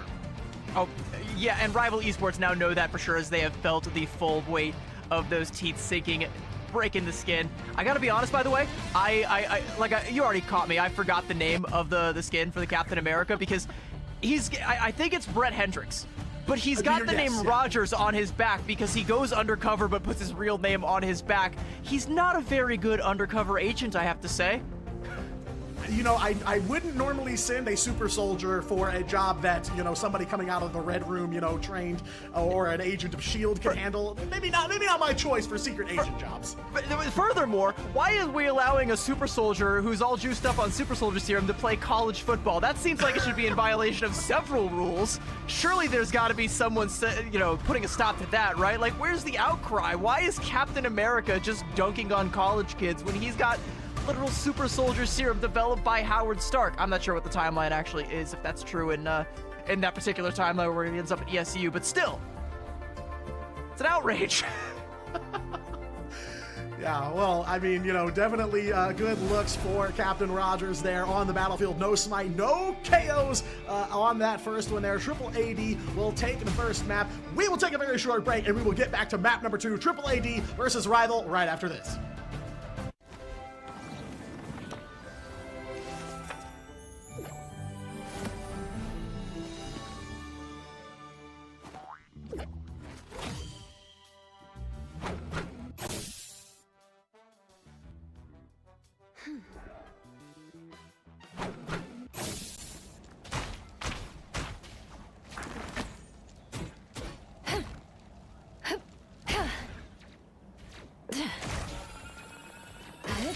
Clear the way!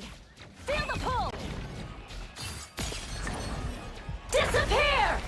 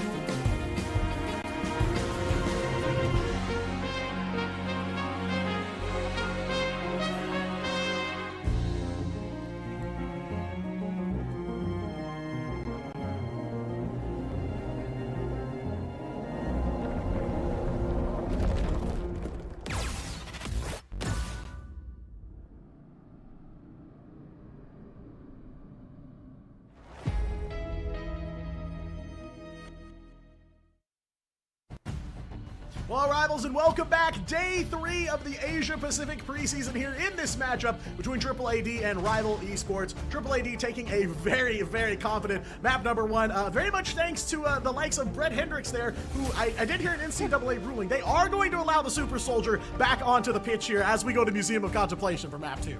And well, hopefully Rival don't allow him to show up on the Museum of Contemplation as well, because, I mean, he seems pretty immortal. 0 casualties for No Smite on the Captain America, just to be clear on who we're actually talking about here, because you and I both know who that is. It says Rogers on his jersey, but that's enough of this bit. All right, we're beating a dead horse at this point in time, and Triple AD looking to try and get themselves on the board correctly this time, properly, not relying on any C9s or any slip-ups from Rival, but just pure raw skill that you and I both know firsthand that they are in possession of.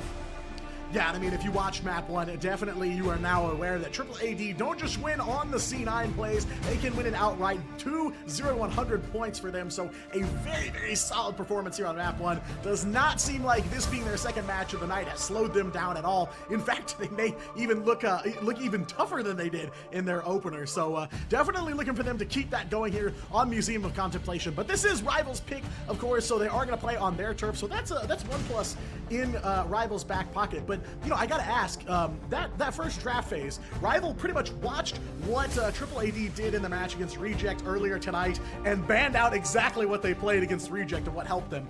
They still did not pull out the win after that. So now the question is, what does this draft look like for Rival?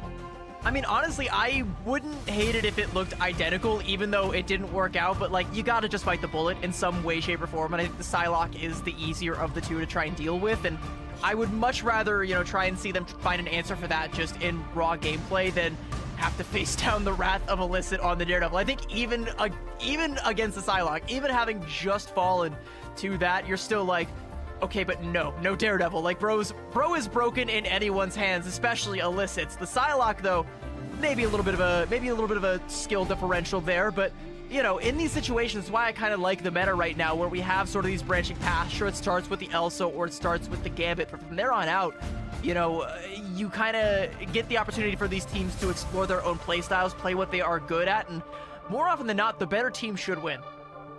Yeah, there's an interesting kind of flow chart that plays out over the course of each draft, and it kind of gives you an idea of where the matchup is headed, even just a couple of picks into the draft phase. So always kind of entertaining to watch these teams run it down. But that's kind of the question now, is where do the bans and the picks lie for Rival as they are on the back foot here? 1 map to Triple AD already. You know, Rocco, tough to ban out. You take away the Elsa. He's got a Star-Lord in his back pocket that we didn't even see on Krakoa because he was on Mantis. So, you know, a lot of questions here, a lot of changes gonna need to be made. But, you know, I'm kind of with you. I think that Rival definitely are banning probably the highest value targets they possibly can.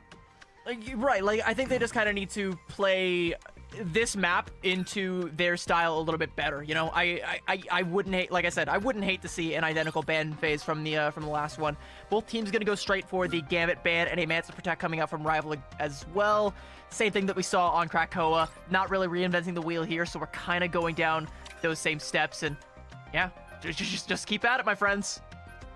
Yeah, I mean, very different map, lots of opportunities for them to play a very different composition here. So, you know, as far as the draft is concerned, it can be kind of a it ain't broke, so don't fix it sort of situation here. Triple AD gonna focus a little bit more on the strategist here. They will take away the Loki from Rival, but they'll save a Mantis for themselves. So gonna be a lot of soul resurgence, a lot of damage boosting here, because again, if you can't get access to the Gambit, Mantis definitely not a bad one to have in the back pocket. Rival gonna keep that Elsa locked down against Triple AD. Cannot give that back to Rocco because they've already seen what he is capable of on it earlier tonight against Reject. Gonna see the Elsa bans, and there's that Daredevil ban again. So yeah, Rival, they're most likely gonna have to deal with Illicit Psylocke here somehow, some way, whether it's like just an Amor to try and like pepper her down with the squids, but that's not really the most reliable way. All that really can do is like alert you to her presence if she's off on an angle. The problem is that Psionic Crossbow, right? It just kind of does so much damage. It literally is just like a shotgun with a different name, right? Like, and with the combos that you can get with the shurikens as well, it's so easy to just burst out a Vanguard, especially a Venom that gets a little bit too cute, you know? It's something that you're gonna have to watch out for, and if Illicit is at the helm of that hero again, which that's not even a guarantee, because honestly, his bag goes deeper than that.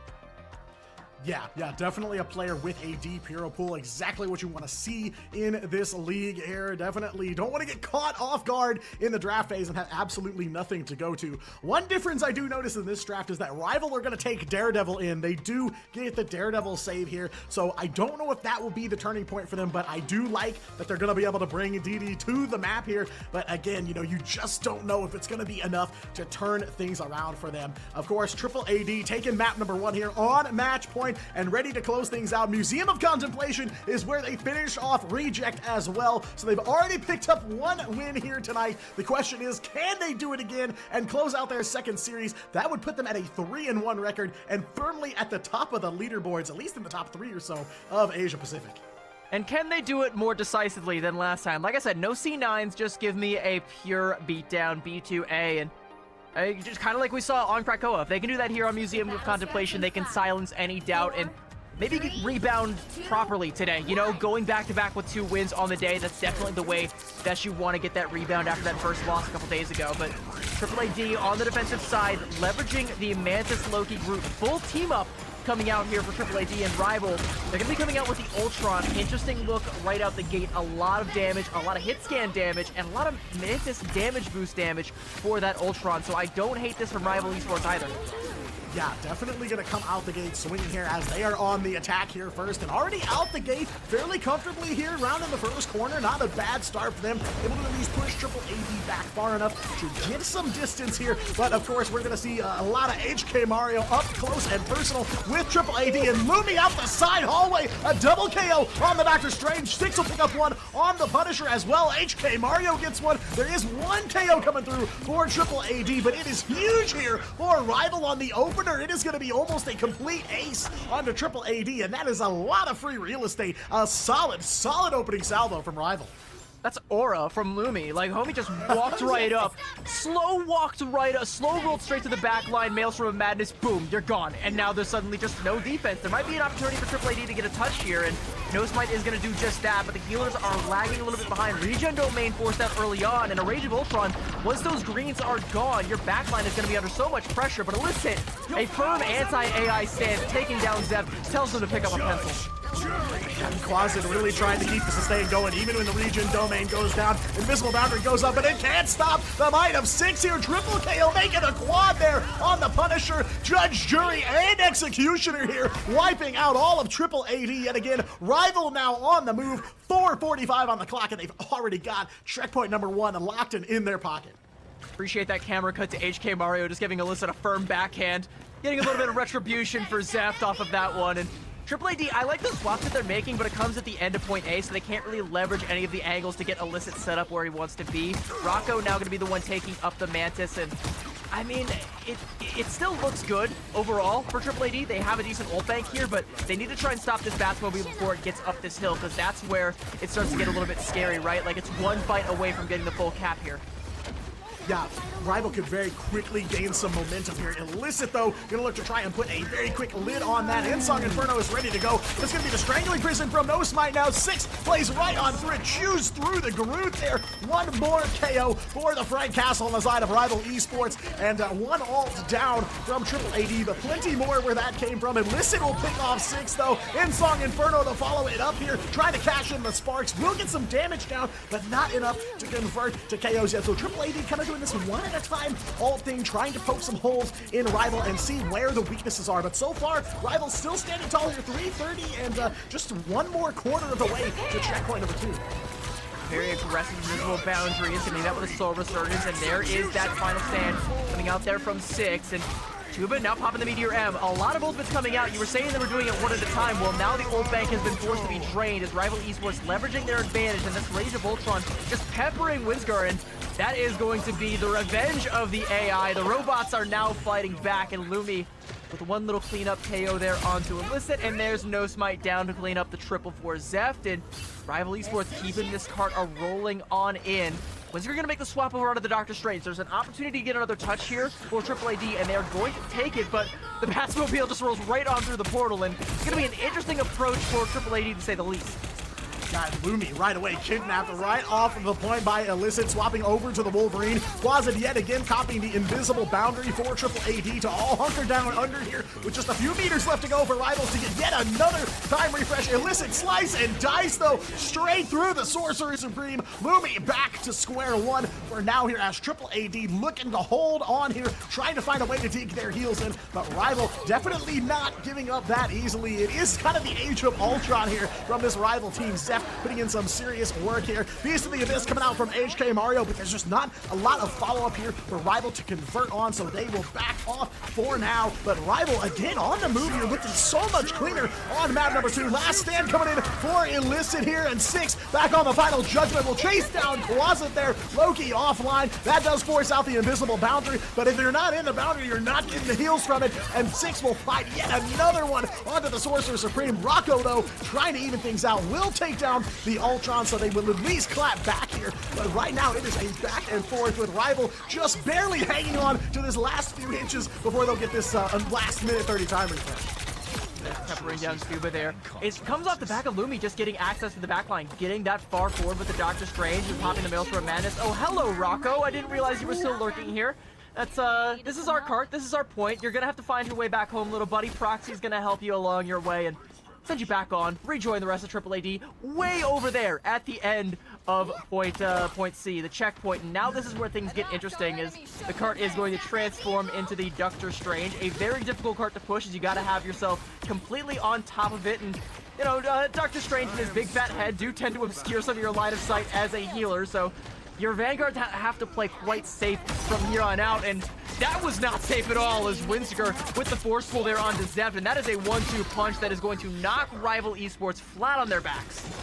Yeah, they will at least manage to pick up the Mantis, but feet not quite steady on the Doctor Strange quite yet here for Rival as they are looking for this last checkpoint here. You know, again, we saw Triple AD on this map earlier, but we did not see them play this far into it. Lumi coming in for the Eye of Agamotto will find Winsker, and they'll convert it into 1 KO. Maelstrom of Madness to finish off the invis here. Quasit goes to the spawn room, courtesy of the Rage of Ultron from Zept as well. So picking up more KOs here is Rival, and with 1:45 on the clock and just half of a checkpoint left to go here, they are threatening to close out this map, but Illicit out of nowhere will finish off Zeph. Age of Ultron over here for Rival Esports as Triple AD trying to get a handle on this match, but I don't know, it feels like it is slowly starting to slip through their fingers here.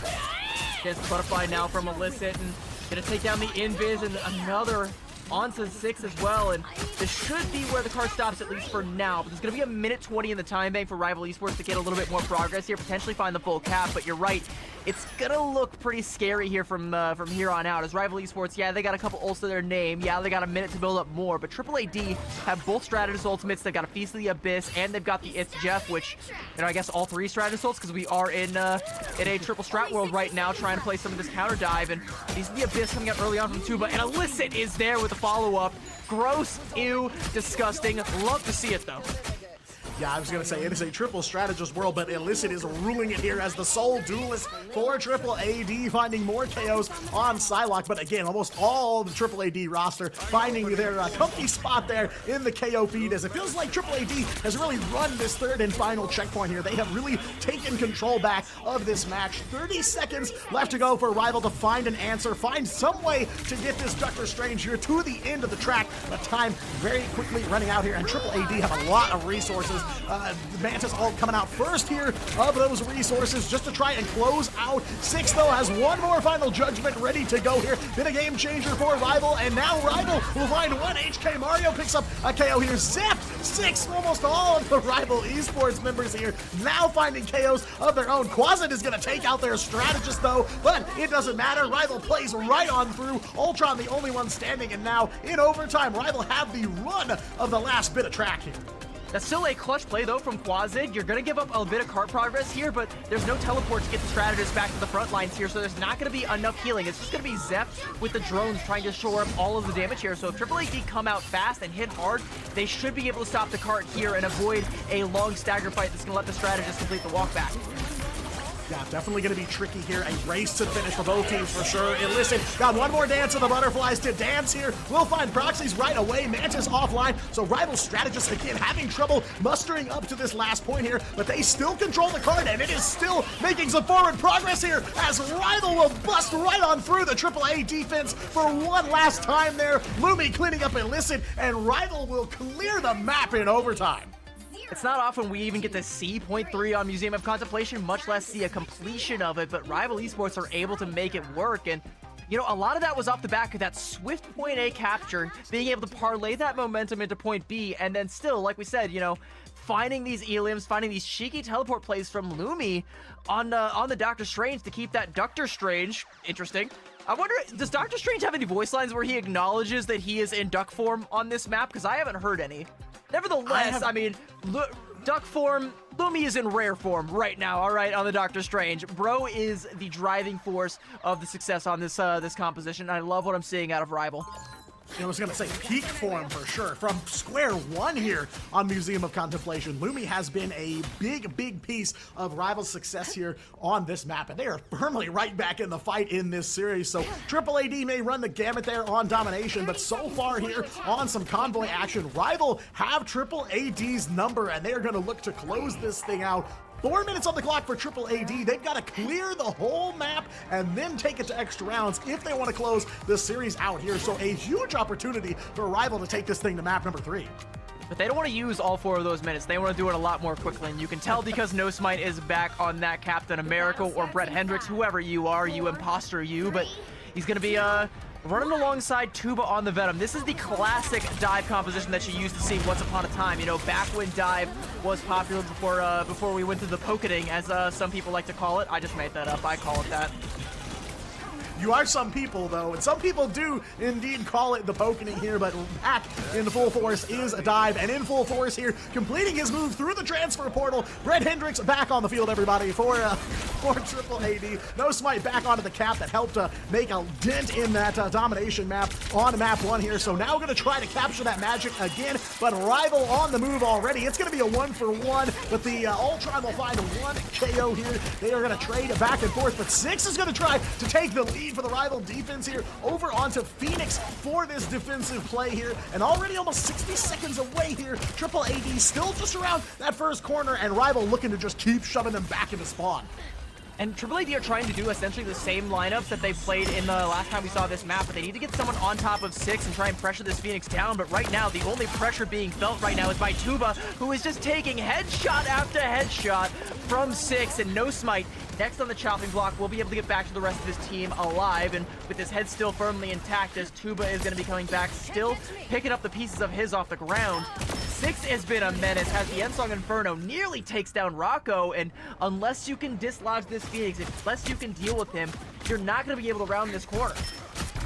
No, and that is really just step number 1 in the rest of this map here, but Illicit is going to try to make it happen here. 1 on the Psylocke, make it 2, and Tuba back with a vengeance will find proxies on the Mantis as well here. Make it 3 for the Psylocke as Triple AD will find the breakthrough they needed here. 2:15 on the clock as Lumi is revving up the Strange portal yet again here, and so many Doctor Strange plays from this Rival team here on map number 2, and looking to make yet another one here. Will go for the contest as half of Triple AD's time is away now. Immediately snipes down the invis as soon as the boundary goes up, and Liel will put up Rival's boundary now as Triple AD gonna dump the ult charge here. Every single ult they've got on the board, trying to break through, but only 1 KO so far coming through for Rival, and in fact it's a 1-for-1. Now No Smite on the Captain America will break through, taking down the Ultron, zapped back to spawn, and Listen will pick up another double KO here with just 1:30 on the clock, and Triple AD come up big here on the last point. Lumi does go for the Eye of Agamotto, will find Tuba, but they don't have the bodies to follow up on it, so Venom will stand here as a Triple AD under 1:30. They will find the breakthrough and are able to get that time refresh to stay in it. It's equal parts the Vibranium Energy Saw and Illicit's Katana that end up cutting Rival Esports back down to size on that recontest, but still a valiant effort nonetheless, and they're able to bleed out some of that time bank, but still nearly 4 minutes going into point B, but Triple AD have to keep their foot on the gas and keep this momentum going as There's going to be a Soul Resurgence waiting to try and slow their roll here. Proxies needs to be focused down. That ult needs to be forced out. And Alyssa, I think, might need to go for another assassination. He's been so good at finding them here. Can he find another one here in the neutral? And better yet, will he have access to Rocco with a headshot there, taking down Proxies? Never mind. No assassination needed. Just one quick clean snipe. Yeah, Rocco and Illicit now after that first checkpoint clear. They are coming up big. Triple KO for the Psylocke on the side of Triple AD now as they are on a roll here. That's a double for No Smite as well. Multi KOs left and right for this Triple AD team. The Triple A, of course, standing for the triple KOs. They've been picking up all map long here as they are on an offensive tear. 250 on the clock, and they are definitely picking up some momentum. And I think that shot from Rocco earlier denied the Soul Resurgence from coming out, because look at Proxy's ult charge. It's back down to 76%.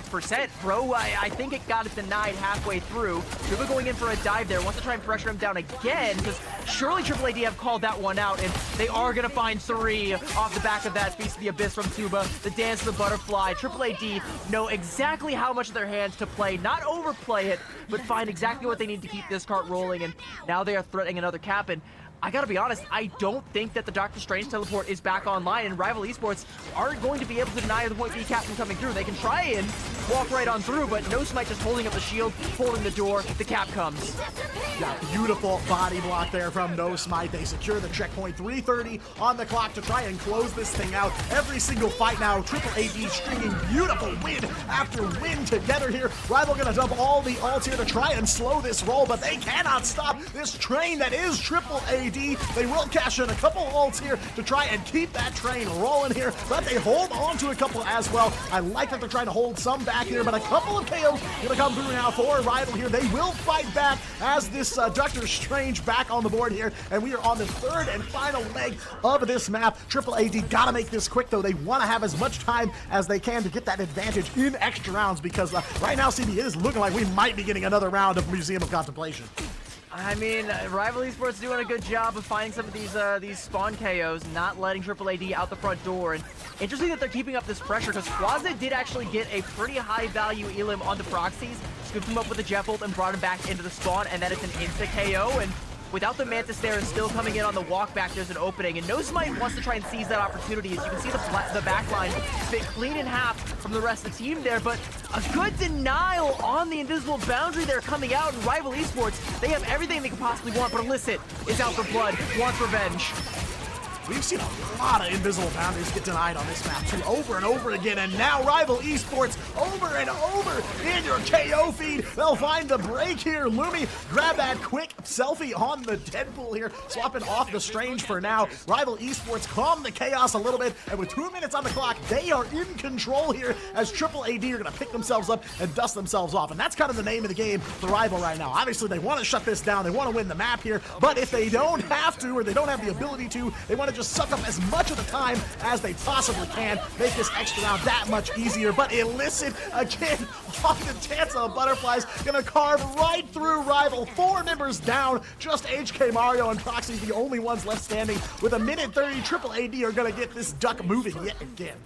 Yeah, but they gotta use that and the Jeff ult just to do that much. I mean, I was half expecting Tuba to even invest the Feast of the Abyss just to make sure that if a Strategist Ultimate was online, which thankfully it was, and aside from the Rage of Ultron, that you'd have the anti-heal to be able to help Illicit burst through. Thankfully, you don't need that. You can carry it forward, but you don't really have anything to follow it up with now. So my question is going to be, how do you keep this pressure going? You only have a minute to try and do so, and you don't really have a lot of good tools coming up online. Maybe the Freedom Charge and the Soul Resurgence can buy you some more time, but you need Alyssa to come up with another hero play, and Zeph says, no heroes today, it is only me. Once again, the Age of Ultron is upon thee. Not just only Zeph, but his rage as well there. They find a couple members of Triple AD. Zeph will get a running away Rocco as well, holding the Soul Resurgence there. And yeah, it does feel like Triple AD are kind of stuck in this weird situation with the ults that they have, because Illicit's playing neutral for now, trying to build up that Dance of the Butterflies, but they just don't have enough oomph behind the ults that they've got here. So gonna have to let it fly though. 30 seconds left to go for Triple AD to close out the last little bit of track here. We saw briefly that No Smite is nestled somewhere into the back line, and Rival Esports don't actually know where he is. They know he's back there, but they can't really do a whole lot about it, so they're afraid to spread themselves too thin, lest he go for a back tap, and now Silverturn's going to come out from both sides, and even playing ground as No Smite will rejoin the fray here. Feast of the Abyss now going to come out from Kuba. It's on to Proxy, and the Elim does come through. Good stuff, but it's traded up for Quasit, a strat for a strat. You gotta find more if you want to keep this cart rolling. Tuba taking down 6, that's what you need, and No Smite letting the fist fly, taking down 2 on the other side. Make it a triple there for No Smite, and that's gonna be enough to get this cart rolling again, but there's still 1, potentially 2 fights for Rival Esports to stop this cart. If they're quick, it's looking like it's gonna be 1 long stagger fight, but AAAD, I don't know if they have the tools to be able to get this the rest of the way. Alyssa coming up on this Dance with the Butterfly, but he needs it now. Yeah, this dance has to be absolutely huge here. Just a few seconds of overtime left, but a few meters left to go here. Race to the finish. HK Mario lets the Beast of the Abyss fly right off the bat here. Winsker on the invisible boundary, but the pick they did not want to see. Illicit taken down by 6 on the Phoenix here with just a couple of seconds of overtime left. Not what you want to see, and it is a long walk back at the very end here for the attackers. AAAD, no body, still standing on the point. No Smite trying to continue being the hero for the team here as Rocco will find the pick. That forces out a lot of ults here from Rival Esports. They're overhead with the rage, but on the ground, Quasit, Shark in the water with a second of overtime left. 6 will find 1 off the Insong Inferno. Will take down the Jeff here, but Red AAAD coming up huge here. They are all in the KO feed. It all turns blue here. And with just 1 second of overtime left, HK Mario, the last one standing for Rival, but that symbiotic resilience can't buy him all the time in the world, and AAAD will send it to sudden death. They had no business doing so, though, by the way. They absolutely should have lost that fight, because not only was Illicit not there with the Dance of the Butterfly when he needed it to be, but so much pressure was coming out from the front line that the strategists from AAAD were completely forced back into a cubby where they didn't have LOS of any of the Vanguards, any of the remaining members of their team, and it is a miracle that there wasn't a C9, that there was still forward presence, and that AAAD were able to not only survive, but regain composure, come back, and then make a play before Illicit even pops the Dance of the Butterfly. Homie came back and did it in the neutral, found the elims he needed, and brought AAAD the rest of the way. Museum of Contemplation is not over. We have got a game on our hands, folks. We have got a map, and we have got a chance for both teams to get their name on the board here. AAAD could go 2-0 on the day, or Rival Esports could snuff out that hope and take us to a map number 3. Either way, I'm sat. Yeah, I mean, what a match. No matter how this map ends up here, you know, I swore up and down as soon as I saw Illicit go offline that it was over and we were going to map 3. So props to AAAD. Heads up play from them for sure. Their one duelist goes offline. They play right on through. But this is truly sudden death for both of these teams. They both clear the map in overtime, so all they have is 60 seconds to push this thing as far as possible. There are no time refreshes in extra rounds. So, yeah, I don't think I can think of a better term than sudden death here. Rival Esports on the attack first. AAAD, one more defense to try and close it out. No Smite getting swept up there on the high ground. Interesting angle, though. He wants to try and deny the high ground from the likes of Rival Esports, not let the Venom get up there, not let them stage a dive. He's under so much pressure and trying to be the sole survivor up there. Meanwhile, Tuba holding the fort down over here. Mag Cannon goes a little bit wide, but it's still enough to force Rival Esports back. They're playing a little bit scared. They don't want to be the first one to make a mistake and have AAAD clap down on them, and even less than that, AAAD don't want to fall and give up too much of this card so that they can't match it with the timer when we flip sides here, but so far, a stalemate from both sides. Lumi not going to be able to ore farm this time around. Gets checked, trying to go for that flank play. Yeah, I like the tenacity there to go after the same play as before, but they were ready for it here. And yeah, one slip here could send the whole map sideways for either side of the board here. Halfway to checkpoint number 1 is Rival Esports as they are going to take it into overtime here. And now Illicit going to get on the board. 1 KO on to 6 to start things off here as AAAD are going to try to close it out here. No Smite picking up right where they left off last round. 1 KO for the cap here and looking for even more here. Actually chasing the Ultron down as he is low to to the ground here. Invisible boundary coming down for Triple AD, and Illicit again will find one. Ayamagamoto goes through, does stun the back line of Triple AD, but they will play right on through it, and that is the end of Rivals' run here. Halfway to checkpoint number 1 is all AAA has got to do to close out this map. And I want to say that's not bad for only having 1 minute in the time bank, but it still kind of feels like it's so easily achievable for AAAD. I don't know. With what we've seen on Museum of Contemplation all day long, I'm still not ready to call this a dub for AAAD. I need to see something quick and something explosive come out from them. Otherwise, I think Rival Esports still have a chance to hold this, right? Like, I think there is still that little bit of hope there unless AAAD really come out swinging. Illicit, though, on the defensive side was absolutely swinging with that Phoenix, finding so many shots onto HK Mario and even finding a headshot there onto 6, shutting down that Punisher play that would have come through. And I think that shot there onto 6 was what snuffed out the entire momentum of the attack. You can maybe point to about 1,000 other things because a lot of things happened in rapid succession there, but for me at least, being able to shut down that damage was what started the snowball rolling downhill and stopped the cart from getting around that second corner there. Yeah, I mean, I feel like with Museum of Contemplation, you don't see a lot of full-speed offense charges right out the gate where they get a ton of distance off the first play. It always seems like there's a big tug of war to start things off until offense can find a breakthrough. So it is kind of like every single meter really does matter because it can be a pretty slow opening on a Museum of Contemplation. But how poetic. Triple AD here yet again on a potential match point on Museum of Contemplation, looking to close this thing out, looking to prove that their win against Reject was not just a fluke. They have definitely shown some big plays here for sure, and No Smite is going to take the fight right to Rival here on the Captain America and let the rest of the team push that card on. But they are happy to take that fight to him. Quazid finding 6 there, and that is a no-go there. Losing out on your Deadpool that early on. He's got to make the swap over onto the Doctor Strange just to get the teleport play. There's still some room here for Rival Esports, but it is quickly dwindling. And even though they find the Elim onto No Smite, doesn't matter. He's Captain America, and his spawn is approximately 6 feet away. He'll be back, mark my words. Got Leo, huge pick on the invis there, shutting down Illicit for a few seconds, and when you only got 15 on the clock, those few seconds to respawn are absolutely massive. Most of Triple AD standing here on the point as the portal from 6 does come through with just 10 seconds left to go. Triple AD can see the finish line there. Overhead, I did see potentially an Ayamagamoto coming through, but stopped maybe. But now Triple AD gonna find the breakthrough here. Tuba on the Doctor Strange, getting 1 KO onto the White Fox here, trying to open that door to victory here. Illicit back in action, will find HK Mario. That's 2 members of Rivals shut down. Leo throws down the invisible boundary. That's the support ult they've got here. Soul Resurgence so close to being charged up for Rival, but they are picking off Triple AD one at a time here. Zeph goes low, but able to survive. Proxies, double KO on the Mantis here as Triple AD don't have too many bodies left. They've got a couple ultimates charged up though, so they've got some tools to try and stay in this overtime fight, but they have not made any progress yet. Rival has stopped them dead in their tracks. Ayamagamoto from Tuba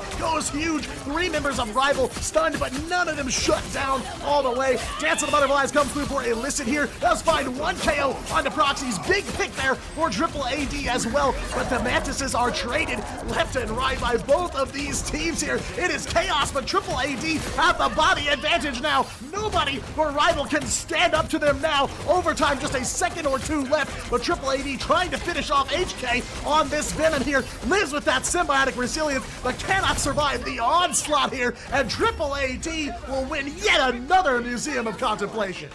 Full credit to Rival, though. They really made them work for it. Every single inch was scratched and clawed for, but in extra innings, 4-3 just barely will be the scoreline.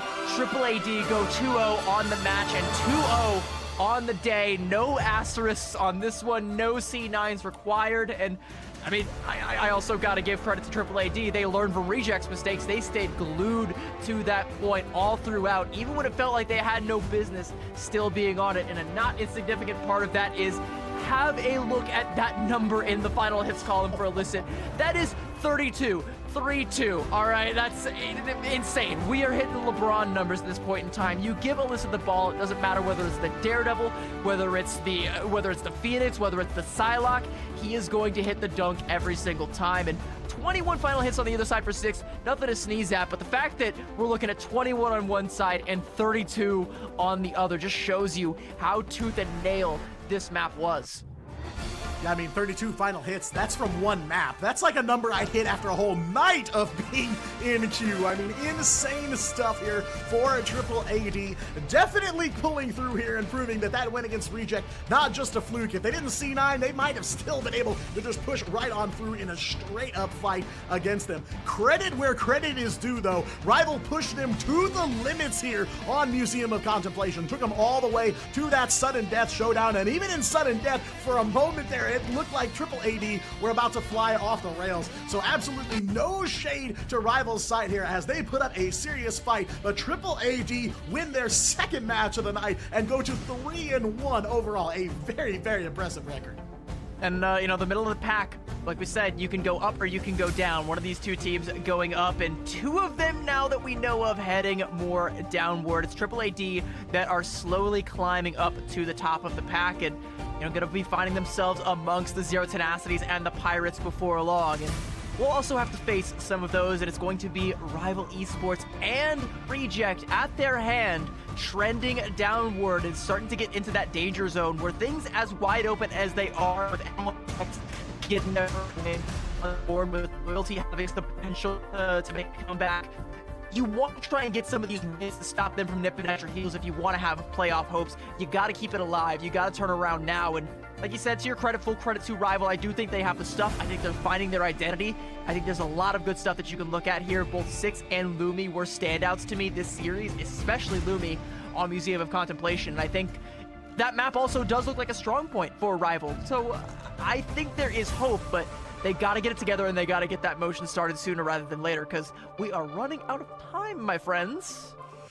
Yeah, I mean, week one almost in the books here, so not a lot of matches left on the schedule for these teams to turn it around. But seeing our Triple AD now lies in the standings 3-1, one of the best records in the region, you know, maybe not as daunting of a loss for a Rival to take here. I mean, again, that Museum of Contemplation so close, and I have to imagine, you know, if it was another team, there's a very good chance that Rival would close it out. So many just micro moments where it could have gone their way, and we could be looking at a map 3. So, you know, definitely 1 and 2 is what Rival stands at now. They're gonna have to turn things around next week, but, you know, a lot of bright spots for them. Again, like you said, Six and Lumi, definitely the standouts on that team, and it feels like they are coming together to play together a lot better. But again, it is Triple AD that'll take the win here, and we'll hear from them in just a moment. But what a night for this MRC qualifier team.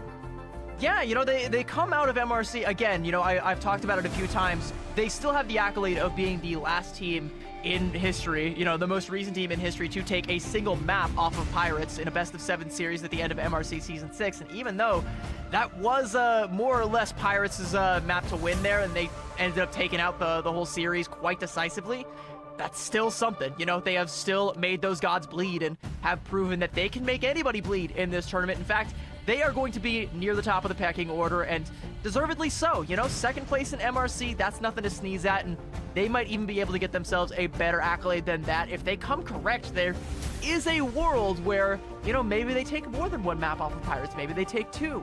Maybe they take 3. Maybe in a best-of-7 series in a grand finals, they take 4, and then, you know, they're no longer rocking that silver medal. They come in with the gold.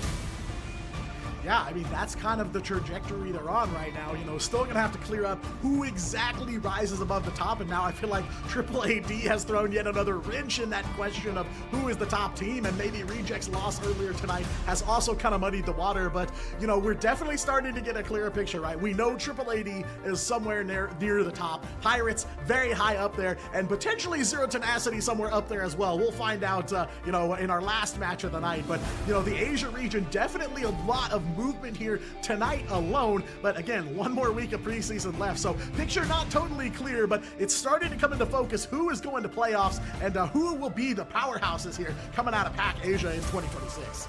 I kind of want to disagree because I don't know if the picture is any clearer after today. I think Triple AD have just muddied the waters. Like, so far, I'm coming out here with more questions than answers. Like, I kind of thought this would be, you know, more or less cut and dry. You know, the teams that we expect to be on top will come out on top. No, not the case. I mean, in this series, we kind of expected Triple AD to win just because we had a little bit more faith in them, and Rival Esports still had some question marks surrounding them, but we're starting to learn more about that roster. We're starting to learn what they are capable of, and For Triple AD, we're starting to figure out just about where their ceiling is and if they can continue to push that ceiling ever upward as they have today. And we will find out in just a little bit here. We do have an interview coming up, and Diatonic, I want to, I'm going to spoil it for the class here. You had a wish in the break that, oh, I want to talk to No Smite again. You're getting your wish, my friend. We're going to be interviewing No Smite as soon as we got him on the horn. Yeah, I mean, when we talked to him earlier tonight, he did say that he was not happy with his own performance. So, I got a question right at the front of my mind to start off the interview with. We'll see what he thinks about how he played there, especially that map 1 performance on the cap. But yeah, at the beginning of the night, this could have gone a couple different ways for Triple AD. They're coming away with a very successful night, a lot to be proud of for this team, but it could have gone a very, very different direction, a much darker path for this team here. But, they rose to the occasion. They took on the Asia partner team. They came out with a win. They took on another returning roster rival to Ignite here, and they took out the win with no questions on that one. So, a great night for sure. A lot to be happy with, but, as I think a lot of players come in with the philosophy, this is just week 1. Job's not done. Yeah, no, but I mean, it's got to be a weight off your shoulders, though, for Triple AD, because, we talk about how this night could have gone completely differently had they lost that matchup earlier today to Reject. Maybe this ended up being them coming in feeling like they got to make something happen, feeling like they got to get that win in order to keep themselves in contention for that top spot. And, maybe they slip up, maybe they make mistakes, maybe the pressure gets to them. That's not the world we live in. They got that weight off of their shoulders early on tonight and then came in, played their game, and they ran away with it. And I am so excited because we are ready. We have got No Smite on the horn once again, and we get to ask him all about it. Let's get him in here. Hello. Good to see you again. It feels like just a little bit ago. Hello. So, I want to ask, No Smite, how would you say your individual performance was this game? I think I did well when I play Captain America, I think, Yeah, your Captain America is so strong. I love to watch you play Cav. Yeah. Do you think it was do you think your performance was better than the match earlier today against Reject? Yeah. 100% sure. All right. Well, you said last time that Illicit and Tuba were your standout teammates. Do you think they are still your standout teammates this time? Yeah, they did well. I think, but everyone did well this match, I think. Yeah, I would say so too. Your whole team is so strong. In game 2, Museum of Contemplation, the last map, it was very difficult, extra rounds, your sudden death. How did you communicate during the last few seconds of the game? In last few seconds, we tried to calm down and try to stay alive and focus more. I think we focused more than enemy team, I think. Yeah, I could tell, definitely. It seems like you guys were so calm and collected, and yeah, very, very nice win. Such a strong team. I love to watch you guys play. Thank you so much again for joining us. It was good to see you again, and I can't wait to see you guys next time around. Thank you again. Goodbye, No Smite. Thank you. Bye. Bye.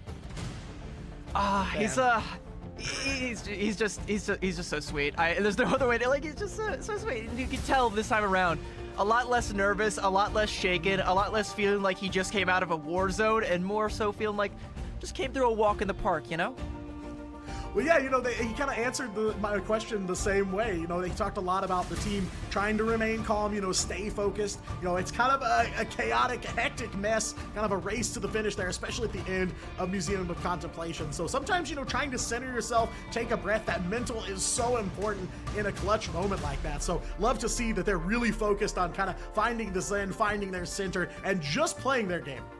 I agree. Sometimes just a little bit of meditation in the moment, helps you focus, helps you lock in. And I think you and I could probably use the same thing, especially before what is about to come. It's going to be our match of the night. Zero Tenacity versus Reject is on the other side, and we are going to take a quick little break to do as No Smite did, and we are going to calm down, and we are going to focus, and we will see you guys after this break. Don't go anywhere.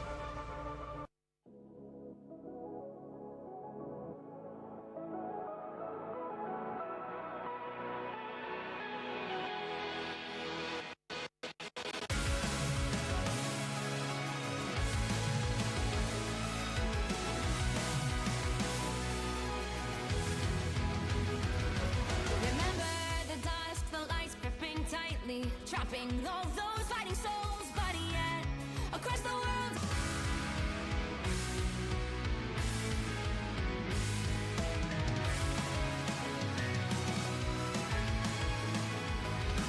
You see the dawn, the flames burning brightly, shining on those memories, and yes, across all time I see you turning the tides.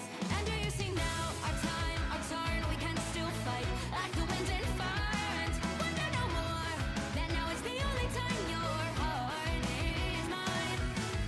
Light has fallen, darkness grows, and yes, we fight for our destiny and faith.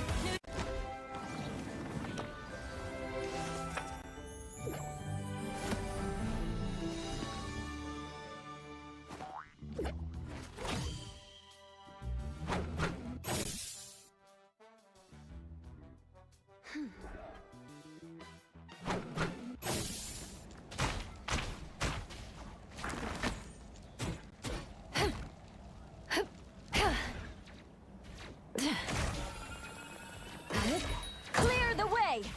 Feel the pull! Disappear!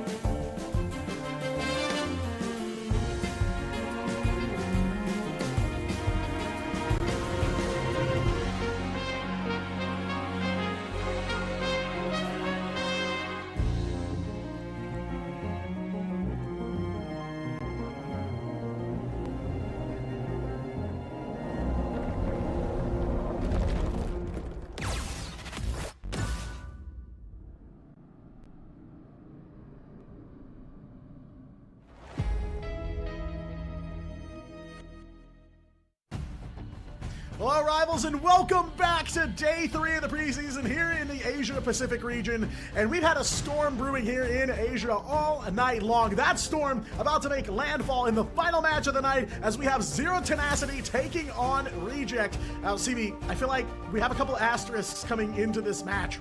You know, before the night started, I would have said this is going to be an absolute 3-map, no questions asked all the way to the end. But after Triple AD and Reject cross paths in the first match of the night, I feel like there's some questions on the table if Reject can stand up to Zero Tenacity here. Yeah, I've got a lot of questions, as a matter of fact, and I'm hoping that we get a couple of answers here. But, you know, even as far, you know, yesterday, right? Like, I after the result where Pirates beat Reject, I was like, okay, well, maybe this matchup isn't going to be the slugfest between the top two teams like we thought it was going to be. Maybe this was going to be Reject, you know, struggling to bounce back, needing that big dub against a big opponent. But now, after that Triple AD matchup earlier on, to me, this is Reject, you know, in desperation mode. They are limping forward, and there is an Avengers-level threat marching their way. They need to do something, right? Like, they need to get it together now or never. Yeah, and in case you missed that matchup against Triple AD and Reject, Reject took map number 1, but Triple AD battled back, and after a couple miscommunications and a couple of unfortunate capture point step-offs by Reject, Triple AD took that match, and now they face one of the strongest teams here in the Asia-Pacific region in Zero Tenacity. Some names you may recognize, not only from the Asia region, but also from the Americas region, coming in for this Zero Tenacity team. An absolute lights-out roster, really. A lot of strong players from left to right here on your screen. Yeah, I'm in love with this roster. You know, pretty much every player here is someone who I'm familiar with and who I am very high on. Exy was a hit scan prodigy when he hit the hero shooter genre, and if not for, I believe, a wrist injury, he would have hit heights that no one else has seen before, and I think he is still owed those heights and is helping to carry this team. And I shouldn't say carry because everyone's doing their fair share of the load, but helping to bring this team to those heights. You got Jerry, you've also got Bezer and Soko, like you mentioned, from the Americas region, previously playing on Ego Death and slotting into this roster quite nicely. And another thing that I love about this team is that they are one of the few mixed language rosters that seemingly work out pretty well, because all of the Korean players on this roster have history with mixed language rosters in the past, and it just kind of works. Yeah, 100%. And, you know, Reject, a strong team in their own right, veterans as well. Cannot overlook them or count them out because of the defeat at the hands of rivals or Triple AD, because there are some serious threats here, too. Of course, we talked earlier about Brownie on the Phoenix, a demon there on the hit scan. Of course, Yaki's Daredevil as well. We got to see some of that in action in the first series of the night, but that is going to be the question. It is all about the communication, because it feels like sometimes with comms, there were some misfires in that matchup against Triple AD, and they didn't leave someone behind to hold down the objective while the rest of the team chased their enemies off. So we're looking for them to kind of, you know, shore up a little bit, tighten up the roster, and work on those comms in this matchup, because they are gonna need it. This is a roster that is not to be trifled with in Zero Tenacity, and that is all gonna start on Burnin' T'Challa. I think that completes the circuit of the domination maps for us, unless there is another one that I'm forgetting. We got 2 Celestial Husks earlier on today, and then we get to make the tour, and I'm glad that we get to see all of them. We don't get to see a lot of Burnin' T'Challa these days, but when it comes up, it is always a treat.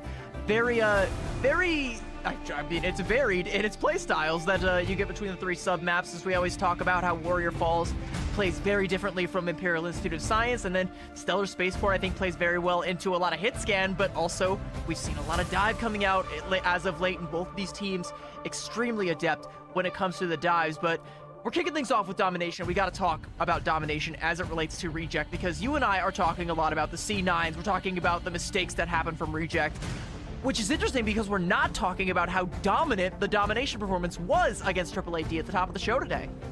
Yeah, I mean, there were no questions in that matchup about who was winning it. It was Reject's game to win all game long. Reject have done well on domination across the board. It is kind of their game mode. So, you know, I expect to see a very strong Reject right out of the gate. You know, Burnin' T'Challa, of course, does reward those teams that are versatile. You know, maybe not just a one-size-fits-all or one comp fits all 3 points kind of map, but definitely going to look for Reject to try and take advantage of their comfortability with domination maps. And that will definitely put them in an nice position against Zero Tenacity, because again, this is kind of a no-nonsense game here. This is one that Reject really needs to win.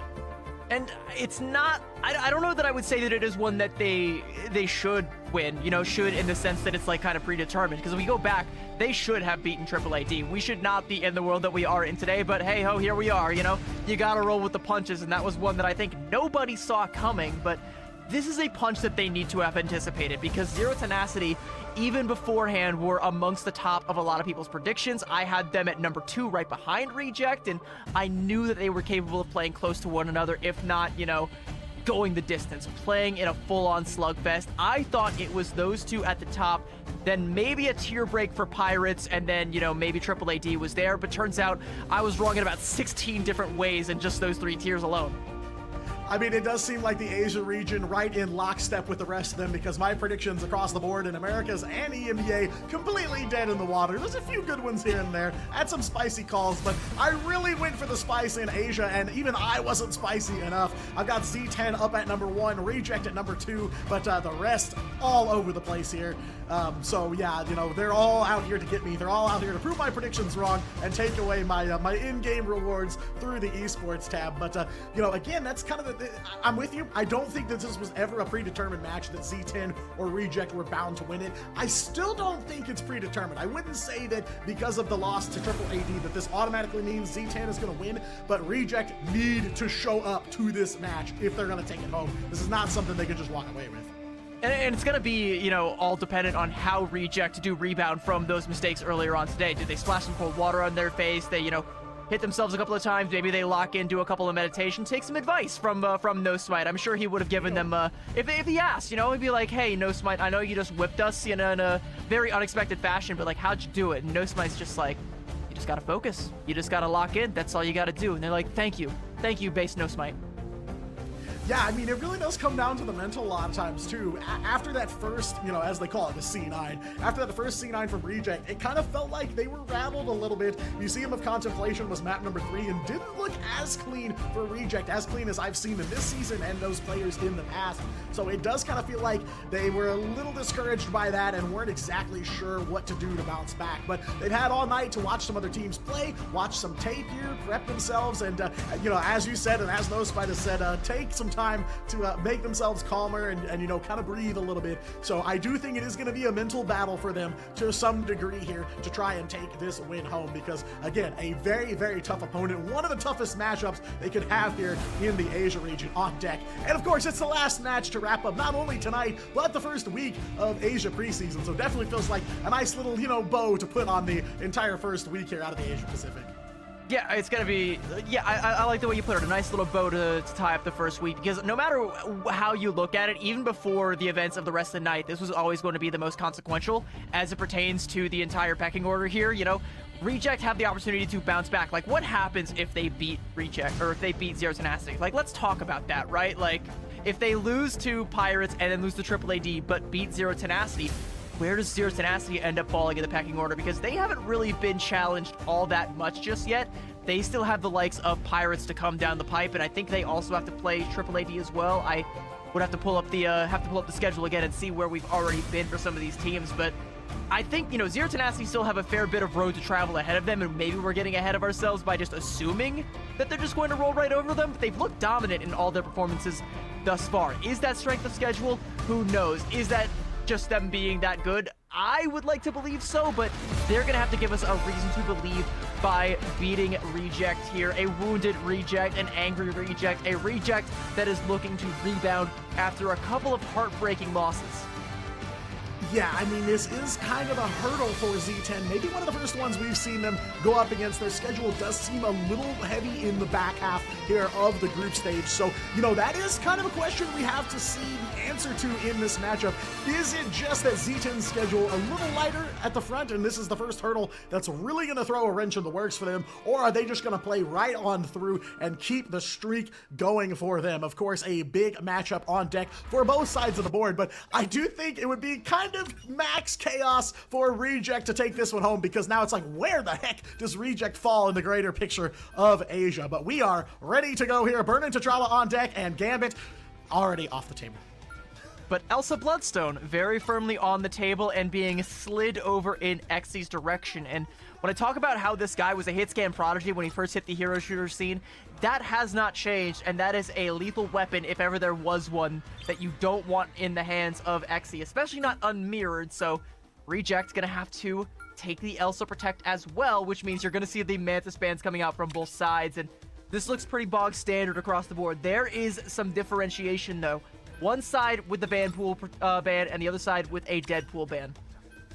Yeah, I mean, it is all high value targets here in this draft phase. One-sided Vanpool gonna go over to the side of Reject. Piggy already hovering on that Deadpool, so they do get away with that one. It is gonna be a big duel between monster hunters here across the board as this match plays out here, so look out for those. But yeah, it does seem for the most part kind of bog standard stuff here. Jeff ban comes through though from Z10, so we're gonna take away some crazy Jeff stuff you can do, especially on like Warrior Falls. I know is a great point for Jeff.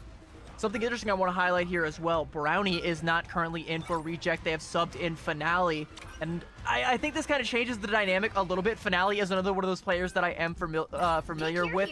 Usually a duelist player, and will be picking up the hit scan as well. Looks like he's going to be the one stepping up to the plate to try and best Xe in this exchange. We'll see if he's got what it takes, as Yaki is hovering the Ultron, and we talked a lot about how, you know, if you have the Mantis Band, the Ultron does work as a good stand-in, because you kind of get those damage boosts with the drones nowadays, plus you get the benefit of the passive healing over time, so it's a great way to pocket your Elsa and make sure she is doing maximum damage as if she needed it.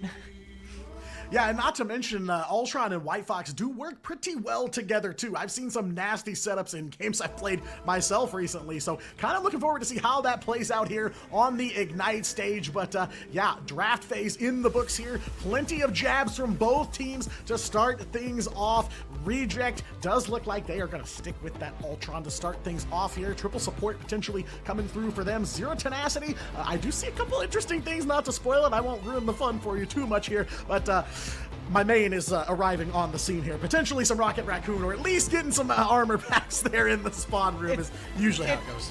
It's probably just going to be some armor packs. I don't think Baser is going to be sticking on the rocket, but I don't know that I would have predicted the strat pool coming out. I guess if you can't, like we talked about it, sometimes you can't play the Van pool, strat pool is the next best thing, and Baser, I think, you know, known for their Gambit, will be just fine on that strat pool.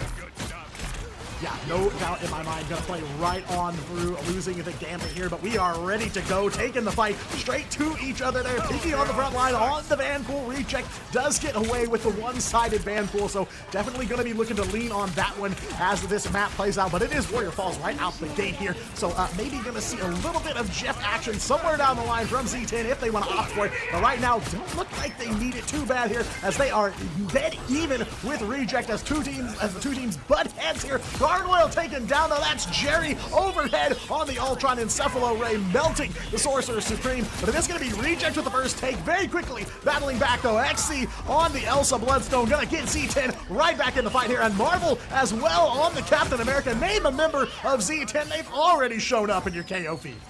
And Marvel showing up as the poster child for Marvel, and you work so hard for that 5% there, Reject. I hope you enjoy that, because if Zero Tenacity has their way, that is all you are going to get. Baser, I also like the Deadpool, the Genji skin, you know, sticking it to the other partner team, saying, oh, we have a preference in this house, and my friends, it is not you. By the bundle, says Baser here, starting off. Zero Tenacity taking a very early lead. Jerry already got a Rage of Ultron ready to go. Yaki's got one online as well here. So we're going to be seeing dueling robots against each other here as Z10 off to the races here on the high ground, battling it out with Reject. Full force here as they are full sending it. Yaki's got Rage of Ultron going down as well, raining down some damage here, while Z10 going back to the point here just to try and shore up some defense as they are hitting that 50% mark here. And now from Xe, the Galartrox coming out, Apex Predator, and a very nasty place to drop Apex Predator, because you can send that Galartrox right over the edge, and most of your opponents with it here. Reject gonna try to capitalize a little bit here. They do throw down the boundary. Gargoyle's got the Eye of Agamotto, does come through, and Reject will find some KOs here, but Baser gonna try to fight back on the strat pool, does find Finale, so one KO coming through for them just to try and even things out, but Reject gonna go ahead and empty the bank account here. Last couple ults gonna get used up, and that will get them a retake here, potentially, if they can finish off the last member. That's Soko going back to spawn, and that is a retake there for Reject. I mean, they do drain the bank account, like you said, but Zero Tenacity were trying to go ban for ban there, so both teams completely emptying the ult bank, and I guess gonna have to take this next fight on credit card if they've got one. Jerry and Yaki both in too close to that Rage of Ultron, but outside of that, nothing coming online anytime soon. But thankfully, Reject can get themselves on the board, get control over this choke point, and at least for the time being, for this neutral phase, while everybody is poking, trying to build up to something, they can start to amass some of that percentage. And luckily, they were able to stop the clock at 78% for Zero Tenacity, so there is still an opportunity for a retake, even if this first defense falters. Yeah, can definitely break through here, even without the alt game advantage here. Fighting in the tunnels above Warrior Falls, though, and it's going to be one more KO from Piggy, and the selfie, the level up, ready to go. Deadpool online for Reject here, and putting in some work. Rages of Ultron back online, and both of them going to fire here. With Z10 going to pick up one KO. That's Xe on the Elsa yet again, finding one more notch in the Monster Piercer here as Z10 trying to battle back into position to contend here. They will go to the ground there. Baser and Xe picking up more KOs, and they will pick back up the point. Reject cannot take the lead just yet. Late. Elim there from Exi onto Lastro, and an even later one onto Finale. Gonna be a strange TP potentially coming out from Gargoyle. He makes the swap, 88% and counting. There is time, and good place to set that one up, making sure no one denies it, using the Guardian Shield as well. Good stuff coming out. Gargoyle now from the high ground does have access to this Eye of Agamotto, but I don't see any good targets anytime soon, and Exi is lurking with that Apex Predator. Gonna go ahead and top it, catching on to one, but I don't think the Elim is gonna come through. Reject, gonna pop the invisible boundary. They want to hold strong. This is their last chance for Warrior Falls. That Artrox is not coming through so huge here, but Zero Tenacity gonna come up big. Eye of Agamotto from Gargoyle is good, does find most of C10, but they cannot convert on it. They don't have the bodies to do it here, and the bodies will fall here. Most of Reject taken offline. Overtime ticks away, but not quite yet here. One last stand from Reject, and Zero Tenacity will take Warrior Falls. Zero Tenacity did not want to give that one up at all, though. They popped 4 ults in that fight. You know, we only saw, I think, 2 of them actually happen. We saw the Apex Predator and we saw an Eye of Agamotto, but the other 2 went unspoken. There was the Freedom Charge that ended up coming out from Marvel, and I'm not quite sure if it was, no, it was the Invisible Boundary from Windy that came out as well, so Zero Tenacity drain the coffers again just to be able to hold on there, and that does give Reject a little bit of breathing room coming into to Stellar Spaceport. They're gonna have the Kumiho Unleashed and they're gonna have the Apex Predator before Zero Tenacity have anything they could potentially use to parry that one, save for Bazer's ultimate, because both sides are gonna have Deadpool ultimates lickety split, especially after the upgrades from the previous map. Yeah, not to mention Rage of Ultron won't be too far behind there either, as that one's a quick charge, but Shunghoon gonna go over to the Luna Snow for now. Jerry gonna stay with the Ultron, but yes, Shunghoon over onto the Luna Snow. Back open once again though, ready for a fight here. Stellar Spaceport on deck now. Soko looking for the Strange Portal to get things going early, right on the capture point here, as Zero Tenacity gonna keep the pressure on here. Metal back to the metal, as they're gonna take the fight right to Reject here. The Reject have the ulti-con advantage. Z10 gonna go out aggressive to start things off here. Gonna try to lock down this mission area before it can even come online. Reject holding the ults for now, have to imagine, looking for a better opening, not wanting to just let those things fly. But Baser's got the Deadpool ult ready to go here. Lastro does go Kumiho Unleashed, but Zero Tenacity dropped down some damage and sent it right back to White Fox Form here. The rest of Reject's ults coming out now. They will find Marvel. Finale will finish them off to start off this second point, and now Reject gonna very quickly look for an early capture here. Jerry trying to even out the odds here. Rage of Ultron from both sides of the board. Yaki's got one up as well here, but Reject are just trying to get this last little bit of space to secure this point. Piggy will get right up off the Apex Predator and finish off Baser. One more KO for the Vanpool on the side of Reject here. Finale and Windy gonna trade for both sides, but Reject, I feel like, have more bodies here on the point, but they just can't find the confirmation here. Gargoyle Feast of the Abyss is feasting on the Invis. Piggy picking up 2 more KOs on the Deadpool here, but Zero Tenacity will just not give up. Marvel on the point on the cap, but he goes down, and finally the point goes to Reject. And there's a nice little selfie. Put that one in the history books to commemorate the Battle of the Stellar Spaceport, the one that seemingly never ended. Even when Reject win it, though, it feels like they lose because they use all of their ultimates, and it takes so long for it to end up coming their way. Zero Tenacity going to be coming in with both Vanguard ultimates in this next fight, so even though you're going to be building up to the Apex Predator, if it's not massive, it's going to be another long, drawn-out fight here, one that Zero Tenacity seem primed to take. Yeah, it just doesn't feel like those have come through so big here. Finale lets one fly here. Apex Predator yet again, but Jerry picking up one off the Encephalo Ray, sending Piggy all the way back to spawn here, as Zero Tenacity are gonna very quickly look to take control of the situation here. They're already making progress on that capture point here, but of course Gargoyle not gonna give it up that easy on the Venom here. Plenty of health and plenty of symbiotic resilience still left for them, but not enough to stop the Maelstrom of Madness there from Soko. Still holding the Eye of Agamotto as well here, as Reject again purge the bank account here. The ults coming down from Reject, but the KO's just not coming through for them, and they find themselves in this position again where Zero Tenacity are not giving up. They're not going down, but they are running out of ultimates. Eye of Agamotto for Soko is good onto the Luna, but they don't convert either here, and it is yet again another back and forth fight. Only difference here, Reject is in control of the point and over 70% of the way captured here, so Z10 gotta find a way to break through here before too long. Sunghoon was able to find a late KO there and is coming up on the Fate of Both Worlds, and that coupled with that Beast of the Abyss, you can damage boost that Beast of the Abyss and get an insta-KO off of that one, and that's something that Zero Tenacity have to be privy to, and even without that, it's gonna get us into 99% territory, so Reject, despite coming in at a disadvantage in that fight, have essentially ran the gauntlet all the way up, got themselves into one fight territory, and they just need to close it out. And Finale, with one shot between the eyes of Xe, looks to do just that, but Soko not gonna be outdone, puts Finale to justice, and this one is going to be another bloody one. Yeah, very quickly approaching this third point here as Reject trying to close things out. Beast of the Abyss from Gargoyle, but Marvel on the move on that Freedom Charge. Yet again here, they've got the Rage of Ultron, and Jerry's gonna let it rip here. Reject gonna have a couple ultimates here online in the middle of this fight, with Zero Tenacity just a hair away from the retake, and they will have it here. Point 2 marches on as Z10 take control of it for the first time so far, but they will slow it down now. Z10 in control of the point, and Reject gonna have to dust themselves off here. They got plenty of time to do so. Even still, Reject don't fully disengage. Gargoyle goes in, takes a bit of damage. Symbiotic Resilience forced out as well, and Zero Tenacity maybe trying to force a little bit more than that. If nothing else, they're able to take this choke point and force Reject back, and the longer they can do that, the more chance they have of matching that 99%. I like that the ult bank for both sides is still roughly even. You know, both sides have Apex Predator. Phaser's got the Deadpool ultimate, whatever they decide to choose. I think it's been the Pwnage Pound more often than not. Lastro with that Kumiho Unleashed. There's tools for Reject to get back into this, and just as many tools for Zero Tenacity to keep them from getting back into it.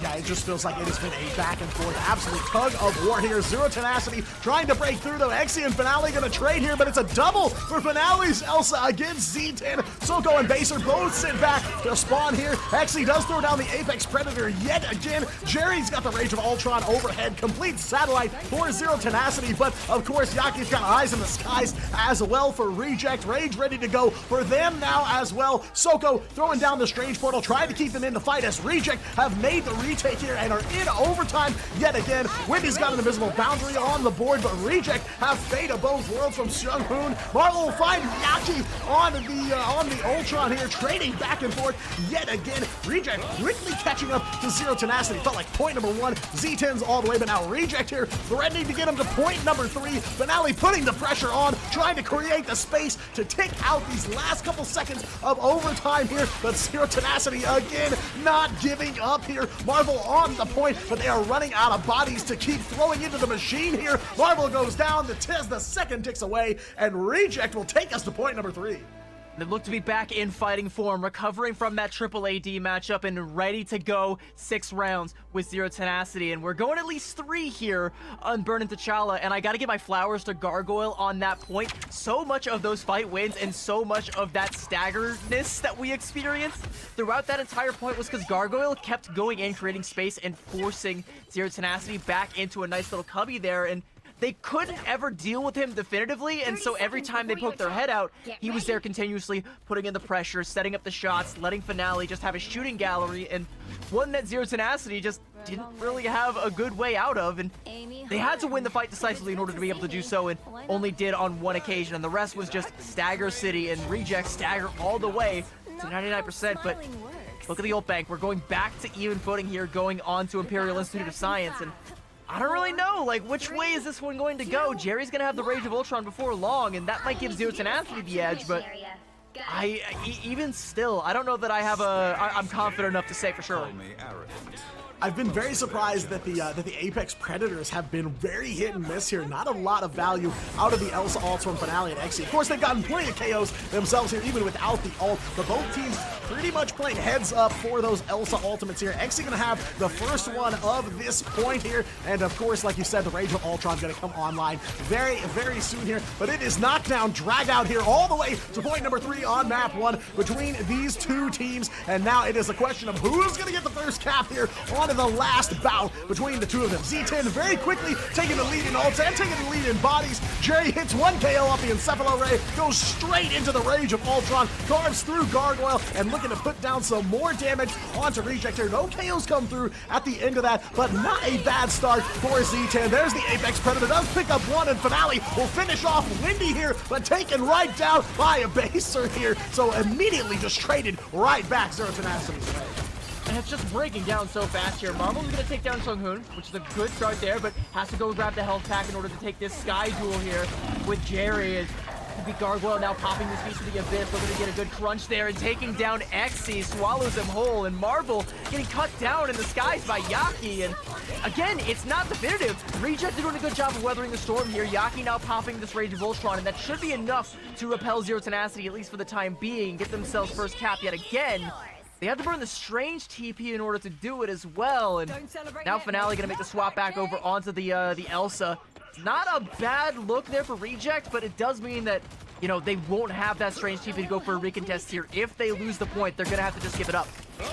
Yeah, maybe banking on this point being a long fight as well, as the last two have ended up being Marvel already. Freedom Charge activated to get Z10 back in the fight here. Fate of Both Worlds coming down from Stronghoon. Piggy will pick up one KO underneath that, forcing out all the ults that Zero Tenacity have. The Eye of Agamotto comes through, but no KOs coming out of that one, and the Invisible Boundary going to be down before too long here. So Z10 back to neutral, but Baser's got Deadpool ult and a Rage of Ultron in the back pocket for Z10 here. Xe and Finale again trading on the Elsa, one KO apiece. Gargoyle goes down and Marvel back to spawn here. But I noticed Gargoyle, same kind of thing. Once Reject grabbed this point, already pushing out, trying to put the pressure on and keep Z10 away from the point here. No chance to contest for them right now, right in Reject's face, trying to get this capture point away from them as Reject just past 50%. And Gargoyle is making them work for every inch, though, but it will be enough to find the flip. 55% is going to have to be good enough, at least for now, for Reject. Zero Tenacity want to press the advantage and build up that percentage with a little bit more stagger KOs. They're going to find two. Wendy taking down Piggy to clean that one up there. And Finale is getting caught out there. Zero Tenacity going in super deep. And this is a little bit rough now for Reject. Remember I said they don't have the Strange TP. Even if they did, the line of scrimmage is too close to their spawn in order for them to be able to use it. Sunghoon on a sliver of HP. Good freeze there onto Soko. Maybe a little bit of BM. Not going to be too consequential, but it is a moral victory for the backline of Reject. They're going to need a lot more than that in order to get themselves back on the cart, though.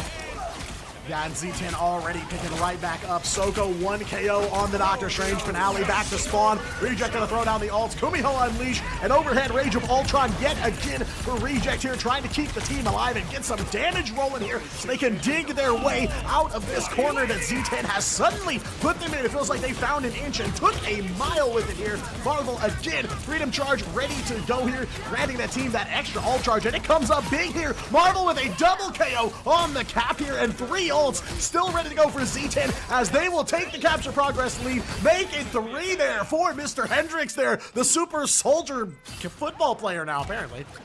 66% for Zero Tenacity, and they have now passed Reject and are getting into that one fight territory. And Reject, you know, they're coming back on some of these ultimates that you would love to see in a stagger sort of situation when they're in control of the point, but they don't have it. And Jerry gonna pop that Rage of Ultron, force them back into this cubby here, and still Marvel holding up the shield, being the bouncer, not letting them into the door. They've managed to tear the wall down entirely, which should create at least a little bit of breathing room, but 87%, there's no breathing room left on the clock. Zero Tenacity are going to prevent Reject from trying to get a touch if they can. Someone's gonna have to be able to get in there, and I think Gargoyle might have to be the one. 95%, running out of time. We gotta get the swing, we gotta get the touch. Please, not another C9. All right, I can breathe. Yeah, no C9 here. They are going to fight it out all the way to the very end here. Sunghoon does throw down the Fate of Both Worlds, but not enough to save White Fox or Elsa. 2 members of Reject already shut down here in overtime. Baser's got the ult. Wendy's got the Invisible Boundary, and they might have the KOs here to do it. Marvel will find one. Apex Predator comes down from Xe as well, and Soko and Jerry in the KO feed yet again here as Reject slowly going offline, and Z10 on point number 3 will take Burnin T'Challa. I think we got 2 key takeaways, at least from this first map here. One, Reject, like I said earlier, they're back in fighting form. This is not the same Reject that lost 2 maps to AAAD earlier on in the day. But the other thing is that Zero Tenacity are mean. When they have an advantage, they will press it, and they will suck the life out of you if you let them get away with it. So much of that was won off the back of Marvel, like we said here, and the rest of the team as well, just forcing Reject so far back that they have to try and play through them in order to even get the touch onto the point, and by the time they do, it's too little too late. They're already bleeding out resources. But again, I gotta go back to Gargoyle back on Stellar Spaceport. Like, man, that was perfect Venom play that came out from Reject on that point. It was enough to get them the sub-map win there, but not enough to carry them through once things opened up a little bit more on Imperial Institute of Science. That was all Zero Tenacity once they found that first flip.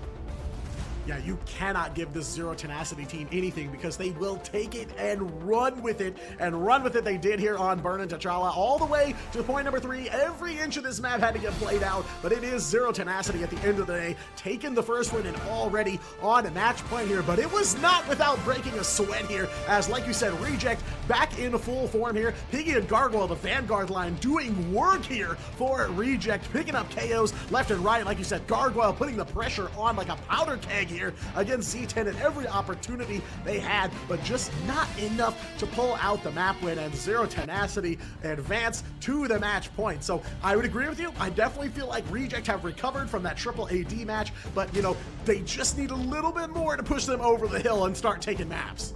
And sometimes that can feel a little bit rough, no, you know, like you've done so much work, you're trying to get back to the top where you feel like you should be, and you're just a couple inches short, and Zero Tenacity are taking those inches, and like you said, they are making miles out of them, but it feels like everybody on both sides is firing on all cylinders. You're seeing so many strategy results come up real quick, a lot of peel, a lot of good healing. There's one moment there where you know, the banhammer gets put onto Jerry in the middle of that Rage of Ultron, but the healing comes through, so even though all those extra beams coming out are misses, still able to heal up and live throughout all of it.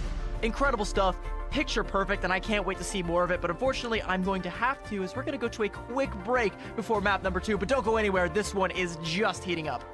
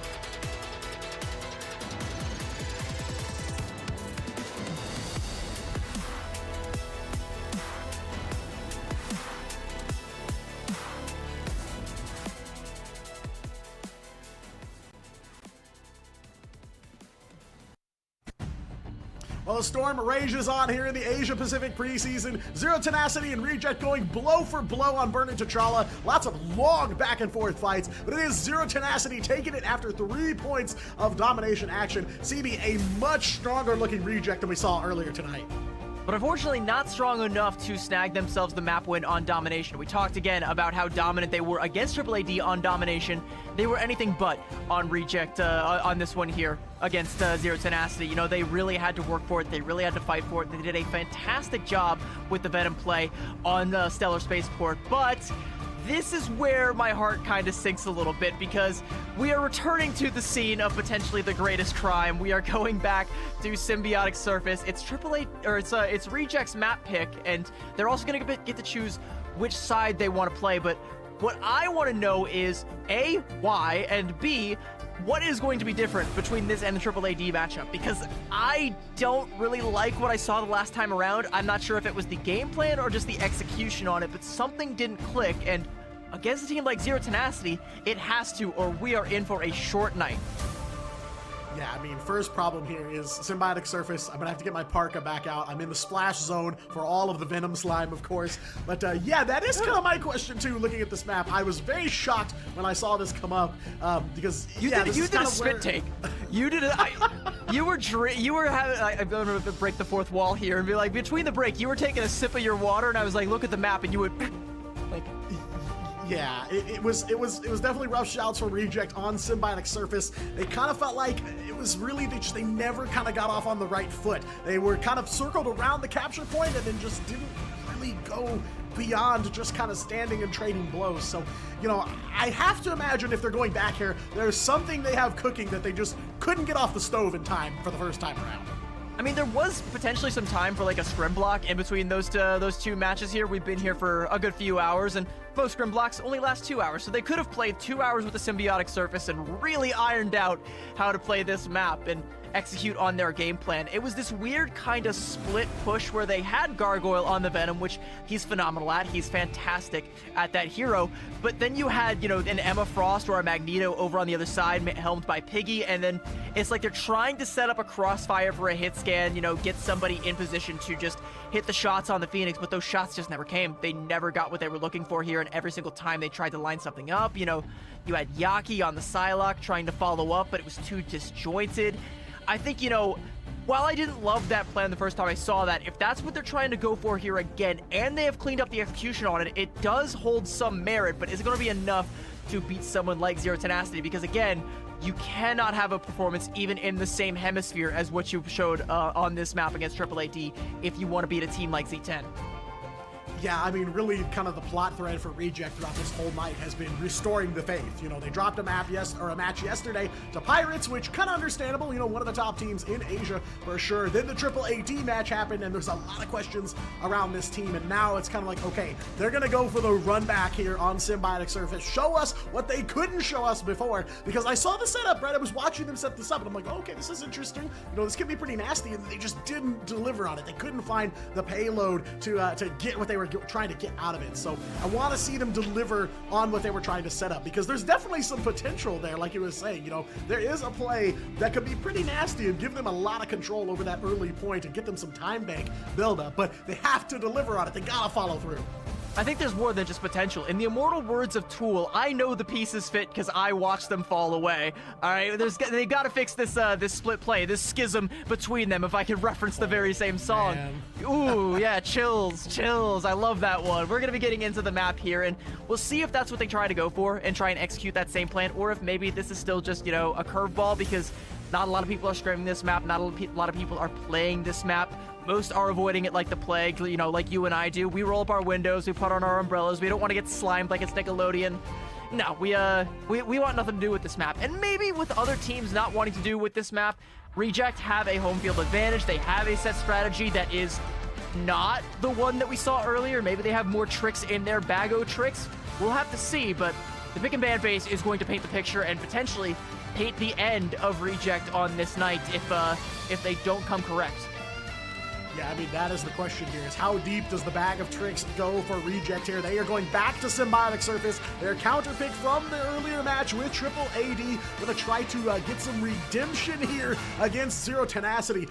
Of course, you know, this is a little bit of a different situation here. Reject don't have the early lead here. It is match point for Zero Tenacity, so no room for error here. Definitely seems like a risk, but we will have to see. I have faith here that Reject will pull something out of their hat to show us as we head back into the splash zone one more time for Symbiotic Surface. Once again, Gambit bans straight away. I don't know what else I can say about it.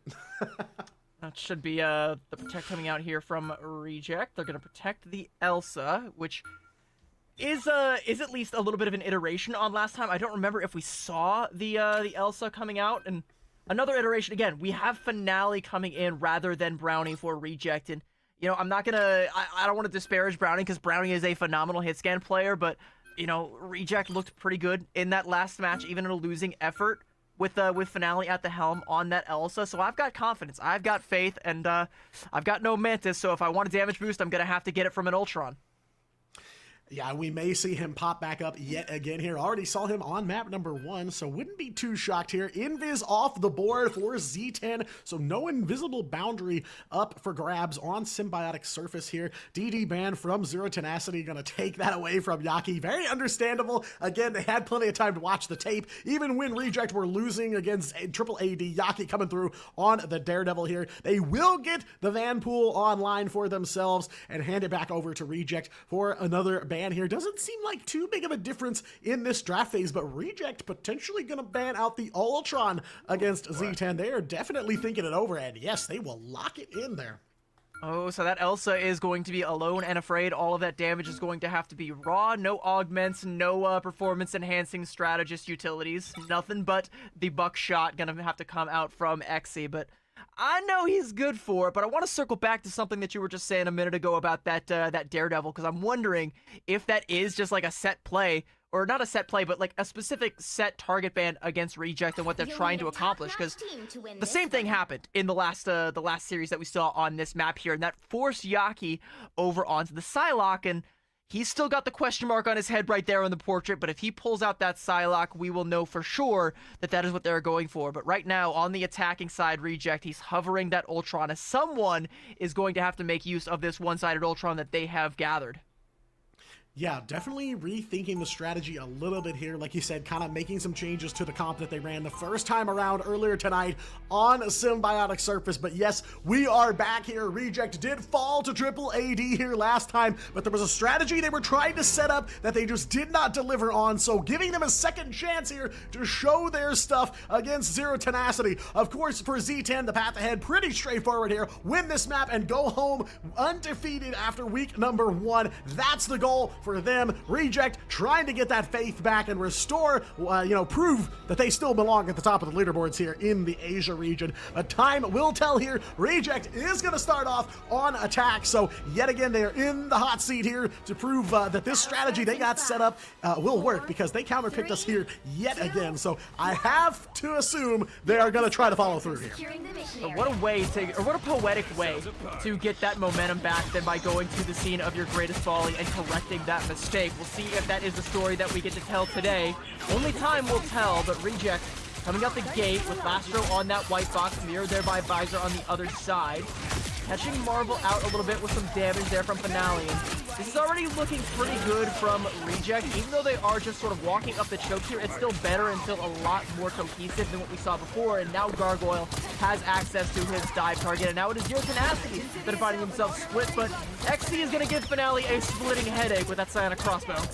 Yeah, just stuck up against the wall. No possible chance for strategists to get to him there, and just shot down in clinical fashion by Xe here to start things off. 60 seconds away, and yes, Reject definitely not looking as cold a feat as they had the first time around on Symbiotic Surface, but they are not quite to that capture point yet. Deadpool ults online for both sides of the board here to start things off. Reject on the move, but Zero Tenacity not going to wait around for them. They are going to take the fight right to him here. Both sides, Deadpool ults. Van Hammer's coming through for both sides of the board here to kick things off. But again, they are looking for first blows to be traded here. Reject does have some capture progress, so they are definitely moving faster than they were last time. One tick away as Yaki goes overhead for Rage of Ultron, while down on the ground, Z10 got a couple ults ready to go. Apex Predator, but Jerry is holding onto it until the last second. Will find Finale, though. Does try to sneak up on him, but cannot be snuck up on. Apex Predator does come down, but he is taken down very quickly there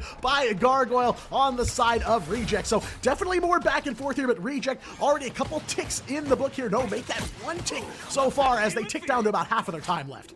I will say, small silver lining, 66% is greater than 65, so they have managed to get a little bit more than what they did last time around, but still not enough to secure that second tick like you said. But 2 minutes of the time bank, they could still get it done, but Gargoyle forced to pop the Symbiotic Resilience early on. Visor putting out so much pressure there. Gargoyle looking for the Beast of the Abyss, but I don't think he's going to be feasting on all that much. Sunghoon with that Fate of World, trying to keep Reject in the fight here as they keep this momentum going. Xe, though, Dance the Butterfly on top of Sunghoon is going to take him down. Lastro forced out of that Kumio form, and the Lartruck's now coming out It's so back and forth right now, but it looks like Reject are going to be dispelled here as Zero Tenacity restaking their claim off the back of some heroics from Exy. And Jerry, not to be outdone with some shots there onto his counterpart in Finale. Reject not going to be getting that 67%, I can tell you that much.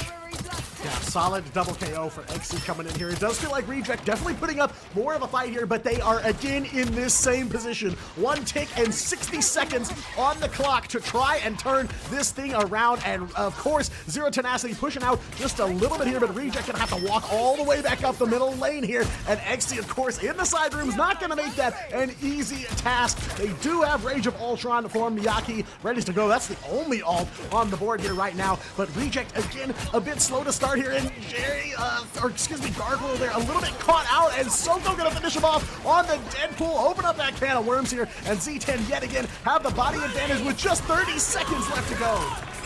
Oh, the Apex Predator from Jerry taking down Finale. 30 seconds left, just like you said, but it's going to be a stagger push, if that at all. Last year was going to die late there.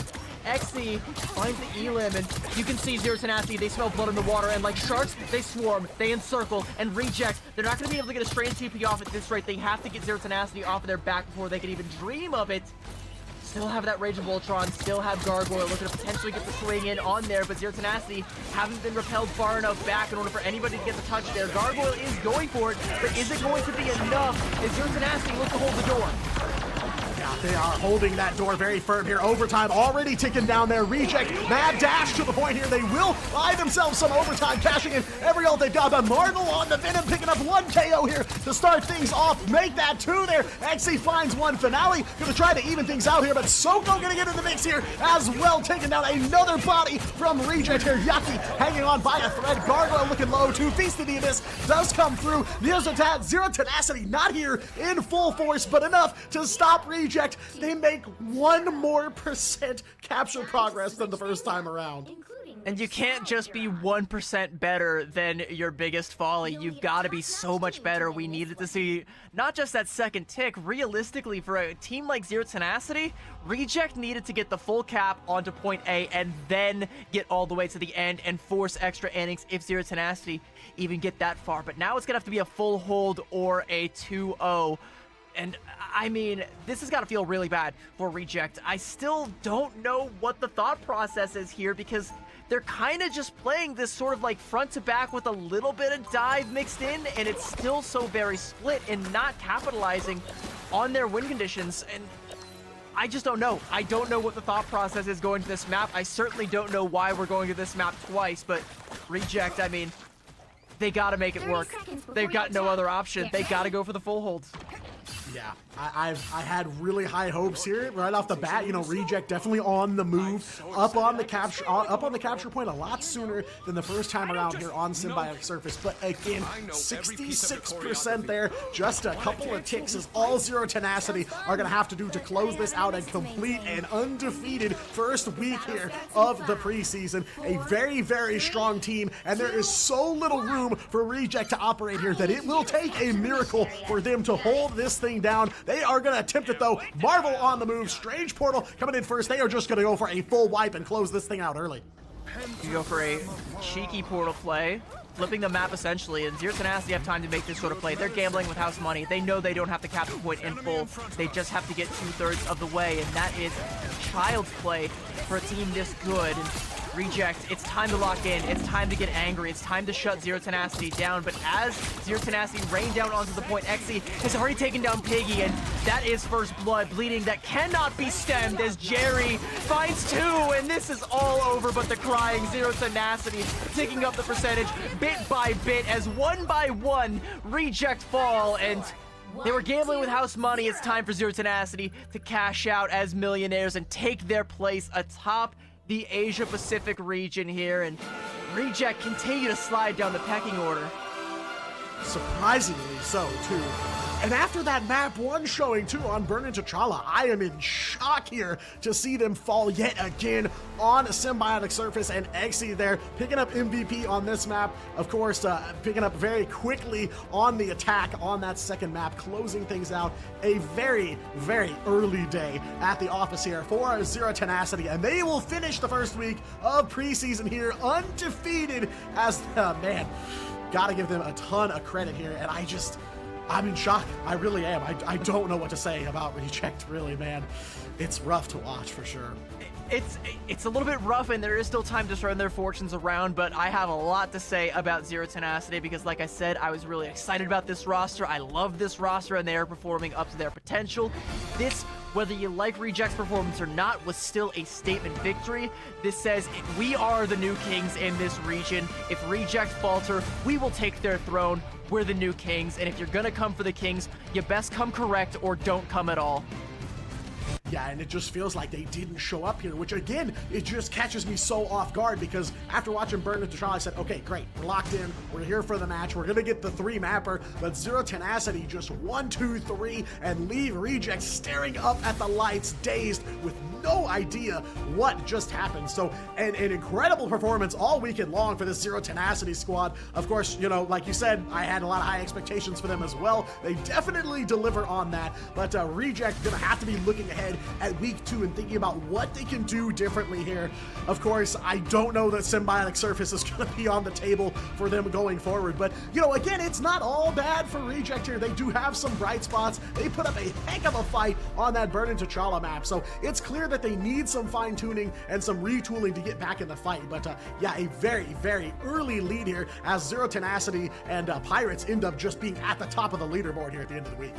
I think for Reject, speaking of the leaderboards, you don't want to slide too far down. I don't think their playoff hopes are dashed. And again, it is still group stage and there is still playoffs, and the seeding might not be exactly what they wanted. There is some time to shore up some of these pain spots that we're identifying for this Reject squad, reclaim that glory that was once promised to them. But right now, Zero Tenacity are just bathing in that glory, practically drowning in it. They are standing so tall and looking so good, looking so dominant, and now we can look to the future and see we have an inevitable Zero Tenacity versus Pirates matchup somewhere in the not-so-distant future that I think is going to deliver on every promise, as those two are now both undefeated, both have not dropped the map in this group stage thus far, looking strong, looking clean, and looking to stake their claim as the one single undisputed #1 team in this region. Yeah, I mean, there are definitely a couple of standouts. Triple AD has definitely made themselves a threat here. Right now, it seems to be somewhere between Pirates and Zero Tenacity, and yes, we will find out who stands above the other, and we'll find it out very early because that is the opening match of week 2. They will go head-to-head, so the question is, what do they do to prep for Pirates? Probably their toughest challenge yet on both sides of the board, really, for Pirates and for Z10. Gonna be an incredibly difficult match, but, you know, as we've seen here all through week 1, Zero Tenacity rise to the occasion in every sense, in every situation, and end up coming out on top. You know, definitely a little bit of faltering on Burn into T'Challa against Reject, but they come out the other end just fine, and they close out a very comfortable, breezy Symbiotic Surface. Completely out of the splash zone, by the way. No slime for them. I'm over here getting drenched in the park, and they're just, you know, cruising on through. And despite a rough weekend for Reject overall, I do think there is one person, or one entity rather, that has suffered an even worse fate. And you want to know what that is, Diatonic? It's my Preds. My Preds! Myself and everybody in chat are Preds. They are completely boomed. They are in disarray. They're all over the place. There's some of them hanging off the ceiling fan. There's some stuck in the gutter. What even is this region at this point in time? The playing field is so even and so level, but at the same time so chaotic that anything can happen, and nobody could have predicted that this would happen. No, definitely not. And, you know, again, like I said earlier, nice to see that the Asia region is falling in line with everybody else, because there have been so many surprises and so many upsets over this first couple weeks of preseason competition across the board here in Ignite. But yes, definitely some big surprises here out of Asia tonight. I mean, from top to bottom, really, you know, only a couple matches went the way that I thought they were going to go, and I just kept getting proven wrong time and time again. So definitely kind of repicturing how we look at the Asia region and the teams in it. But I think, at least based on what I'm seeing, no shocker to see teams like Pirates and Zero Tenacity be at the top of the leaderboard. Again, Triple AD definitely seemed to be kind of the wild card, probably the third one in that mix, but, you know, very, very solid performances all week long from all those squads. For the sake of my Preds, I'm banking it all. I gotta be batting 1,000 on OCE because every other region, I've got some things I can be smug about. Like, I called Team Heretics over Na'Vi and EMEA. Everything below that, though, I don't want to talk about it. Like, that's all a complete mess, and I'm sure a lot of other people's Preds are probably feeling about the same. Americas, you know, we talk about how Cafe Rose and FlyQuest have just completely ruined everything for everybody, you know, by just being, like, unexpectedly insane at random points in time in that region. Like, what even can you say? And yeah, like you said, Asia is more than following suit. The team that we thought would be the undisputed S-tier team, Reject, is now nearing, if not already in, the danger zone of not making it to playoffs. I still have faith that they will make it, but now you have Pirates and Zero Tenacity, which we knew would be towards the top, but not at the top, but one of them will be at the top, and then what is even between that? Like, who even knows how things are going to shake out between here and there? Like, I'm curious, who did you have as your top 3 in order? So my top 3, I actually have Zero Tenacity at number 1, so thanks, guys. Still possible. Much appreciated. That's better than I got. Possible. I had Reject number 1, so you already might be better off than me. I think I had Reject at number 1 until about 48 hours before Preds locked, and I said, you know, I want to get a little spicier with this. So I swapped those around. Z10 as number 1, Reject number 2, Pirates number 3. So my top 3, pretty close, I think, and Reject still has a chance to climb back up, but gonna be a tough mountain to climb. I don't know if I don't know if Reject are gonna make it back to number 2, though, to be completely honest with you. Sure, maybe they could make top 3 if they really lock in right now, but I think 4th at this stage would be a good place for Reject if they can make it there. They're gonna have to be pretty much flawless from here on out. Very much so, unlike my Preds, about as flawed as can be. And yeah, it's just been a crazy weekend. By the way, we're stalling for time a little bit. We do have an interview. We don't want to send you off without hearing from one of the victors, one of the new kings, one of the folks from the hierarchy. One of the members of Zero Tenacity. We have got Bazer waiting in the green room, having a little bit of technical difficulties, ready to load in. But as soon as they are ready, we will have them here for you. Until then, you know, you get to have a little bit more of the CB and Diatonic podcast. The Yapathon, if you will. Yeah, the yappening part too. You know, we get a couple of those in there. Comes with the job. Yeah. Well, you know, I was going to say about the Preds being so wild, you know, it definitely has kind of redefined how, at least for myself, I'm looking at the rest of the Ignite season. I mean, obviously it's preseason, a lot's going to change between now and stage 1, a lot's going to change between now and mid-season finals, but it definitely has taught myself, and I'm sure a lot of other people, that you can't just rely on the 2025 picture to look at what's going forward. You know, this is year 2 of Marvel Rivals Esports, and there's still a lot to be answered, a lot of fog of war over the entirety of the Ignite series. So, you know, a lot of questions still to be answered for these teams. A lot of things will change over time, but it definitely has made things very interesting here. Teams that I thought would be on top unquestionably are not so, and teams are coming out of left field to take big wins. So I love to see that. It definitely sets a really nice pace for what we're going to see throughout the rest of preseason. We still have a few weeks left for all regions to wrap up, and then onward into the rest of the year. I mean, it's going to be great stuff top to bottom. But it is insane, though, that, like, even the top analytical minds in the game, like me or like you, I just put myself first, you know, of course. I am the top analytical mind. But even, like, everybody across the board was saying, you know, like, X team would be on top, or it'd be like, oh, it would be, you know, 100 Thieves, no question. It'd be Reject, no question. I was so bullish on Reject coming into this one, and it's not the case. And who knows where we go from here? Literally anything can happen. Sure, it is just the preseason, and there's still plenty of time to lock in and come correct for the actual season proper. Get yourself, you know, a little bit more momentum behind you. Get yourself a cleaner win-loss record. Find yourself potentially on stage at a LAN event, looking at that trophy, ready to hoist it with your teammates. But, you know, we're not there quite yet, and for a lot of the people that we thought, oh yeah, you're the one for sure. I think the only team that still looks like that undisputedly is Virtus Pro, which, you know, not a great outlook for everybody across the world who is like, we gotta be the ones to dethrone those guys. They're too high and mighty.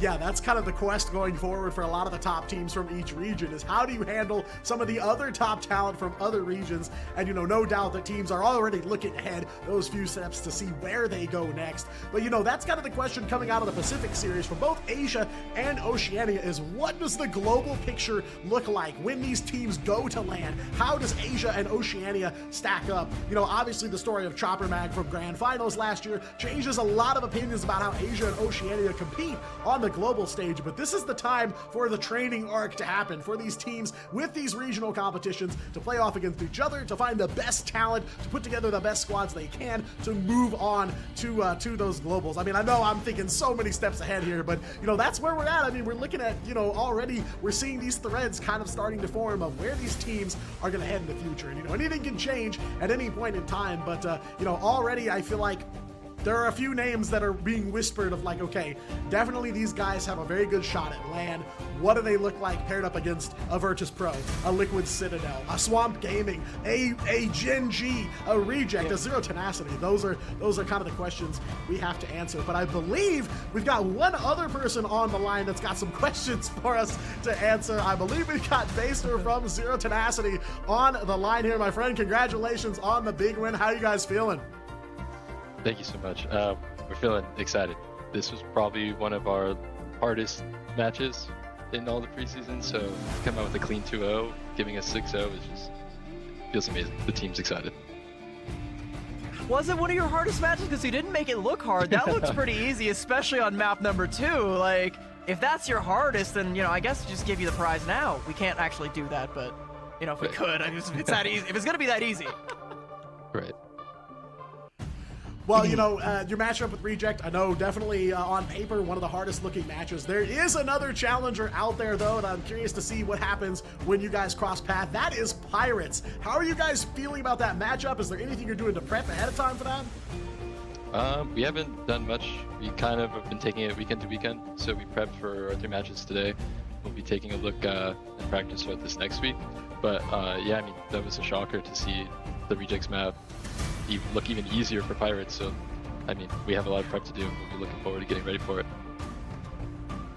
I'm looking forward to seeing that matchup. I think that's going to be the new marquee matchup here for the region. I want to, you know, since that match was so easy, though, I want to ask you an easier question. You know, you mentioned in the last interview that we did with you that you're currently you were boot camping with the rest of the team in Korea, and that it was your first time in Korea.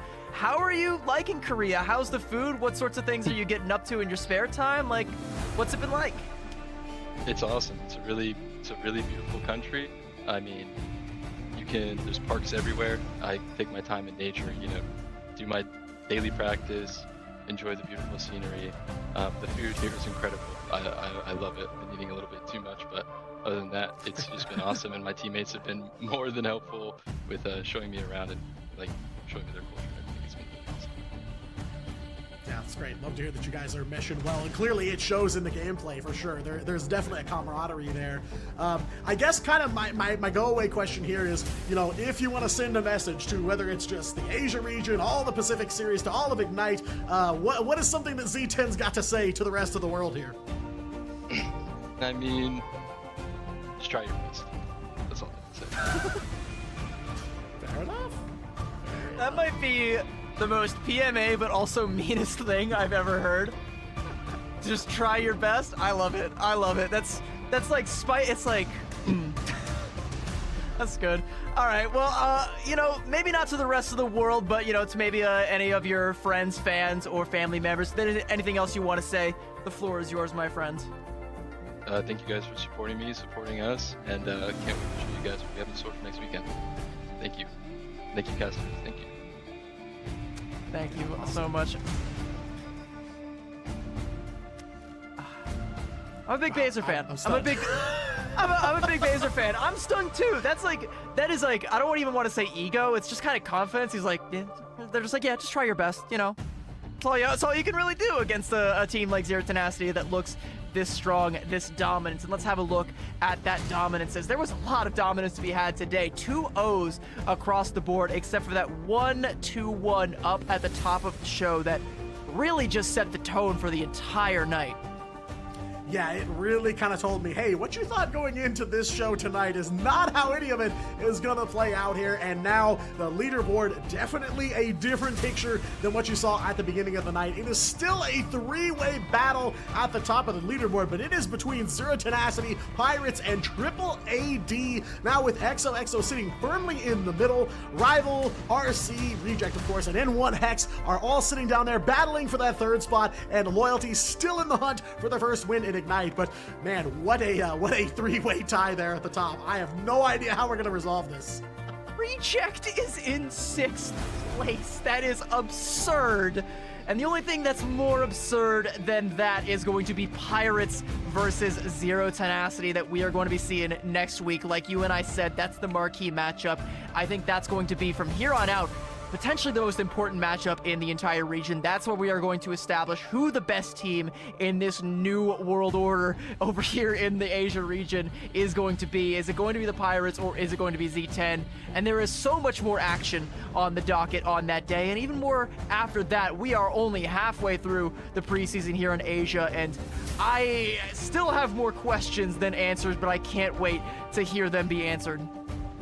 Yeah, I mean, still not quite sure exactly who stands the tallest here in the Asia Pacific, but we will find out throughout next week. Of course, before we go away, one last look in at what you can find if you boot up your Rivals client right now in terms of brand new content. Of course, gotta talk about some of the new costumes. Class is in session, and reality is about to be rewritten. At ESU, brilliance takes center stage. Rian Landau dominates every debate with precision and unmatched intellect, while Dr. Dan Kett turns every lecture into a masterclass in bending the impossible.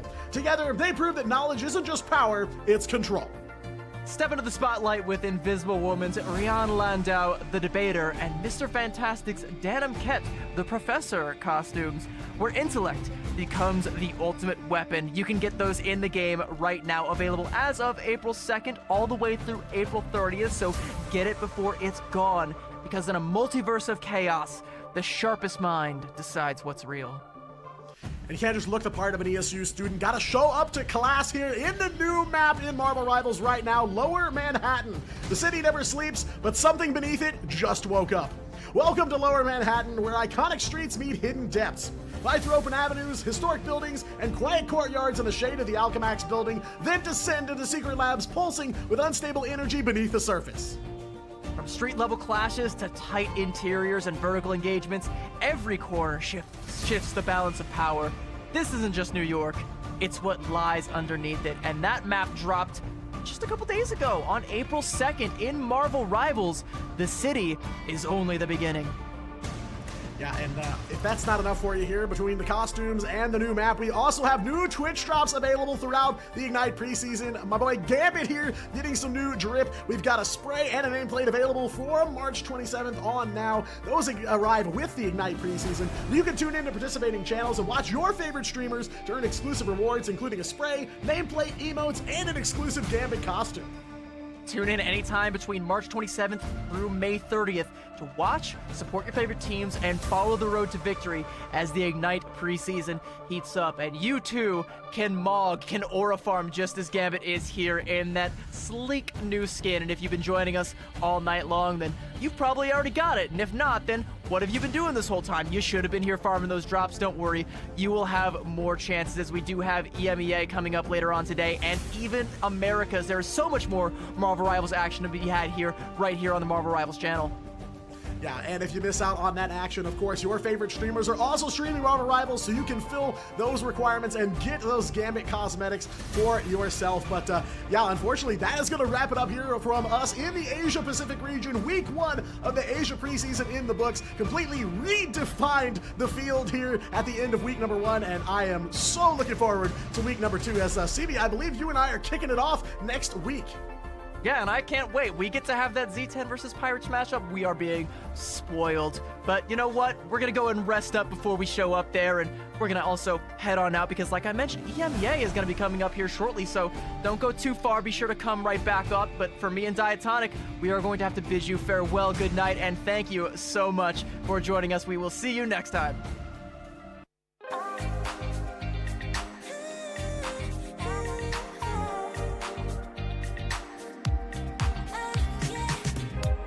한껏 더 높이 날아올라